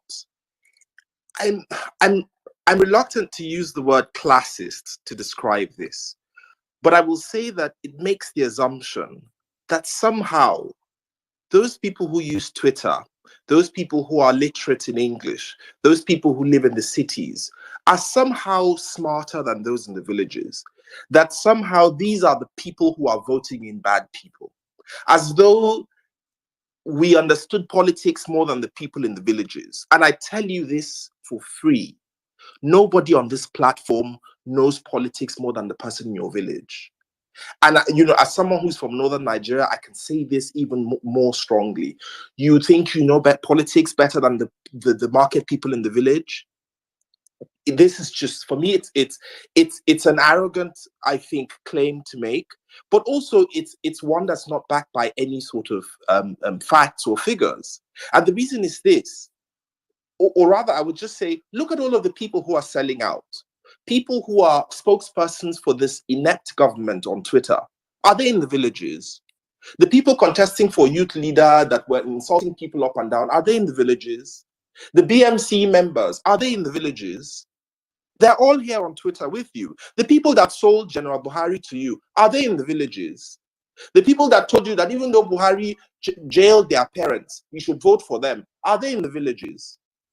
The people who organize the funds that eventually trickle down to the villages as 500 naira or rice, are they in the villages?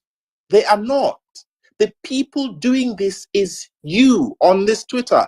You need to educate yourselves. You need to ask why you are complicit in this criminal political elite scheme to undermine Nigeria and undermine democracy. It is us that need this training. It is us that need this sensitization. I think we should stop being condescending to people who don't have formal education or don't live in cities and urban areas, because in fact, we don't understand Nigeria like they do. It is at these levels that Nigeria hurts even the most. We think because a few things happen in cities, go to the villages and see that they know where it hurts. So if there's anything, when we go to these villages, when we meet these people in the rural area, we should shut the fuck up and listen to them, as opposed to saying we're going to teach them. We are not teaching anybody shit. We don't know anything. So we need to be humble and understand that it is it is us who are in this quasi middle class that are complicit. Look, poor people are too busy being poor to organize. They are too busy living from hand to mouth. They are too busy dealing with the worst consequences of bad leadership. Often it is people in the middle class that have these luxuries of organizing, of meeting, of saying we need to form groups and focus groups and organize and discussion groups. It is us also that are the point men for the political elite to reach people at the grassroots. It is us that are sent to the villages to distribute money. It is us that are sent to talk to our local chiefs and councillors. So we are the ones who need to ask, what is the level of our complicity with the political elite that we are being instrumentalized to completely undermine people at the bottom, people who live on less than $1 a day. And I think that we need to stop saying this. We want to go and teach people in the villages. We don't know anything that they don't know. And we need to be humble and understand that we are fully part and parcel of this problem. And it is us. We are the ones who need to change. Thanks, Akin. Yeah, and they can help me ask them who the we is. I hear that we strategy, grassroots. They don't know. Let's go in there. Let's educate them. And between me and Dick, it's mostly my diasporans that always come with that message. So please, again, guys, you heard Nathan. I did not beat anybody on the head with a stick. I beg you, please. That superiority that he's just basically explained. Let's step away from doing that, because to me it's very condescending. And I said it earlier. People think, the rural voter, the grassroots voter. When I hear that word, I equally, flinch, because I don't even know, people truly understand what the word grassroots means. I talk about the impoverished rural residents across communities. Like, call them who they are. Don't just label everybody grassroots. I can live in Oshobo or in God knows Bogon of Osun State, be a university professor. Don't call me grassroots, because I choose to live in a remote community that is not a township or perhaps a city. So let's stop doing that. Nathan, thanks for that. I appreciate you, man. It can Munira is back. Munira, take your mic. And I hope your network is good. Yeah, sure. Good afternoon, everybody. And I want to say my condolence to every victim out there. So my contribution is not going to take a very long time. It's just the fact that we as a Nigerian, it is only when we are in problem we remember we're in problem. By tomorrow, next tomorrow, trust me, most of us will have even forgotten what has happened. And we're talking about protest. We're talking about the way forward. And the reason why we cannot protest in Nigeria is because we have traitors in our midst. We have traitors in the military sector. We have traitors in all security sectors. And even here in the space, we have traitors. So to my whole perspective is, why can't we give them the dose of what they are giving us? Is there a forum or is there a way we can have like shut down this nation? Let us distribute this problem evenly. Even if you have a protest, we are going to have some people that would not come out because they feel Nigerian problem is Nigerian problem. Let us distribute this sacrifice. Let us distribute it to the young, the old, the rich, the poor. Let us find a way we can shut down Nigeria. Every sector should be shut down. We can't do this for 2 days, and trust me, they would come out. They would want to listen to us because they know we are the peak. We are at the peak. Yoruba will say, "We're laughing, we're asking, let us show them our madness. Let us agree on how we want them to feel." I remember during the subsidy coffee then, it didn't take 2 days. NLC declared nationwide curfew. It didn't take them 2 days for them to reverse it because they felt the impact of Nigerians being at home, doing nothing, no revenue, no income for them. Please, is there a way we can shut down Nigeria? Let them feel our pain. Let them know we are tired of suffering. Thank you.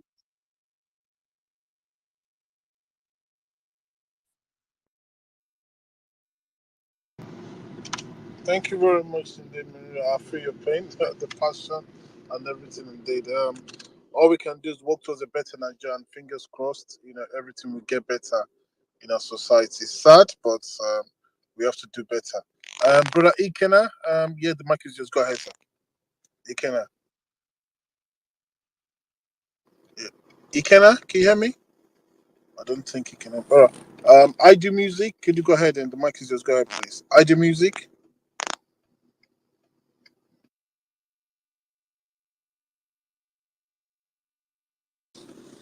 Hello. Ikena, go Good ahead, afternoon. Ikena. This The is mic. Ikenna. Thank you, Mr. Olomo. I really want to appreciate what each and every one of you have been doing so far in the pursuit and quest for good leadership for our country. Um, I want to say condolence to all those who have lost their family members in so far in Nigeria due to banditry, terrorism, armed robbery, insecurity, and the rest. I would not choose to hammer on the problems. The problems are diverse and very deep, but I think I would want to focus more on what are those strategies that we have developed so far and how we can continue to um, emphasize on it and scale them up in order to be able to affect 2023. I think that is our closest goal right now. Getting a better leader, getting a competent leader for 2023. So I know there are some organizations that have sprung up that are saying get your PVC and then talk to 5 other people to get your PVC. And sometimes people will say that people will come and say getting your PVC is not important, voting is not important, it's going to be rigged. But then when you say those things, do you have, when they say that they don't offer any logical or strategic solutions that are workable? Affecting elections is a long haul. It's something that we are not just doing because of 2023, something that we have to continuously do. If you look at all these old men who are ruling us currently, you will see that they've been in politics for a very, very long time, more than 20 years. And that is how we're supposed to look at it. How do we get at least 40 million youths, or let's say 30 million youths, to vote? How do we strategize to get these numbers? So I'm not Nigeria, but then those of us who are fortunate to be on ground, we would like to key in into any strategy and find ways to support any strategies that will help us realize mass turnout. Because when we vote massively, there is no doubt that people who are coming up for leadership will begin to, those who are incompetent will begin to phase out, and the competent ones will be encouraged to even come out. Competent ones will be encouraged in such a way that when they are, of course, when they know they are competent, they can get support. People could even, public do funding for them, and we'll begin to have the change that we want. All And right, it's not thanks for going to that, be a one-day Ikema. thing. Yeah, so let's Uh, yeah. So thank, I would like to uh, just make sure that we cleanly stay, get others to speak. But thanks for contributing. Message well received. Oyinka Solami, go ahead. Mic is yours. Hello, Mr. King. Thank you for the opportunity. Thank you for bringing me online this afternoon. And I'm sending out my condolences to those who were affected by the issue on ground, and even all those that has been affected by Nigeria. As much as I know Nigeria at the moment, my thoughts always with Nigeria, always, because like I have my closest family back home and all. And recently I was in Nigeria. I was in Nigeria last month, and trust me, it was really worrisome. Like, things had gone so bad, and even me coming from wherever I was coming from with very good money at hand, I could feel the heat, and I it just made me worry always. Like, I'm going out, I'm driving, and my two eyes are all over my mirrors, and it's just so bad. So I want to say this problem is not just about the government. It's not, the government has failed us. But this problem can be solved by we that it's being affected, like we have so many, our pastors, our celebrities.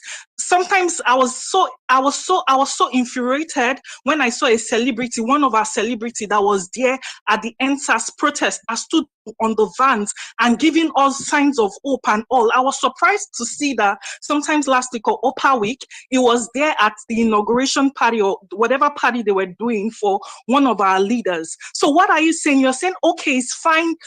We are okay with whatever you're doing with us. They just keep stepping on our legs or on our fruit, knowing fully well that there's nothing we can do. We will get through. We will just take whatever they throw at us and everything.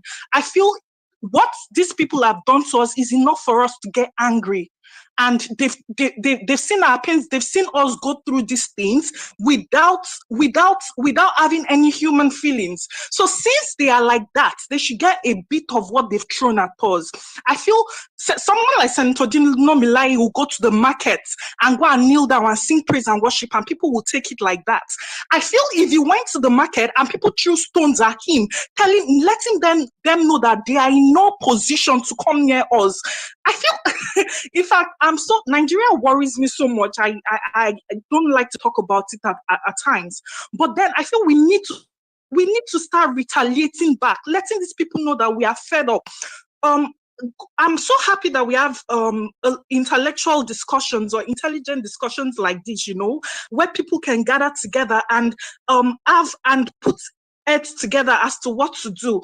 Things like this, we should use it to orientate people. Go to the market just the same way they go to market to go and share rice and beans and oil to people, because they know poverty is the problem, because they know hunger is the problem. We need to create people to go out there to orientate marketers. Do not collect money from these people anymore. You're selling your birthright. You're selling your we need to orientate each other. We need to tell each other enough is enough, So that's my contribution. I think we need to start fighting back. We need to start writing against their children that comes abroad to study. We need to tell the schools that these people, they embezzled our money to send their children abroad to study. We need to write. Someone came online and said we need international interference.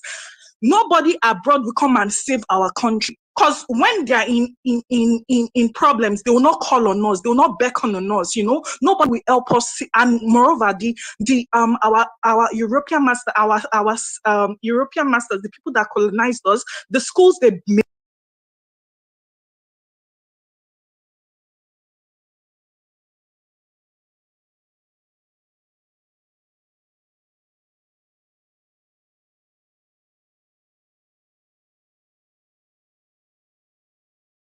for lawyers, for doctors, our nurses to come abroad. They know we need our manpower. Imagine what happens today if everybody has to go back home, if the black race has to go back to their countries. These people are left with virtually no manpower. So they will not come to save us because whatever thing that is going on in our country today is actually in their favor. So I feel we need to stand up for ourselves. We need to talk about these things. We see what happened in Ukraine and in Ukraine and Russia. A lot of people are back home today not knowing things like that would have happened. A lot of people are refugees. What happened if it affects, if something like that happens to we in the diaspora and wherever we are? So we need to really start up to speak for ourselves. We need to start doing things that will actually help our nature grow forward. Nigeria has happened to a lot of us, whether home or abroad. Nigeria has happened to a lot of us.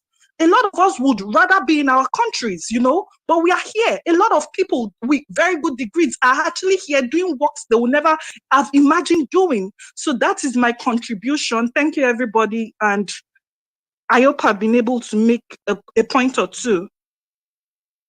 All right, thanks for that. So again, there's a lot that's yet to be disclosed by this government. Appears propaganda is what they are competent at.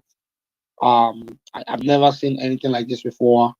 I'd say going close to 24 hours after an incident that has rocked the nation. I assume they are waiting for the football match at 6 o'clock, and as usual, perhaps 2 or 3 goals will get scored. Then they'll drop a lousy tweet. They'll probably send, your honorable minister of disinformation to come out and spin the narrative, blame some agents of darkness. They'll blame the opposition. They'll remind you how they stole money and there was not enough money to buy weapons, and the helicopter that could fly and go and rescue the victims couldn't fly because the money for parts was stolen by Colonel, what's his name, Gambo or Sambo, whatever they call him, and they would go back to campaign mode as if they were running for office 2015. You guys have been in power for the last 7 years. 7 years. That's enough to raise a child to primary 1 or primary 2. Just enough time to raise a primary 2 student. And you're going to look the child in the eye, and the child will tell you after 7 years, I don't know how to brush my teeth. I don't know how to tie my shoelaces. Remember, you gave birth to me as a baby now. Babies need time to grow up. I mean, that's just the story they would come and paint. And they should not think that we would relent where the soccer match again will come and go, and perhaps we'll just turn the page. Problem is, in Nigeria, there's so much bad news that you're almost forced to turn the page every other day. Are they flying flags at half-mast today? Nope. Are they even disclosing the names of survivors? No. Did they even take any effort within a head count and say, hey, of 970 people that boarded the train, bought tickets, of which, if you've entered that train, there's always the selling of tickets on the side. So I'm just hoping of the 970, we will have more people, because that train is always over capacity. Oh, Nigeria at its finest. But again, I'm not here to be a critic or focus on the ills that plagues, our civil service space. I dare say that, again, this government being very dishonest. There are many reasons why they are not coming out with information. I'm getting a lot of back channel text. There are prominent politicians that perhaps were kidnapped and they don't want to disclose information till maybe some way, somehow they get them back into safety. Again, these people have families, whoever they are, they have relatives that are scared for their well-being. I just got 2 messages of another lady whose nephew is missing, niece is missing, and as of almost 4 p.m., we're still here debating whether a terrorist attack occurred last night. Please scrub the word.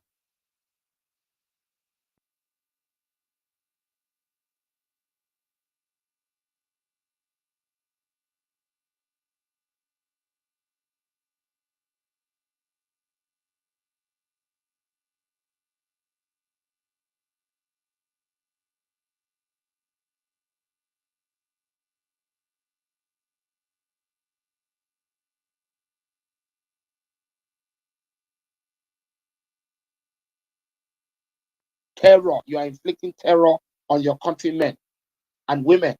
So now to now make it, oh, they are bandits. They are trying to rob the train, to dispossess you of your trinkets, or maybe they want to steal your car. There's not a goddamn cow on a train that applies between Abuja and Kaduna. So when people come and say, oh, they imported that word banditry, to make it seem sexy. So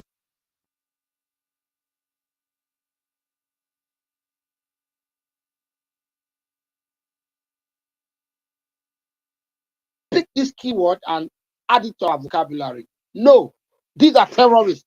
They did not want the war against terrorism. What they wrote off the goodwill of Nigerians into office, that work is yet to be done. You talk of corruption, how many people are in jail? You see senators going into jail cells, prison cells, coming out 1 or 2 months later, back into the Senate. You see governors that have prosecution cases going on, but they're standing on podiums, raising the hands of the next party chairman, as if everything is well and good.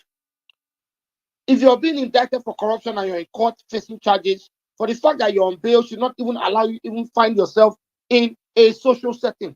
There are things called bail conditions. If you go read these bail conditions and see what these men do, you would just you marvel at the madness we operate with in Nigeria. Impunity, gross impunity. So again, while we mourn innocent Nigerians, understand that you have a government that is void of integrity. You have your fellow Nigerians, many of them who are young, because of the proximity to power, the peanuts, the crumbs on the floor that many of them enjoy, and the lousy patronage. Maybe they get access to state government houses, they can jump in convoys, they can take pictures and oppress you on Instagram. They are saying nothing because it's convenient. Grow a soul, grow some conscience, look yourself in the mirror and say, look, if it were me in that train, would I expect people to speak up for me? And I think, again, we all need to operate with a soul, have a conscience. I'm just very, very saddened. We'll take a few more speakers. Again, if we didn't get you up earlier, apologize. The app is just being extremely funny, so I'll try to get a few more names on stage here. And let's see who we have on queue. Obviously, I want ladies speaking, so if I didn't add you, you're a lady, just drop me a DM. All right, let's take Night Toby's. Night, go ahead. Mike is yours.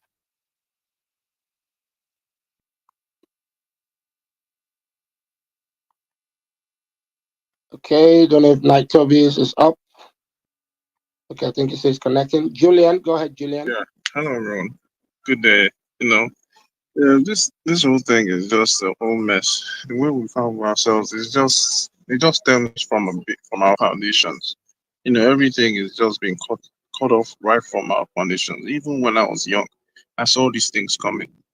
All the expatriates leaving the country, all my mates leaving, everyone. Hello? It was just a mess.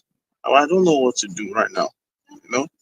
It's just something that I pray that it's going to be better. I'm in the car. You know, to the Amanda, man. It's just terrible the way we find ourselves in this state.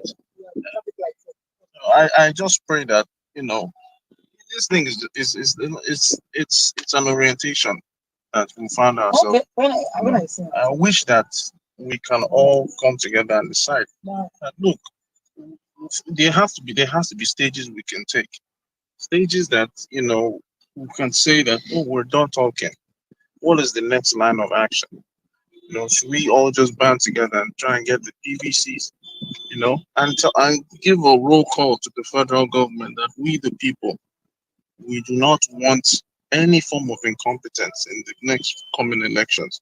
And that would be a requirement to get out the right sets of people from up to bottom. Gather the NLC, gather the universities, all the organizations in charge of the universities, both the diaspora, everybody, send out a roll call message that says that, look, we're not going back again. The whole country is on fire. There's fuel scarcity. People are dying. Children are doing rituals. What is the meaning of that? Come on. I'm tired of coming on space. I pray that please, if it's possible, we should get up another space that has to do with solutions. And every day we're going to come up with all these spaces, and it keeps on going in circles. So we're not on our feet yet. We're still sleeping. We're really still sleeping. The youths are not even, they're not even the Generation Z, they're not even ready. But we're playing our own efforts. We can come up with strategic solutions on how we can make these things happen. All right, thanks for that. Thanks for your contribution. So keeping it moving. Night, go ahead, Mike is yours. Yeah, good morning. Thanks for having me. Just wanted to contribute a little bit. So, pardon me to switch this. The problem no be say we don't know the problem. No be say we no frustrate. No be say we don't know the solution. Because not only when something happened to us, now Nigerians, everybody will come out. I'm tired. I'm this. I'm that. True. The truth is this: if you want to make an impact, the fastest way to make an impact is the political way. We know that. But for those of you saying, okay, let's protest, yes, you're not just going to protest without having an organization. The way you organize is to get at your base. Your base is the youths. Everywhere in the world, for those of you in the diaspora that you've been, there is no country on earth that had made any significant progress without a revolution, peaceful or otherwise. And the way you do it is from youthful integration into your system. So Sister BC came up online and asked, what's the solution? BC, here's your solution. Reach your youths. When I mean reach your youth, I don't mean campaign or only when Timi Dakologo does a good song and dance. No, I'm saying your bloggers, your celebrities, your churches, your mosques, all your youth leaders in your mosques and stuff, you've got to explain. See as it go carry affect you when the hungry start. All of us know if you jump from the country. See as it go carry affect you because your school day down. See as it go carry affect you if you no get that PVC, if you no vote. If you dare they shout, you no go count, you no go count. Ask yourself, say who they count and who they count. Now still young people, all of them do NYS. If we can just get the ones that we say are somewhat educated to engage, you move the bar forward. They complain not too much. We don't complain, so they look for some imaginary person to do it. So immediately you do that, ask yourself this: how did NLC? I think somebody spoke about this like 5 minutes ago. How did NLC organize in Nigeria back in the day when we were coming into democracy that launched people like Adams Oshomole? People fall off back because they communicated factually, not communicating hypely, just to hype. We need this good governance. No, granular communication. See as you go be. You see that rice we no fit up again. School no day for you. Now your PVC now go open them up. Now your local government chairman where they vote for. Now your state government and state representative where they vote for. If they look say Buhari go do magic, no be so, or president go do magic, no be so. We have to start engaging locally. When I mean locally, amongst your friends, amongst the organizations you belong to, market women, all your organizations, social organizations, because the politics affects everything. Then now, after you do that, you still have to get involved. What is the involvement? I think that there's a guy that came up on this stage that spoke about using tech. Yeah, using tech is one thing, but word of mouth is still stronger than tech any day. Uncle, we know you. Now you be chairman, now you didn't put this thing for your hand. How you do it? If you go to some parts of the East now, you will see some people doing that to their representative. You don't come here, promise us everything, you know, do it. Why should we send you again? You know they go again. Fight go start, no problem. You know go fight the whole crowd. The next phase after that is okay. How? Because the truth is, in the last 5 to 10 years, the biggest thing tech has revealed in Nigeria is how rotten our understanding of simple matters are. That is to say, if you see the ones who come out where it is a get sense, I think somebody said, no, try to explain to village people politics. Perfect analogy. Because now those of us who say we know we're the inside town, what would you say, okay, this one nothing that happen. We no get one clue of how things they work. Now we need to really explain things to. Nobody mama and the power they village where get their village meetings. They understand politics in its infancy. Now, this one's where you say, okay, that middle youth where it is, okay, how do we get 30 million? That 30 million, now you need to explain, say, this is the slippery slope of If you no get your card, if you no participate, if you no show, see the back end. These 76-year-olds and 80-year-olds are not running around in your country causing havoc. They are still sending some of the same people that you look like. Everybody want to bam bam. Those ones who just want to bam bam, and they use CRCP. Then after you explain that, my sister in the diaspora said we need to start accosting the end products of these politicians. All the children when they send abroad, all the king folk they chop the money. We know them. We they follow some of them party. How many of us don't speak up? I remember when I first got to when I first left the country. First of all, I met some girl that was bragging, in Abuja with the row with the president, because I presidential jet. Now I tell her, say no worry. Tomorrow when you complain about water, when you complain about the road no day at village, no say you follow chop the money, and the whole room went quiet. And somebody was looking at me. I said, yes, so no say you follow chop the money, no be devil, the snake no dey chop money. Now you we follow go Tanzania, go party with President speaking on private jet that is supposed to be for official use. Now you we go party. Thanks for coming. On a share give 10,000 girls. Now you the youth. We want dress, we want dress. We are Chinese. You Americans, they wear the flash. Now you we want copy America. We the order snacks all the way from America just to do private party for Abuja to Can you flex. wrap up? I will. Give me 2 seconds. You are the ones that are the polity. You are the ones that need to engage. If you are not engaged, listen, the next 4 years, the hungry no be here. Una can complain all una want. If we don't explain things grammar like this, I'm speaking pidgin English because now the language we need to use. No be BB grammar. That's all I want to add. Thank you. All right, thanks for that.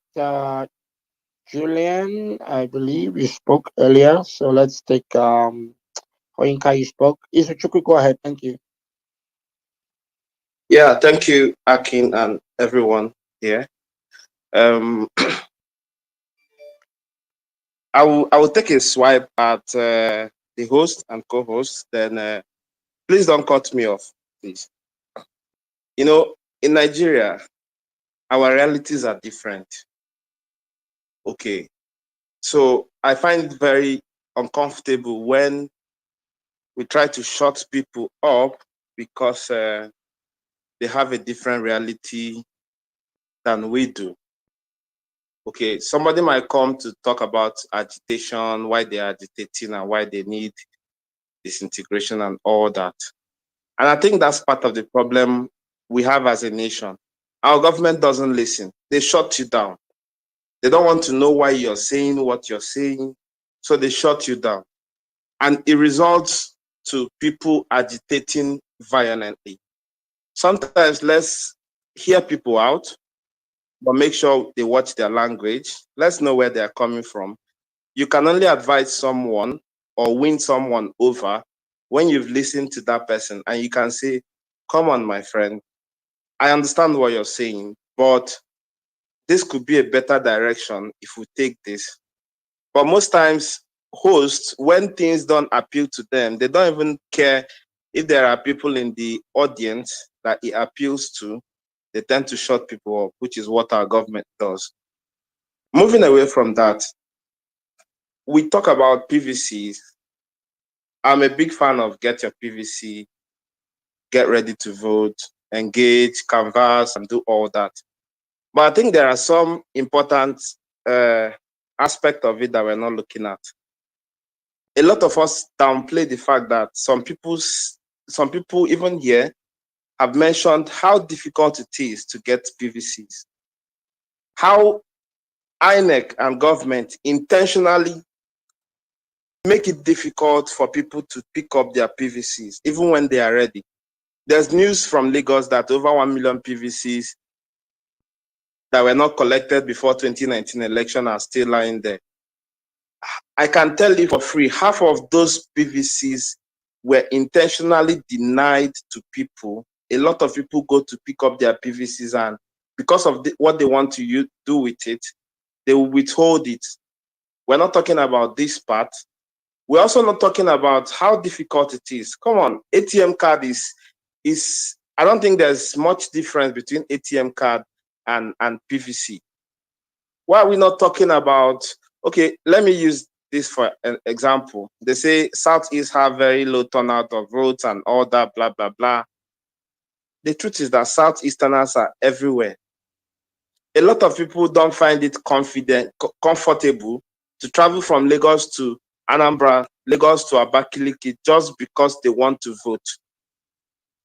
Why don't we push in that direction that, okay, we all want to get our PVCs. You guys have to make this process a lot easier and stop denying people access to their PVCs. Nigeria as a nation, if we think PVC is that important, you remember the time of NIN. At some point, there is deadline. If you don't get your NIN at so time, you'll be cut off your network. You won't be able to do bank transactions and all that. But PVC, no, because they don't want us to have it. And we're not doing anything about it. Nigeria just, I'm tired of talking about Nigeria sometimes, but okay, look at NIN. All of us are keen up to get NIN. There are newborn babies today. Nothing is being done about them. When they get to 18, 20, they will start going to queue up and pay 3K to collect, to have their NIN, National Identification Number. When you can start that process from birth, you know, so I don't know how we're going to do it, but we just don't have to downplay some things, some complaints or some concerns that people talk about when it comes to PVC. It's difficult for a lot of people to get their PVC, even after registration. Picking it up is another tug of war. You can go there 1 million times. A lot of people don't have that liberty. A lot of people don't have that time. And funny enough, it's done in some part of the country, and in some part of the country, you have easy access to your PVC. Why? So there's a whole lot of things, but that aside, something happened, something very tragic happened yesterday. Our leaders, our president is nowhere to be found, just like when we had fuel crisis, diesel is 800, ASU is on strike, somebody is chilling in UK. We are on autopilot. We need to move away from this, please. Thank you. Thank you very much, Mr. Zuki. Thank you very much indeed. All right, Oluwamo, sorry. Yeah, Again, go. apologies if you felt like we shut anyone up. I don't think we gagged free speech on the space. Again, as I said, the conversation of referendum, self-determination is a bottomless pit. I'm not going to, again, dedicate people's very important time to an emotional topic like we've opened the space for on whether Okrika people would move with us people or whether the Southern Kaduna people will go with the Kwara people. I don't think it's good use of my time this afternoon. Not like it's not important to other people, but again, for today's conversation, I want to keep it very succinct. The other thing you said, and you know, it's always good when I hear people say very brilliant things, but behind brilliant ideas is execution and the willingness to do work. So I would love to know and expect that as you have recommended and proposed some of these things, you're equally backing it up with action. You talked about people not being able to get their PVC. That's a real challenge. That's a problem. I hope you are maybe renting buses on Saturday or finding ways to find opportunities for people to take time off work, transport them to get their PVCs. I hope you are equally spending your Saturdays 3, 4, 5 hours in social circles, encouraging people to go out and get their PVCs. I hope you're equally using your computer to design flyers to say, register to get your PVC. You know, so you can have all these great ideas and you want Oluwamo to do it. You want El Nathan to do it for you. No, why don't you be the leader that you seek? Be that champion. I see the vote Peter Obi, great guy, Okute, amazing individual. We are rooting for him in many corners. But then again, it goes with saying, hey, this is what I am doing. Like many people have come up here and talked about. So I think we're all very brilliant. We all have great ideas, but we're not willing to put in the work. I'm one person, Renu is one person, you can be your own person. Make a mark, leave a legacy, do the difficult work. But again, thanks for your contribution. Let's keep the mic rolling. I need to see that we get through everyone here. Nos Omar, go ahead. Mic is yours. Omar, are you there? Going once, going twice. Okay, let's take. I think it's an internet though. Omar, you hear me? Okay, on my let's leave her mind. on stage. We'll come back to her. Let's take Pride of a Peacock. Go ahead.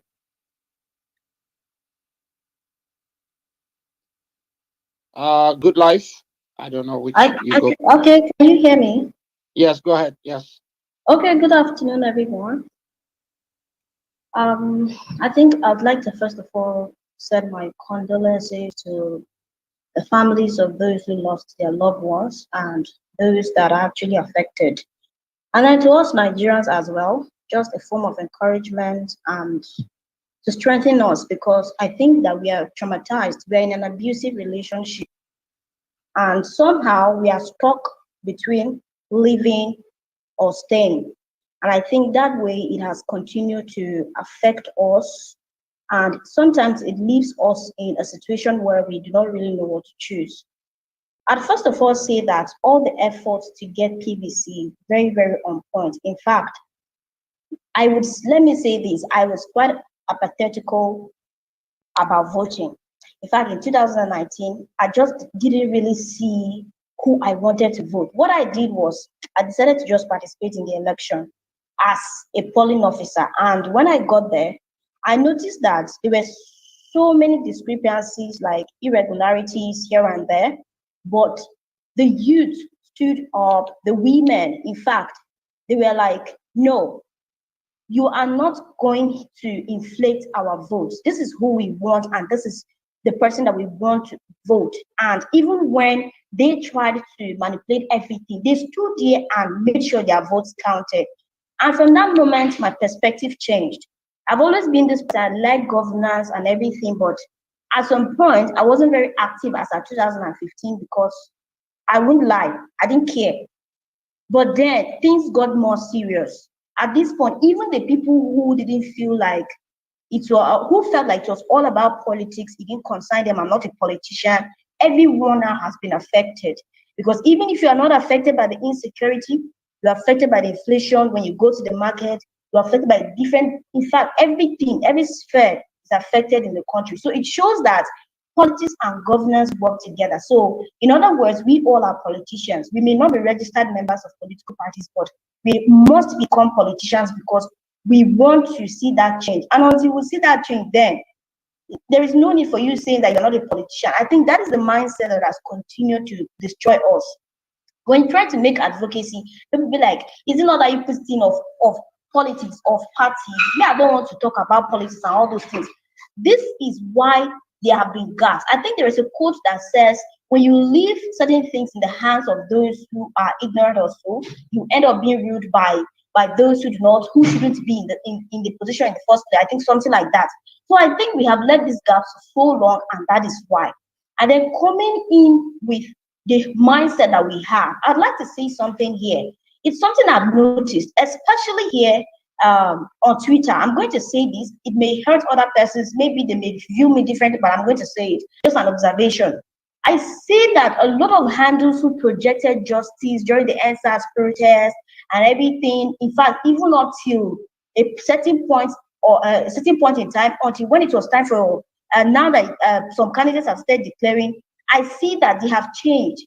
They have changed their whole, they navigated a kind, I don't know how they are navigating their talks these days. It's about, no, you don't have to be emotional about anything. It's politics is politics. You don't know how things work here. A third force cannot work. A new candidate cannot work. This person must have structure. This person must. All these structures are the same things that are destroying us. We have been doing politics the way it is done in Nigeria, and we have not been seeing any difference. So I don't know how we actually want to make change when we are still saying this is not how politics is done in Nigeria. I don't think that with the creation of Nigeria, they said this is how politics is going to be. Until we change or have a paradigm shift on how things are done, we make a demand that yes, this is how we want it to be done. I don't think it's going to change, because if we keep saying that okay, this is how politics have been structured in Nigeria, then I don't think it's going to be any different. We still have certain people that we have a notion that okay, it's only this particular group of people or this particular person that can win election for us, or we are always just to win election. What happens in those 4 years after you've won that election? What is going to happen? This is why we are suffering today. 2015, Buhari was presented because he was going to be in election for his party. No one actually cared what the aftermath was going to be. And we are facing it now, and I still see the same thing going on again. So when you try to, or when you dare to speak up, they say you are emotional. So I don't know if being emotional is a crime, because you being emotional shows that you still have emotions. Emotions can be happiness, can be sadness, can show that you are a conscious person.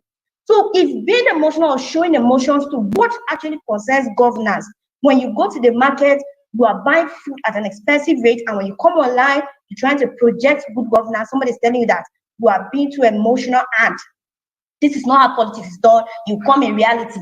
So if we do not change these things, how do we expect? And then I saw someone say something, I don't know, El Nathan, if I got that name correctly, he said something that even struck me, because that is what I've been meaning to say. We accuse the people at the grassroots every time. I go to my village, at least I was in my village in December, and there is no part of my village I do not know. I have that connection with the grassroots, and I know the problems of my people. And when you tell me that it is these people in the villages that collect money, we insult them every day and say they are the ones that are collecting money. But what about the influencers who sit in their AC field offices, receiving money from these people and promoting them online? Just one tweet of endorsement can go a long way. And when you see that these celebrities, the same ones who went out to protest with us, going to sing, going to pray, going to do whatever they want to do with these people, and then you tell us that it's their way of making money. We all want to make money, but we need to make sacrifices. If we do not make sacrifices and continue to be in these people's faces, they would never take us seriously. Because you can't tell me that you hate pork and then you go asking for the sauce. It will never work that way. So I think that we still have to make a lot of sacrifices, and not just focus on the grassroots, because these people, we already know that they don't have a choice. So how can we make a change their mentality, orient them to know that they can collect these bags of rice, but they can still make their choices on the election date. On the election date, they can still collect all of these things, but make village in December. And there is no part of my village I do not still make their choice.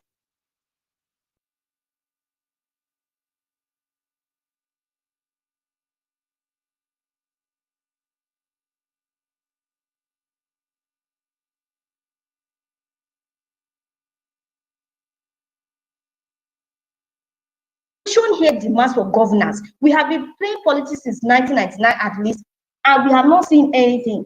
We need to have a difference in the way we project governance. We can't still bring in the same people, even when we know that these people do not have anything to offer us. Yes, they may win the election. They may win the election for your party, but what is going to happen after that? I think that there are a lot of things we need to fix. I understand that we have ties with all of these people, but we need to sacrifice. Yes, we need to sacrifice some of these things if we want to see a change. Because I cannot be saying that this is who I don't want this person, and the next thing I'm saying, okay, I want to say something. I'm in a dilemma at the moment. Someone that has actually been very nice and everything, a very competent person. I know he's competent, but he just joined a party that, honestly, he's vying under a party that doesn't suit my ideologies, and I'm kind of stuck. I'm like, how are you a very good person? I know that you're a very good person and you are vying under this party. What am I supposed to do right now? Because I know you have what it takes, but under this party that you are coming from, I mean, this party you're coming under, I don't think that it will allow you to project your ideas. Yeah, so apologies. I'd like to roll the mic around. It's okay. Thanks for your contribution. Just a passing comment to some of the things you said. Yes, it is frustrating that you feel this way. I would say this, and I want to be very sincere. It's not equally fair to guilt trip people into again choosing to align with you politically, the way you may see things. So even while it may be distasteful or perhaps irritating, it's just, it's what life offers us. The question is, who are you supporting? How are you galvanizing support for that person to win at the polls? But then again, politics is a game of numbers. Your heroes, your celebrities that you again view favorably may be the ones to disappoint you. So don't let that be how you choose to exercise your civic duty. But again, you said a lot of brilliant things. I appreciate your input. Don't know if Omar's network is back. Otherwise, we take Mikhail Banks.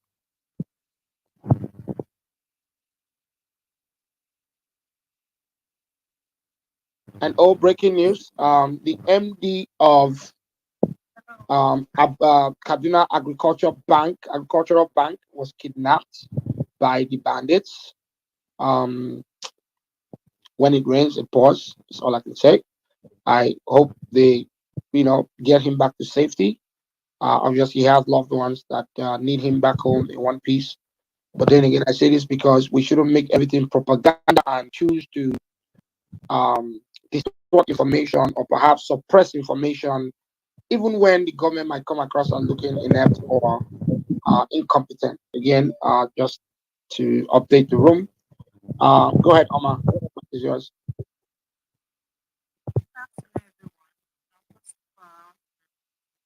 Yeah, you're not audible. We can't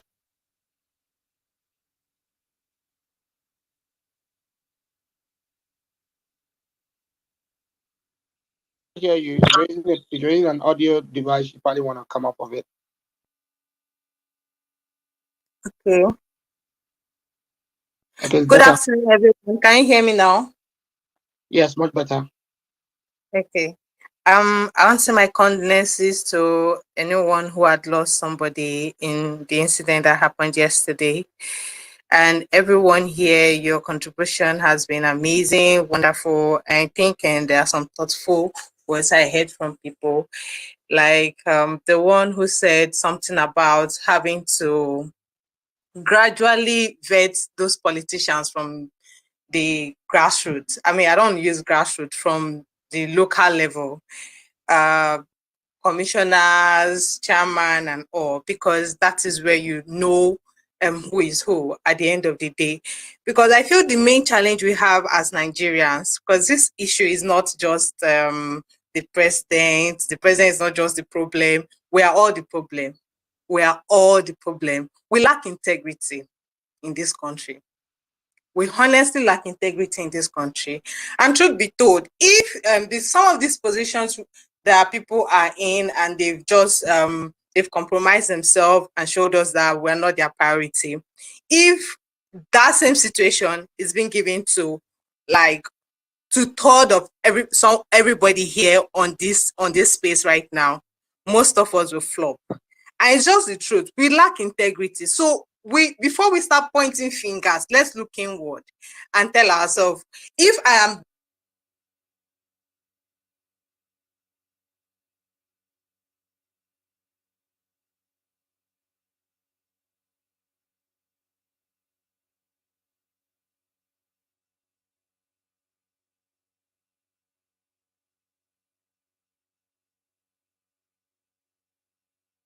the way you treat your patients and all, you lack integrity and you expect other people to have integrity. So if I think we all have to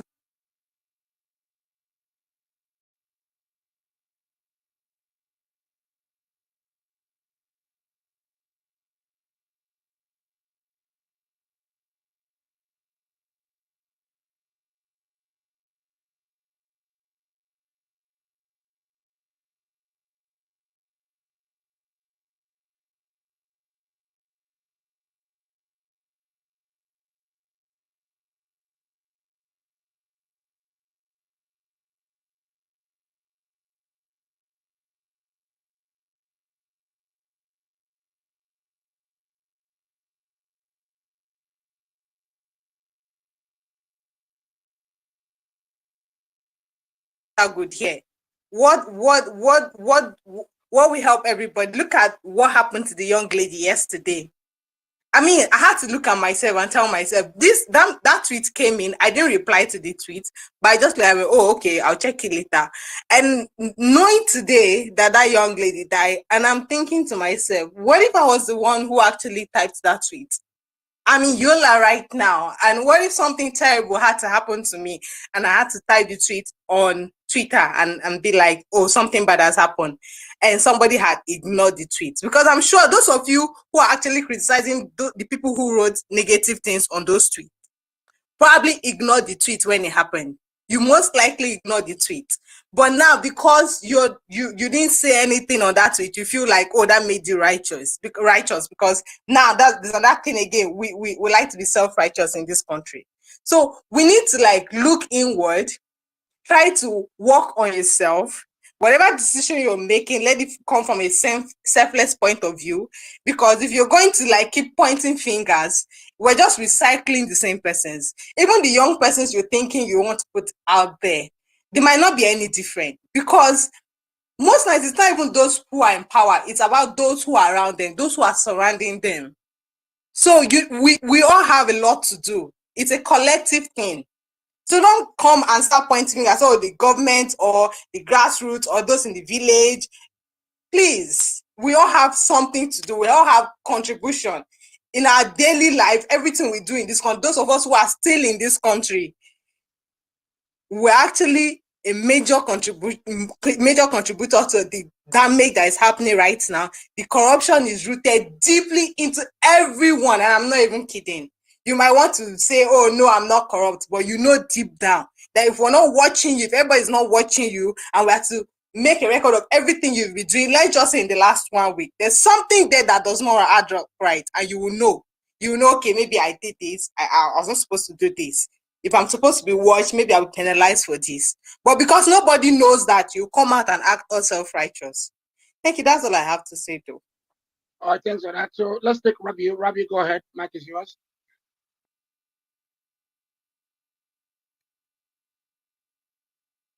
Rabi Abubakar, are you there? Okay, if Rabi is not there, let's take Mikhail Banks. Good afternoon, everyone. It's Michael Banks.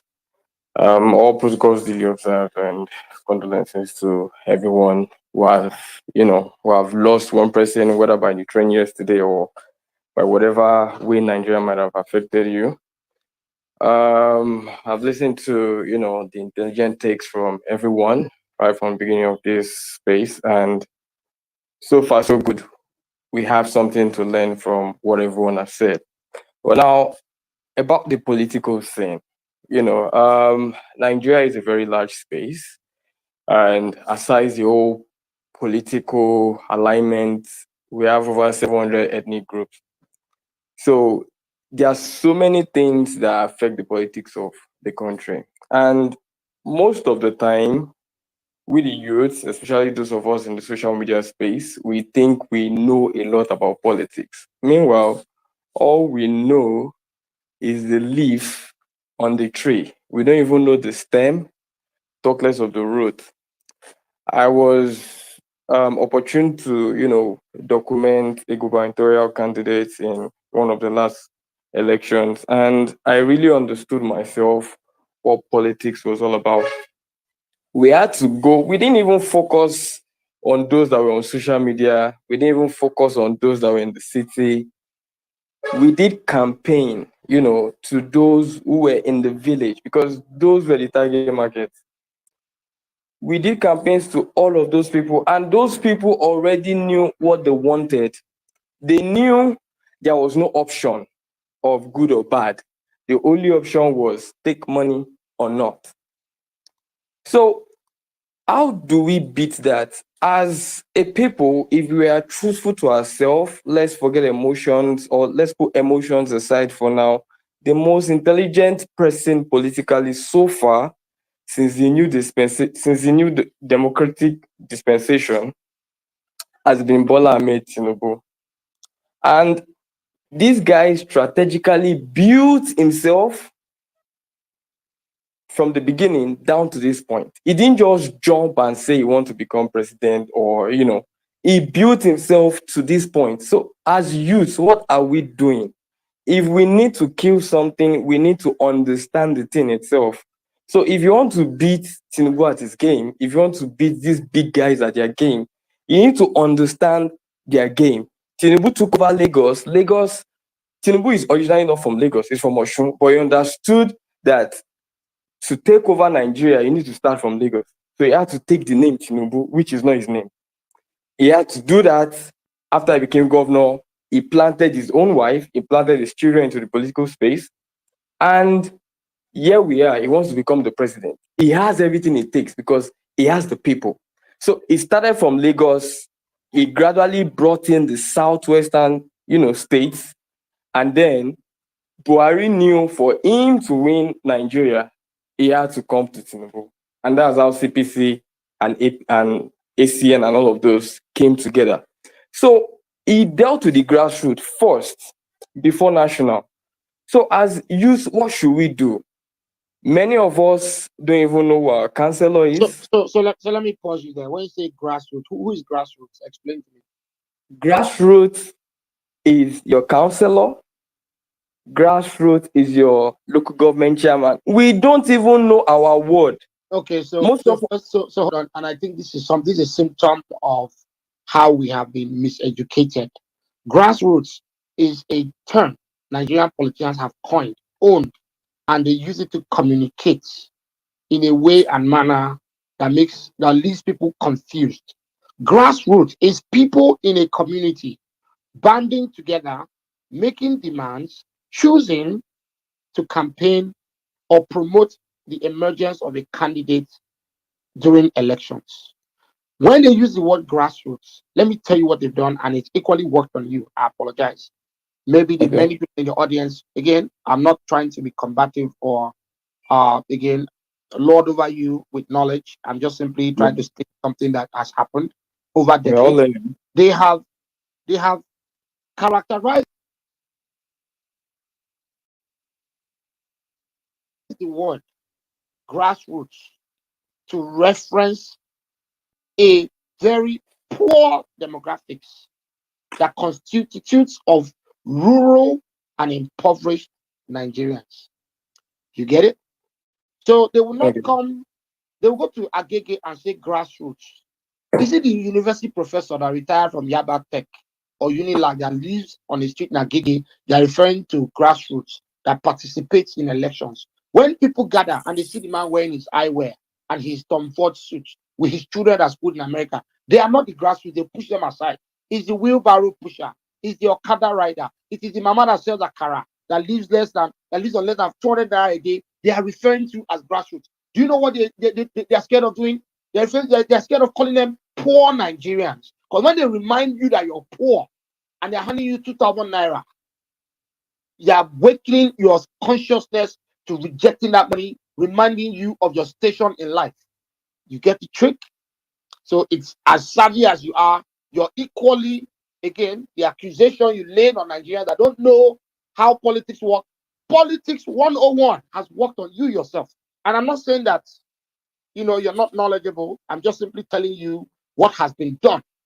So again, from generation to generation, an 8-year-old kid listening to his daddy and his mommy talk, or his uncle or his auntie, or perhaps a friend or a brother like you, using the word grassroots, will equally grow up and use that word grassroots. Forget using that word to mask their true realities economically. We're going to see the grassroots. We're going to see poor people in impoverished fucking neighborhoods. That's what it means. So they basically coined a term out of political dishonesty to use it to label a voting bloc. Does that make sense? Okay, yeah, it does. So all right. grassroots. So listen, grassroots is what we're doing here on Twitter Spaces. We are a grassroots. So what we need to do, as people come up on stage, oh, this is what we need to do. This is what we do. What we need to do is part of what we're doing today. You never heard my voice. You don't know my background. You don't know what I do. You don't even know where I live. But here we are talking, and we're forging alliances, and we're sharing ideas. I've gotten over 100 DMs today, probably 15 plus phone numbers. I was involved in NSAS. You never heard my name because, again, I was always behind the scenes. Survived the shooting at the toll gate. Did a lot of work with getting the panel case going through Lekki hearing.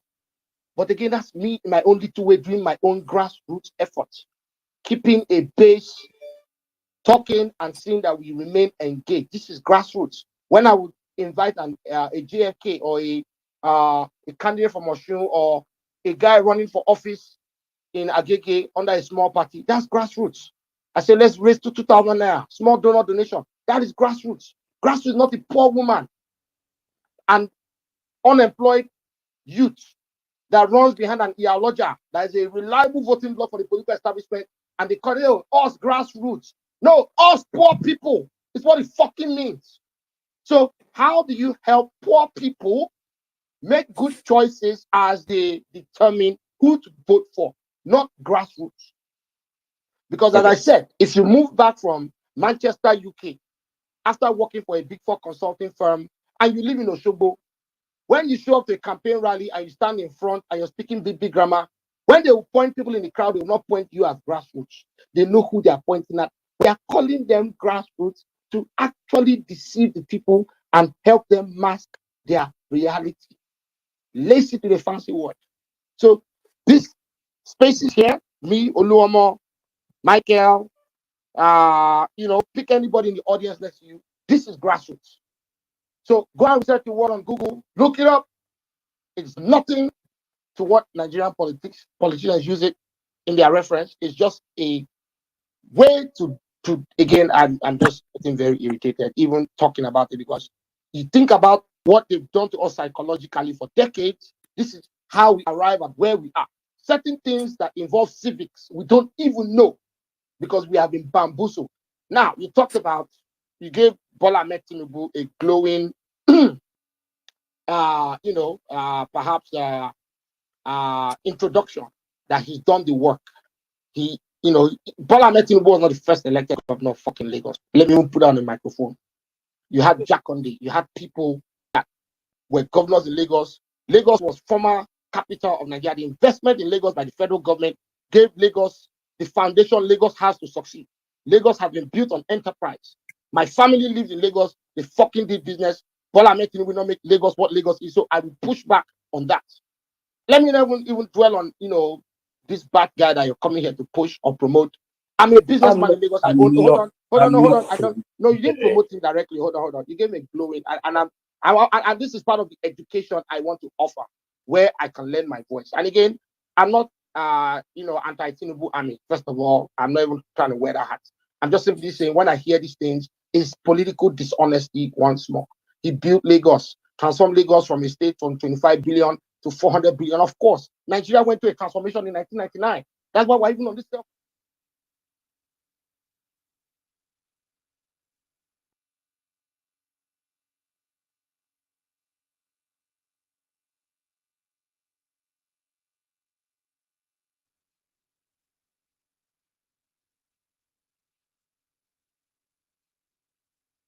Private secondary school. Goke went to London to school, and daddy went broke.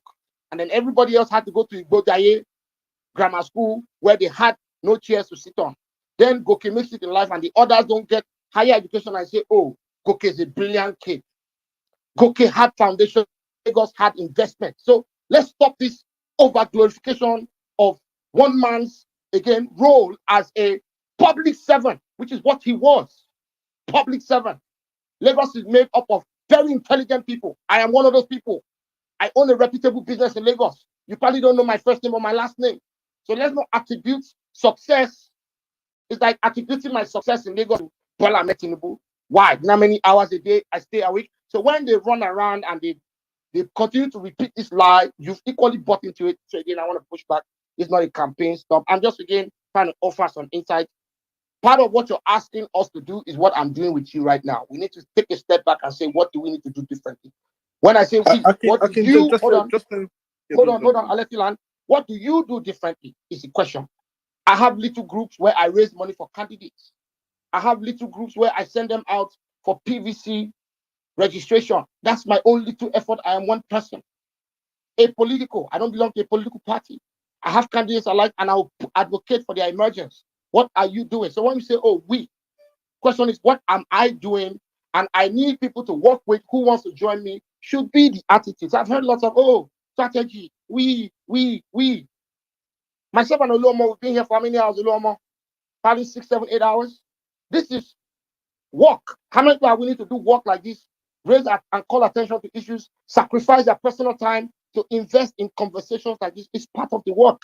This is grassroots, my brother. I'll let you finish. Oluomo, take over. Go ahead, man. Yeah. I just want to disagree with the young man who also said, Lagos set of excellence and stuff. Because I don't know, sometimes I ask myself, maybe someone just needs to get out of Nigeria for kind of loud. If you go to Bangkok, for example, Bangkok is the capital of Thailand. If you said infrastructure, then in Bangkok. Bangkok's GDP is not even as high as Lagos GDP. The level of transportation system, just recently in Lagos, I mean, you look at a system that we don't even have a rail system. The Lagos government is buying more vehicles in the state that the level of traffic is unbelievable. Just last year for Christmas time, because when we talk about Lagos, I don't know what the gentleman was talking about, what Tinubu has done. Tinubu has delivered bad governance in Lagos State. Only someone who's ever traveled out of Nigeria, you think Lagos is Lagos nothing special. I live in Lagos myself. I live in Lagos for over 15 years. There's nothing special about Lagos State. We come back to Lagos every year. You cry for that state. The amount of money the Lagos is making, the revenue, that should be an amazing place to live. You can't compare Lagos to Rwanda, to what's it called, Kigali in Rwanda. You can't compare Lagos to, for example, to Johannesburg. It's impossible. I mean, just last year, Christmas time, I don't know if you saw the videos that went viral in Makoko. No Nigerian citizens should be living like that. It's talking of Lagos State for crying aloud. This was not even Benny in Makodi or somewhere. This is the Lagos State. Those children were singing inside the water. Primary school students. I cried. I was like, what is going on? There's a young lady here called Project Hope Foundation, just out for me. She contacted me from America thinking, have I seen the video that went viral? I said, yes. It's unbelievable. We had to raise like ₦1 million to go to those schools for those children to do like a party for them to be working.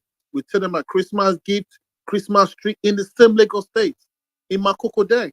What are we talking about? It's in the same Lagos we're talking about. I get angry when people say Lagos is a what's it called center of excellence. Of course not. When it rains, goes up when it rains. I live in Lekki myself. When it rains in Lekki, for example, is a total nightmare. A total nightmare. I mean, we travel around the world for crying aloud. You know, the amount of money Lagos makes, that state should be a better position than it is. But I'm afraid even Lagos State House of Assembly, they're all corrupt. From Tinubu and all of them are corrupt. That's what it is. Enough is enough of this madness. What's Tinubu going to deliver to us? Bad governance. They're thinking about structures and stuff. Now, I think someone took it earlier on about what's his name? Macron. Macron from a new political party within 18 months, he became the French president. It's a shame that Nigerians are not ready for good governance. Because if you're ready for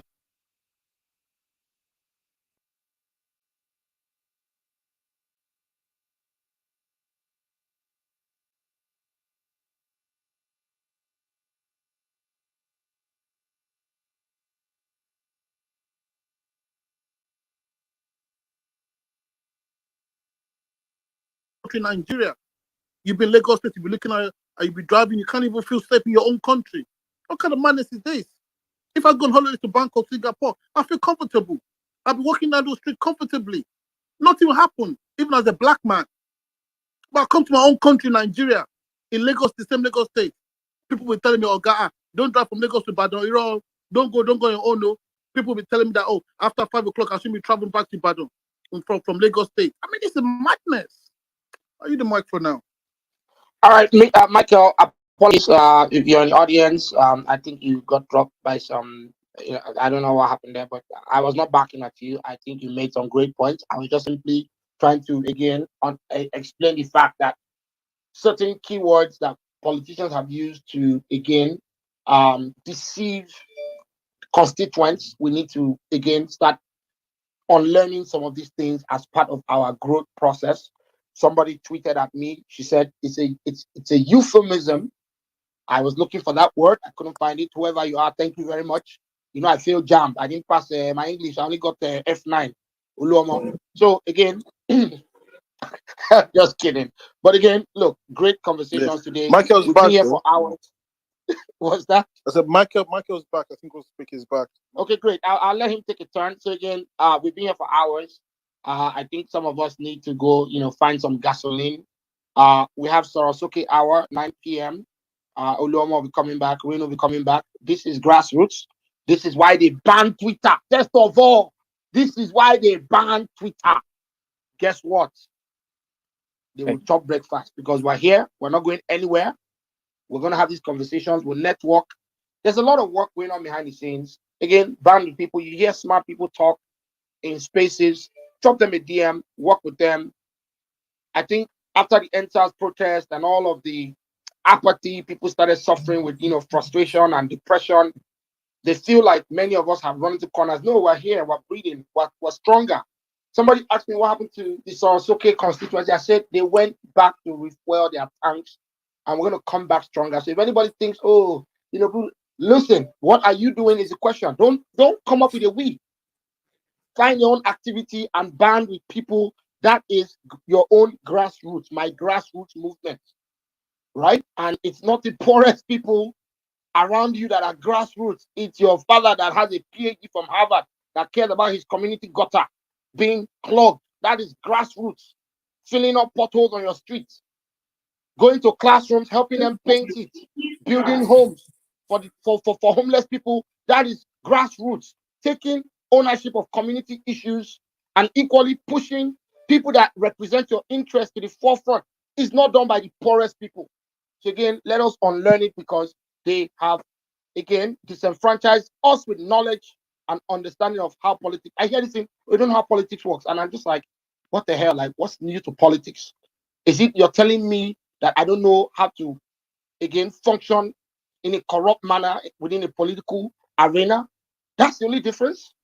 Otherwise, there are laws, there are constitution, amendments that guides you on what to do to elections. Elections are not hard. If you pick it up, you see what INEC rules are. So going to drop Ghana must go back in palaces or going to, NURTW and, finding local warlords, that's not politics. Again, you can call that coalition building. Yeah, Labour Congress, Farmers Union. It's all part of building alliances. But then again, the ugly side of politics, you say, oh, young people don't know politics, learn from these old people. No, we choose not to learn from old people. I don't want to encourage my daughter to be a better edu that will support NSAS and then tomorrow she wants to run for women's leader and come back and deny it and say she had nothing to do with it. I'm sorry. Many of us have integrity. We will not toe that part. That is not politics. That's dishonesty. I'm saying it on the microphone.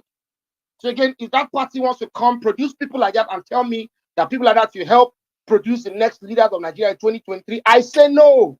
I push back. Pick your issues, pick what matters to you. But at the end of the day, what are you doing within your household, within your community to see different results? Michael, I'll let you speak. Oloma will probably want to, adjourn till 9 p.m. Come back, join us. Follow me on Twitter, follow the speakers, insightful conversation. I am not feeling so better from this news of this young lady's death and some of the frustrations we tweet. So I'll probably go take a walk, and try to calm down a bit. We'll come back, we'll talk politics, pure politics, 9 o'clock. What are people doing after NSAS or circuit generation and all of the small movements across the country? TPAM, I'll probably have Femi Falana come back, hopefully. There's the matter of the Lekki toll gate that's about to reopen on the 1st of April. We'll talk about that. Is that an April Fool's joke on us Nigerians? Let's talk more. Michael, share some closing thoughts. As I said, apologies. I wasn't jumping on you. We'll come back and we'll shut the room down. Okay, all right. Thank you, and thanks for the clarification. But I think apologies if you took me out of context. When I was talking about Tinubu, I wasn't talking about his achievement as governor or a political person. I was talking about how he has used the system to grow himself to a political figure that he is now. So the reason why I brought him up was for us to, see the angle he used. Because if, like you said, grassroots is we the people, you understand? You've corrected that.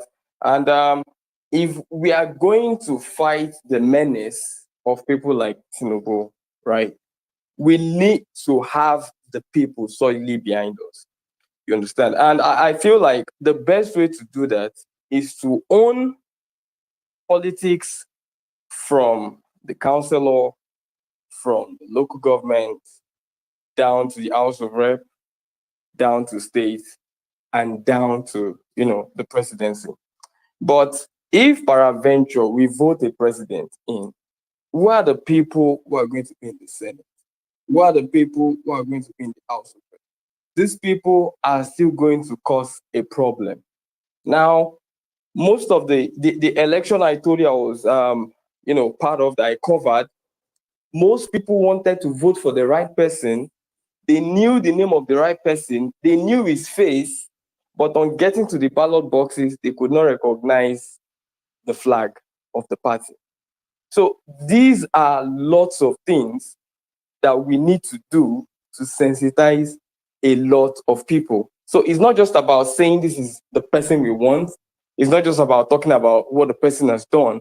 It's about letting people know this person down to the party, down to the colors of the party, down to the flag, and even down to the location of the flag on the ballot box, on the ballot paper. So these are the things that we need to understand that the people need. So when I was talking about Nigeria being like a long-term project and all that, is we have a few months to election. You talked about Macron in France. Yeah, if you can but, wrap up your thoughts in like 30 seconds, okay, please. All right. So we really can't compare politics here to politics there, because most of the people here don't even have access to internet, don't have access to information. A lot of people in Nigeria don't probably even know about this train incident already. So we need to understand the terrain of Nigeria and see how we can use that political terrain in our favor. So that's what I think, and I feel like we need to get to the people. We need to have a solid party.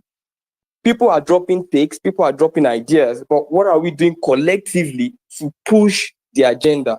And the agenda is for a better Nigeria. The agenda is to have a political stance, but we need to do it together, not just individually. So that's my take. Thanks for that. Again, if you like what Michael said, band with him, drop him a DM. Goal is to connect people with communities together, well-meaning intentions, people not trying to self-benefit or self-promote. But again, politicians do what they do. They're allowed. What are you doing is a question, not we. What am I doing? I think that's how we begin to kick off a lot of engagement and efforts that's needed to, if you want to say, dislodge the establishment, or at least influence the right people in office. Thanks for being with us here again. Hearts, out to the victims and their families. Again, political news hitting us that Tinubu cancelled his. I'm not going to call the age because I don't know if that age is accurate. So let me be careful myself. And Osibanjo is in laughing. I don't know what the age is. I can't know his birthday or something. The age ago, I don't know what is it. I don't know if the mass is adding up, but that's not my cup of tea. My father is 81. That's all me I know. And if I look at two of them, anyways, you can reach your own conclusion with that. But again, Osibanjo is in Kaduna. I think this is what we expect from leadership. They shouldn't wait for reactions like this, seeing that there's 1,000 people on spaces talking, or Twitter is above criticizing them. They should understand what is needed. The minute that phone call came across, I think we expect it to again reassure Nigerians, look, we're on top of, just do what you have been elected to do. Our hearts go out to the family members of the soldiers that were killed. Very graphic videos and pictures. I beg you, if you get your hands on any of them, don't post on public forums. Somebody sent it to me, that's why I can talk about it, but I'm not going to post it on a page that has traffic of 10, 15, 20,000 people, because I don't know if his child or brother or sister follows me. So again, let's try to be respectful. Chinelo as well. Let's remember her for the great life she lived. Young medical doctor, dentist, rather than the graphic image, again, that some people are trying to share. So please, let's be responsible.